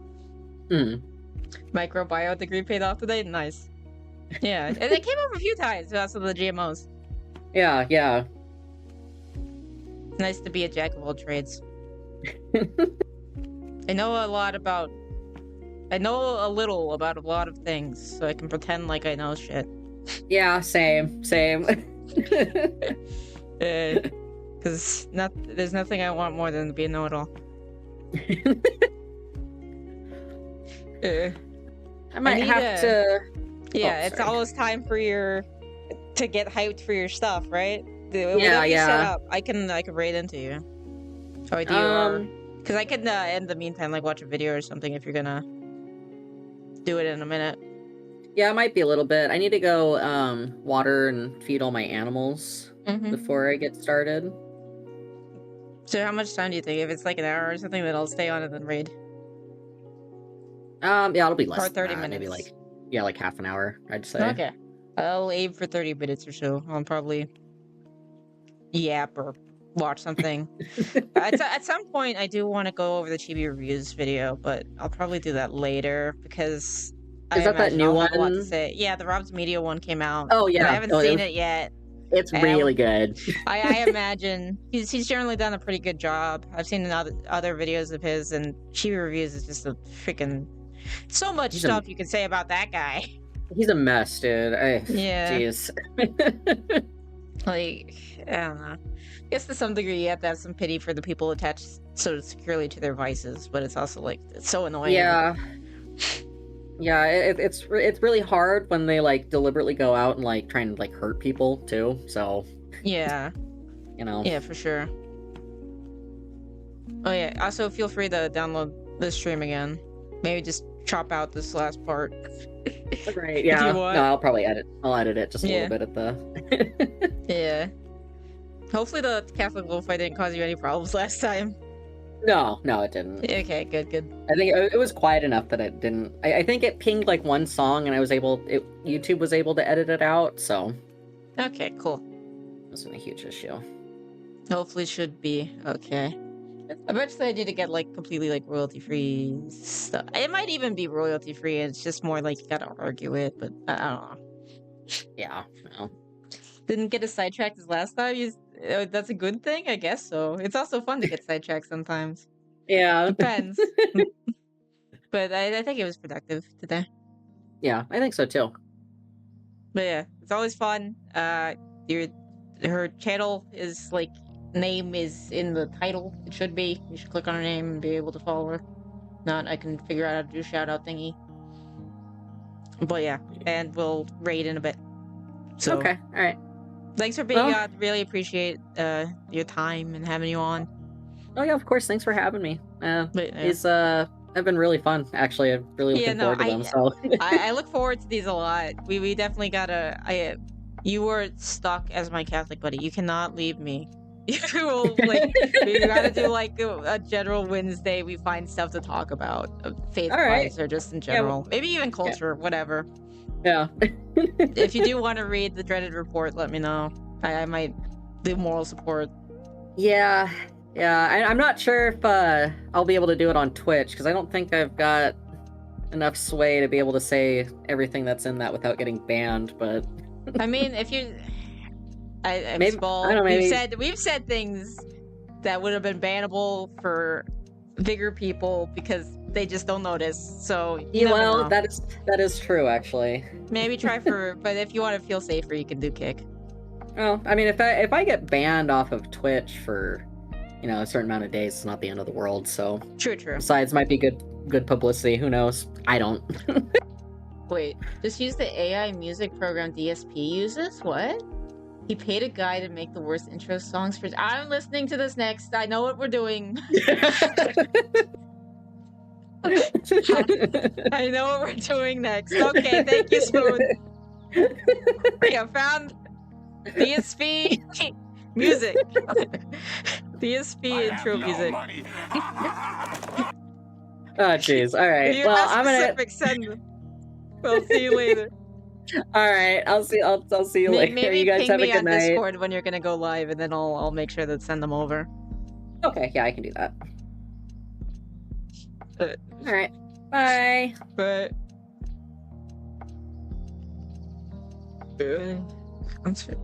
Okay, so is it just like look at his stream in general? Okay, DSP gaming?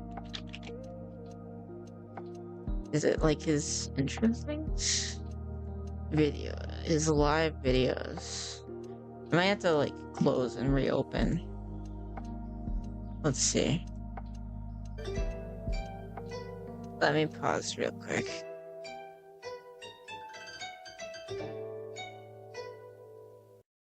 There's a DSP tries an intro song. Okay.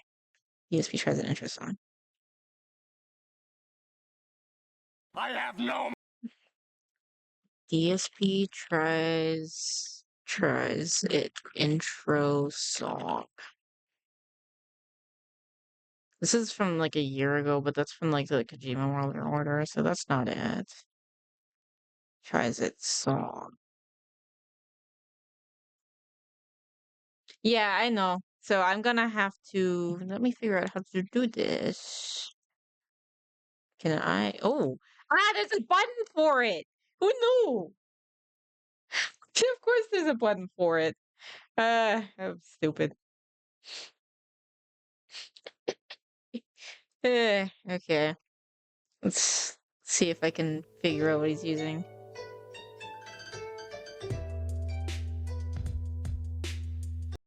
Is this supposed to be fan art? What is going on with my things? Why is it freaking out? That's gonna give someone like a seizure.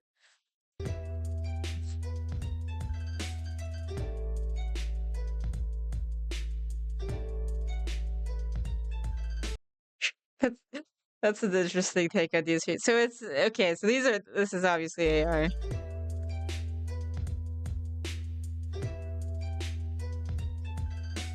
Oh, it press this other thing. I'm back.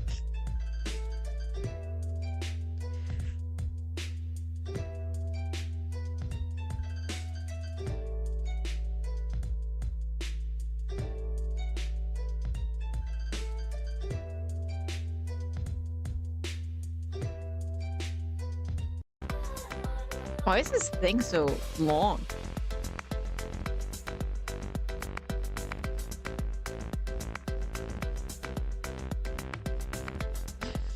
By the way, history one sec on my phone. Yeah.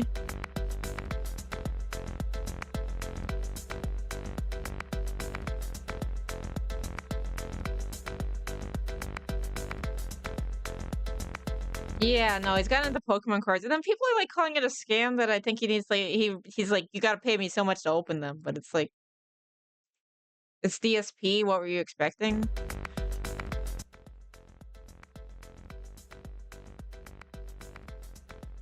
Good evening, Looks like he's lost a lot of weight. It's been a everybody. while since I've seen Nice him. upbeat music tonight. How's everyone doing? I hope you're doing well. Welcome to the late night stream and something different. You guys said we don't want focus on Pokemon. We don't want focus on cards tonight. Let me change my title thing real quick, actually. Uh, where did I put it? I always put things in places where I cannot find them. Okay. There. Checking on DSP.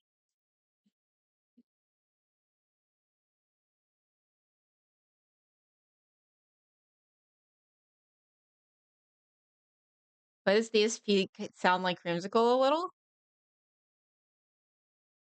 I don't know. Oh, wrong one. Hello, everyone. It's that time There we again. go. Let's make sure this lines up okay. It's time Don't watch me eat, please.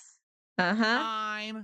for a new episode of DSP Tries It.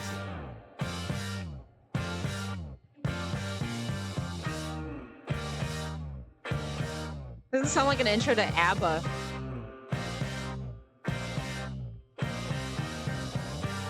You paid for it?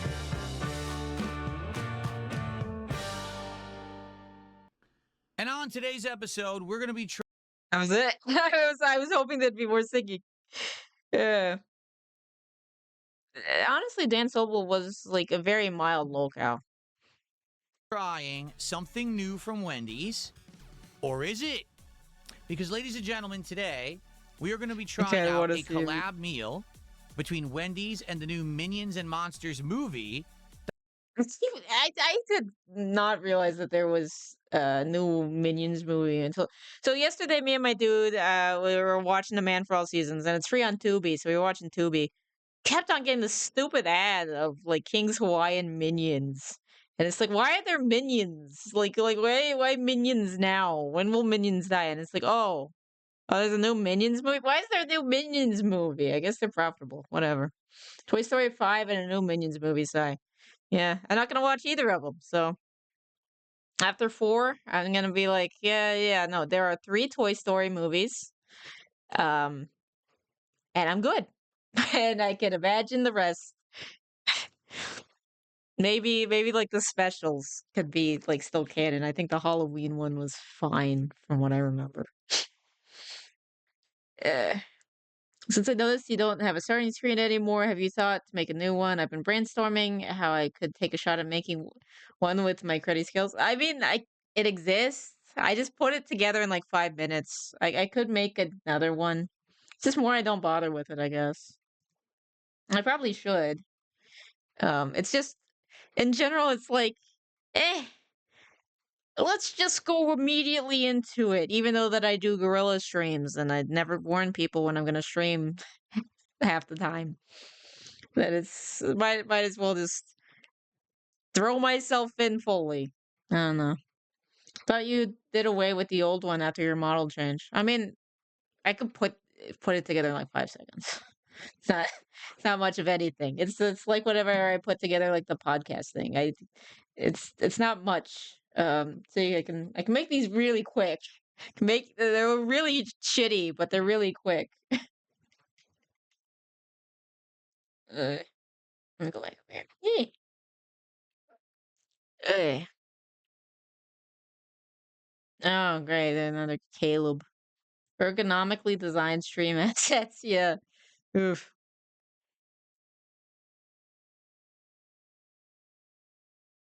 So we can watch Caleb for like a minute because generally it's like I feel like Caleb stuff has become more and more bloated over time.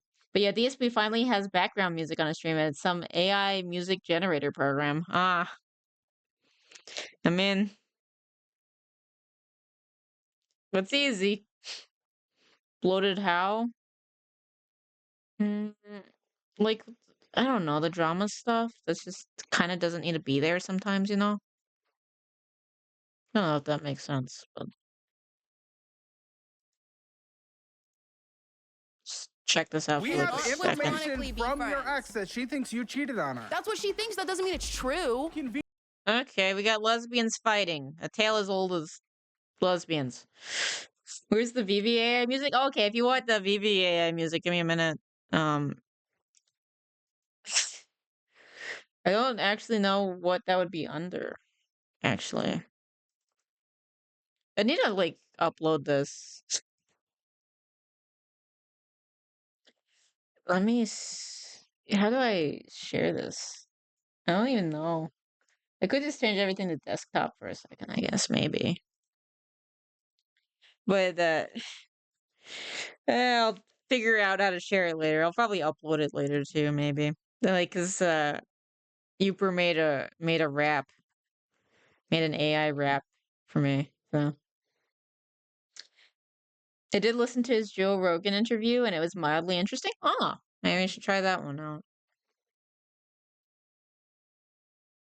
Conveniently, you are with the guy that she accused you of cheating with. So when your pussy keeps getting you in trouble, it's because you're cheating. Why don't you call your boyfriend? Let me see what he thinks. I can try calling him. He's at work right now. He might not answer. Yeah, try to call him. Hey, what's up? I have an exclusive offer just for you. But How there's many? only 1 week. How many? Actually, it's been so long since I've seen Caleb. I haven't seen like his ads and stuff in a while. Let's go quick. Like, why not?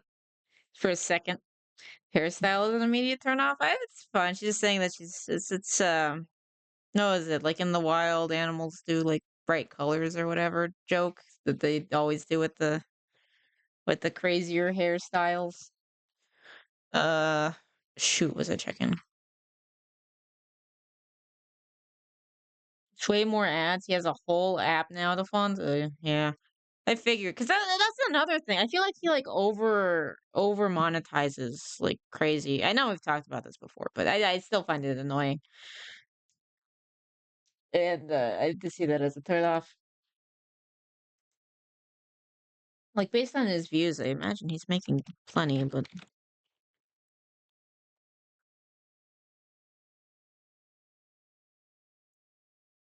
Week left to purchase, you'll get lifetime access to the entire Hammer Elite catalog and my Hammer for Life box packed with limited edition merch. Plus, I just launched the brand new Hammer Elite. is that even real yet?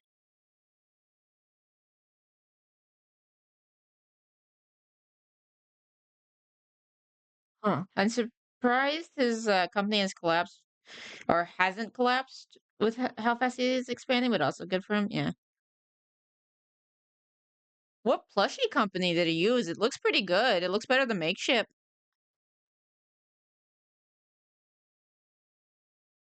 Like, honestly impressed by the plushie.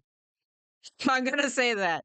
The drop plushie company, Caleb. I'm curious. Looks good. Plus, I just launched the brand new Hammer Elite app available on every major platform. To celebrate the I'll probably stream it at some point. Assuming he's had the plan for a while and he just wanted to expand when he had the moolah. Oh, are you saying plan? launch, I'm offering 30% off the annual plan in the month of June only. Download the Hammer Elite app by using the link in the description or pinned comment down below. This is the best membership you'll ever join, and that's a promise. Hi, I'm Bree. I'm 26. The plane, yeah, Fantasy Island. I only saw like one episode of that, but my parents used to watch it. In Texas, and this is Financial Audit.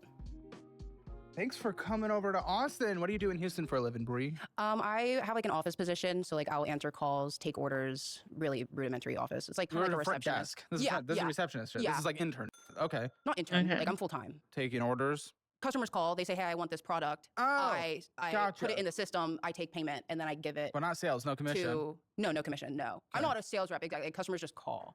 Okay, well, cool. What do you make in this position? I make 20 an hour. I'm salary, so 20 an hour salary. So what's your salary? I get paid by wait. week. Like averages to 20 an hour? Those are like those are two very separate things. Whatever. And what's your salary? What's your income? What's your like when I pay? get paid, When they say what your salary is, they're like, you make this is your salary that you're accepting on a yearly salary is basis. set. What a is it? year, I make $42,000 a year. Okay. Yeah. Listen, I mean, Houston, as far as all the Texas cities go, definitely it's not the most expensive, but it's kind of in that middle range. Yeah. But 42 Okay. 42 sounds still kind of hard brutal. to stretch. And A speaking little. of stretching, the quote I have from you before coming on the show is my getting me in trouble.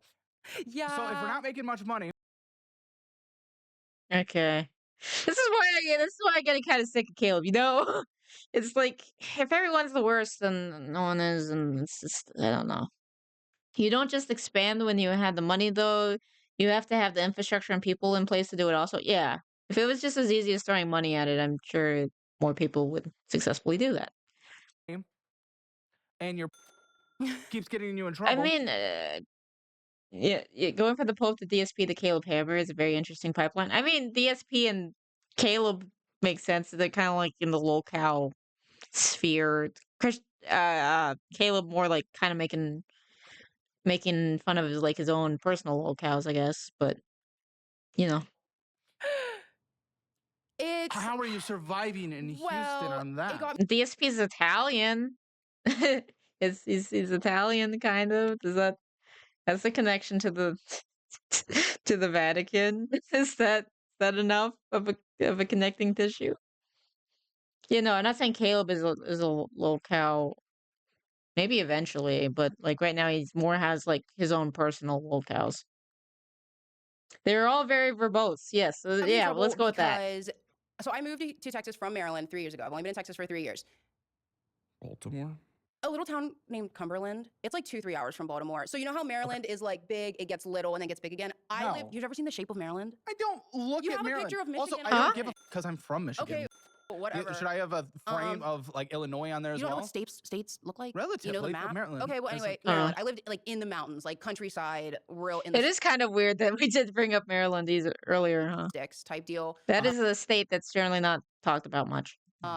Okay, well, me and her started dating, moved to Texas. She was really controlling with the whole relationship. So say she wanted to go out Which, to by the eat. way, it's interesting that every single ex of a relationship that comes on here, the other person was always the bad one. Every time. That's interesting how that works. Keep going. Sure. So we Yeah, no, eyebrow slit. She's crazy. Yeah. would argue a lot about finances. She wanted a joint account. There was no reason for us to have a joint account. We lived in an apartment. We didn't have a mortgage. We didn't share bills, anything like that. She wanted to combine finances. I didn't want to do that. Saw no reason. Seems So like a bad idea. if she was hungry and I didn't feel like making anything, she would just always want to go out to eat and would never cook food for herself, never wanted to grocery shop. What is I- this, an Okay. ex-vent hour? Like, I don't get, what is this? I'm This is so saying I pointless. spent a lot of money on her in our relationship. When A did you lot of break money. New Year's Eve. Oh, okay, so that is actually recent. Well, you Yeah. could've just said that. My goodness, that would have saved me a few minutes. Sorry. I do not need an, oh my goodness, me. Wait.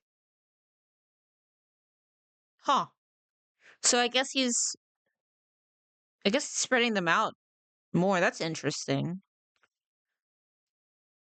Because I know maybe the recording backlog is like higher now, or maybe he thought it would like synergize with a different video. Huh. Because her mentioning January and him saying that that's like relatively recently. I imagine that this was recorded quite a few months ago. We're in freaking June now, almost July. No, it was like it's like, what she are would you want to doing? go out to eat. If she didn't have money for it, I would pay for it. And then if Maybe he saved it for a theme week or something. Maybe. I know that like the other day he had someone saying the N word to like his employee. So I don't know. It's is it the theme of Caleb getting canceled or something? if I wanted something for myself, it was Why then an did you issue. stay with her so long? If she was f***ing up your finances because she One of the good things about his show is that each episode can be pretty evergreen. True. wouldn't contribute and you had to take care of her. He has like 80 people something he has hired. That seems like overhiring. That's I don't know. It's crazy. It's crazy. Why'd you Well, stay with she her was so long? I'm not saying- giving you victim treatment when you No, decided I know to stay. that. Like I would stay because like it would get to a boiling point, and I would be like, I Yeah. don't. Yeah. Are they the right people though? He hired Jonah on the spot after all. Do you mean Noah? Or is Jonah someone else? Yeah. Well, no, Caleb like was like, "Oh, you say that you'll say the N-word? Let me get my black employee and you can say it to him," type of thing. So it wasn't like it was Caleb like having on like a racist guy. It was like meant to like call him out, but still. What am I thinking about Jonah? It's see, it's another biblical figure associated with water. But before he had proper HR, if I recall, he probably still doesn't. Yeah. But yeah, it's I mean, it's the whale guy and the boat guy. I could see getting confused there. But yeah, maybe we should check on Noah, see if he's like uploaded, if he's still doing his business podcast thing. What was his name? Noah Kressler or something? Noah. No. Let's just do financial audit. That'll probably be a better way to find him. There we go. Okay, he's still trying to be pseudo Caleb. Um.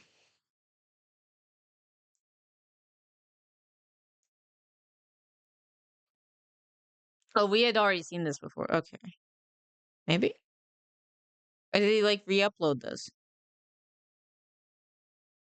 This is Caleb's old employee. Oh, he gave up. I think he gave up. Because his most popular video is talking about getting fired by Caleb.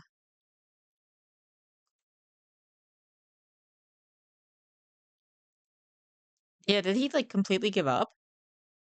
Yeah, no, I think we watched part of this because I remember we were like cringing pretty bad. Unless if there was a different ex-girlfriend, but he might have re-uploaded it. Unless if it wait, no, I guess it hasn't been a year yet. So wouldn't remember we found it, but Hey, I'm Bridget, and this is Brain Juice with Noah Chrysler. Bridget, what's up? Welcome to the show, Bridget. I'm oh so yeah, and it's his middle school ex-girlfriend. I remember that, yeah. Yeah, I don't think he's doing much. Let's see if he's doing like nope. It's not. Uh he's a he's an interesting dude. I liked when he had Caleb be a spider who was crushing his dreams. Thanks for having me. Absolutely. Thank you for being here. I don't know. Are you ready for your intro here?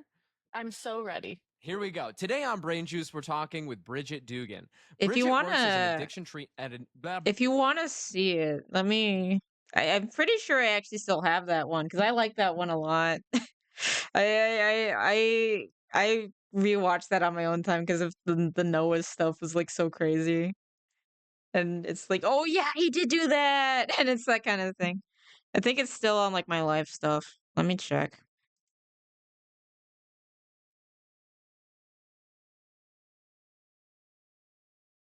Think I have it. If not, I probably did. I don't think I did. Uh, did I? Is it not on there anymore? Maybe I'll have to put it back on. Maybe I got rid of it. Because I got rid of a lot of stuff.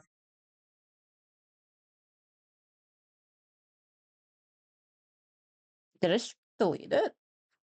Because I deleted a lot of my live streams when I meant to like private them.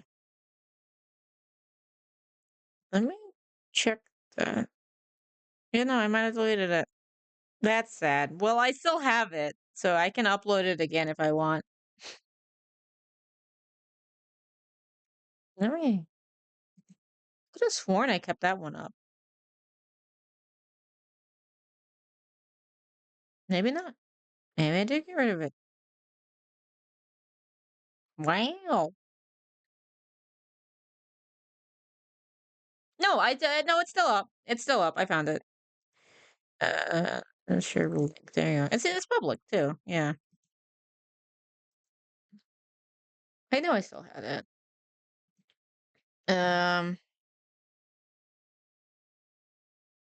I'll put in video suggestions for you, Pathfinder. If you want to watch it.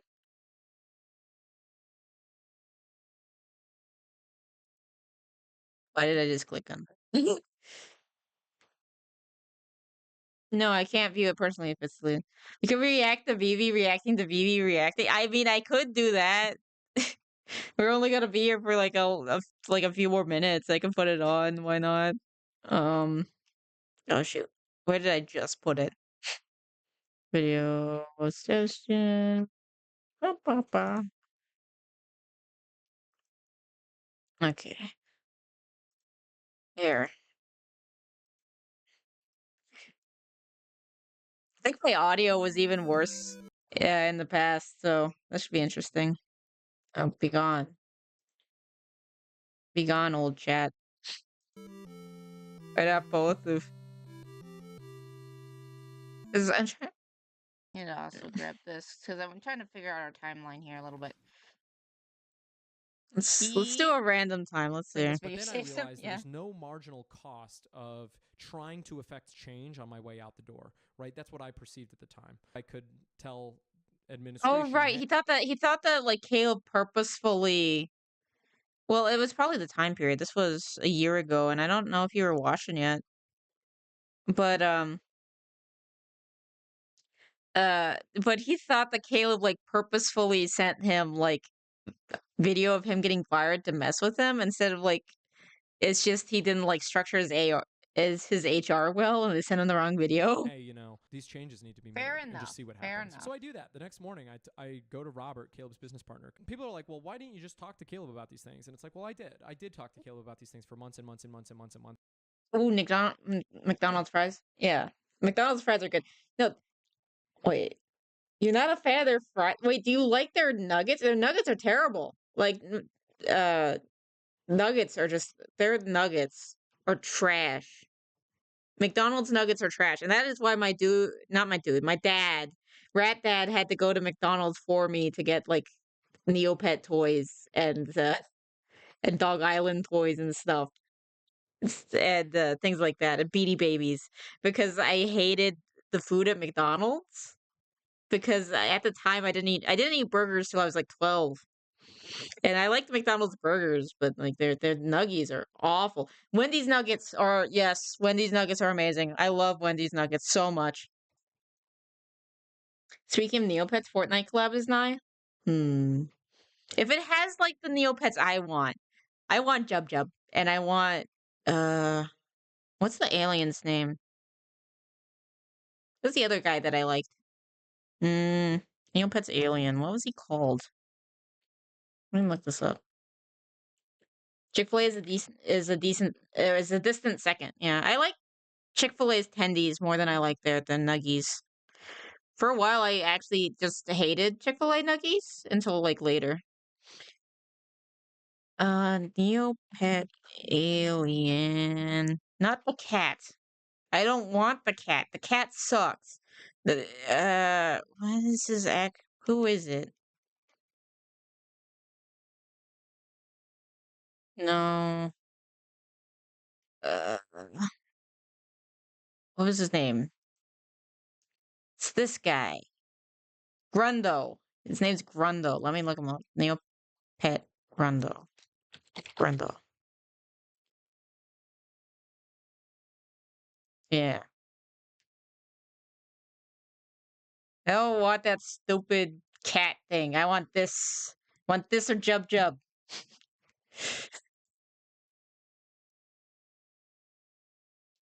It just sucks.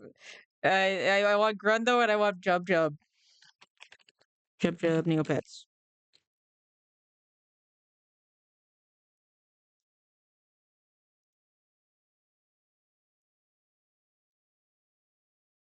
Yeah, I want Jub Jub.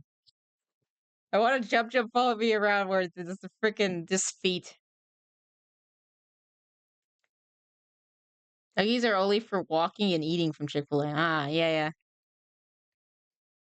But yeah, like, I will take a Jub Jub, or I will take a Grundo. I will accept nothing else. I do not want that stupid cat thing, but I think the stupid cat thing is the only one that they have. And I don't know why they're going with that one. I don't remember her being as popular, but or associated with her. I had one of the McDonald's ones of that, but Jub Jub is my dude. I love me some Jub Jub. I had a purple and orange Jub Jub, my favorite Jub Jub. I got him from McDonald's, and then I think it was after the McDonald's that I actually made an account, and then I made a Jub Jub who looked just like the McDonald's one. And then I got a Grundo too. Months. And so it just became this. I think I had to always go to the soup kitchen because I think I was starving in Neopets. Right, and so instead I just talked. I didn't play it much. So I talked to Robert in the morning. I'm like, hey Robert, like I'm not going to have this conversation. Let me see. Where's the AI bits on the security camera? And I want to make sure that we can have a privilege. Made the decision to stay. Instead, I ran away. I ran away from my failures to go prove Where myself is to people AI who I didn't need to prove myself to. There we go. There's some of his AI shit. Like this. Why do like this. Okay, sorry. I've been getting into the weeds. Let's actually finish this video. Yeah. Not really. It's more just. I think that you needed like, because I didn't pay money for Neopets, so I think I just had less resources too. Make an application video that gets you sent halfway across the country so that you can go and Don't fucking write my 100% show and remember get how seen it by played. millions of people. You could lucid dream in your own life, take control of your own life, and Isn't lucid dreaming just being able to have control over your actions? So that's just life. What? fucking write reality. Or are you talking about like being able to like fly and stuff? I don't think you can hack the Matrix. Right, but then what if that lucid dream becomes a waking nightmare? What if you get caught in a web that you didn't see? People are going to call me a clout chaser. People are going to call me all sorts of fucking horrible fucked up shit. But like, look, looks like I missed like I've been making OPEC or content something. for over 10 years. I am not a successful content creator. I don't have a critical mass of audience. I don't have critical mass of people that support me. And you know what? This video will probably be one of the most viewed things I've ever made in my entire fucking life. And you know what? People are going to be like, well, you know what? He's only attacking Caleb because whatever. And you know what? That's not true. That said, I've been trying to become a content creator for the past decade, and I've failed at it. I'm trying to make things systematically and produce things at a regular cadence, but I have attention deficit disorder, and so it makes execution of those things. This is why I hate watching myself. I feel like I don't add enough. I mean, I don't know. It was partially like, I feel like finding stuff was kind of, in and of itself, kind of part of the journey. Maybe I need to edit this. If I actually edited this down, I could probably make it into something interesting. And I can maybe like fix the audio a bit because I think I'm too loud and he's not loud enough, or at least one way or another. Oh yeah, and then he thought like Caleb, he was like had like a dad complex with Caleb, and he was like Caleb was basically his dad. I remember that too. That was weird. Okay, I'm trying to find more of like his weird AI stuff. ASMR? Here's the thing: if I fired someone, I'd be like super like, I'd feel like really nervous about it. I'd be like, well, wait, no, you were there, Pathfinder. You were at the stream. Look, it's this is you right there. I think you just forgot about it. To be fair, there's been a lot of streams. Don't know how to tell you this. I'm gonna preface with I feel so bad. I feel so bad, but I can't afford to keep you here anymore. Or it's like you gotta stop posting the N word on Twitter or something like that. And it's like I don't know what I do. What I do for like I personally think even back then that you added plenty to keep us entertained, especially the Andrew Dobson video and that one arrogant Caleb guy video that he made 3 reactions to. It's probably Zeke. Probably sounds like Zeke. Forgot his name, but he lived with his mom and was smug about his job. Oh no, you're talking about Brett. You're talking about Brett. Yeah, no, Brett's crazy. Brett Davy. I need to think of a script for that. Maybe I could do that. I'd be like Benson firing someone. Became homeless. I never really watched regular shows, so I don't know what that looks like. So some Fallout looking levels of computer. Yeah, that's why I think it's like AI. Yeah, the Keto Man. Yeah, the Keto Man Brent. She'd have Cats or Valley come fire us? Yes, or I'd have whatever. Spoon, Cats or Valley, or like maybe Youper. First, now, BB, you're a CEO of a Fortune 500 company, and we only made you 10 billion this year instead of 11 billion. Vincent always went Super Saiyan every episode. Oh. Don't worry, ASMR stuff doesn't always have seductive people. Lots of ASMR RPs have different personalities for the narrator. Yeah. What the lady on the screen said my name. Yeah. Oof. Oh. It's been a year.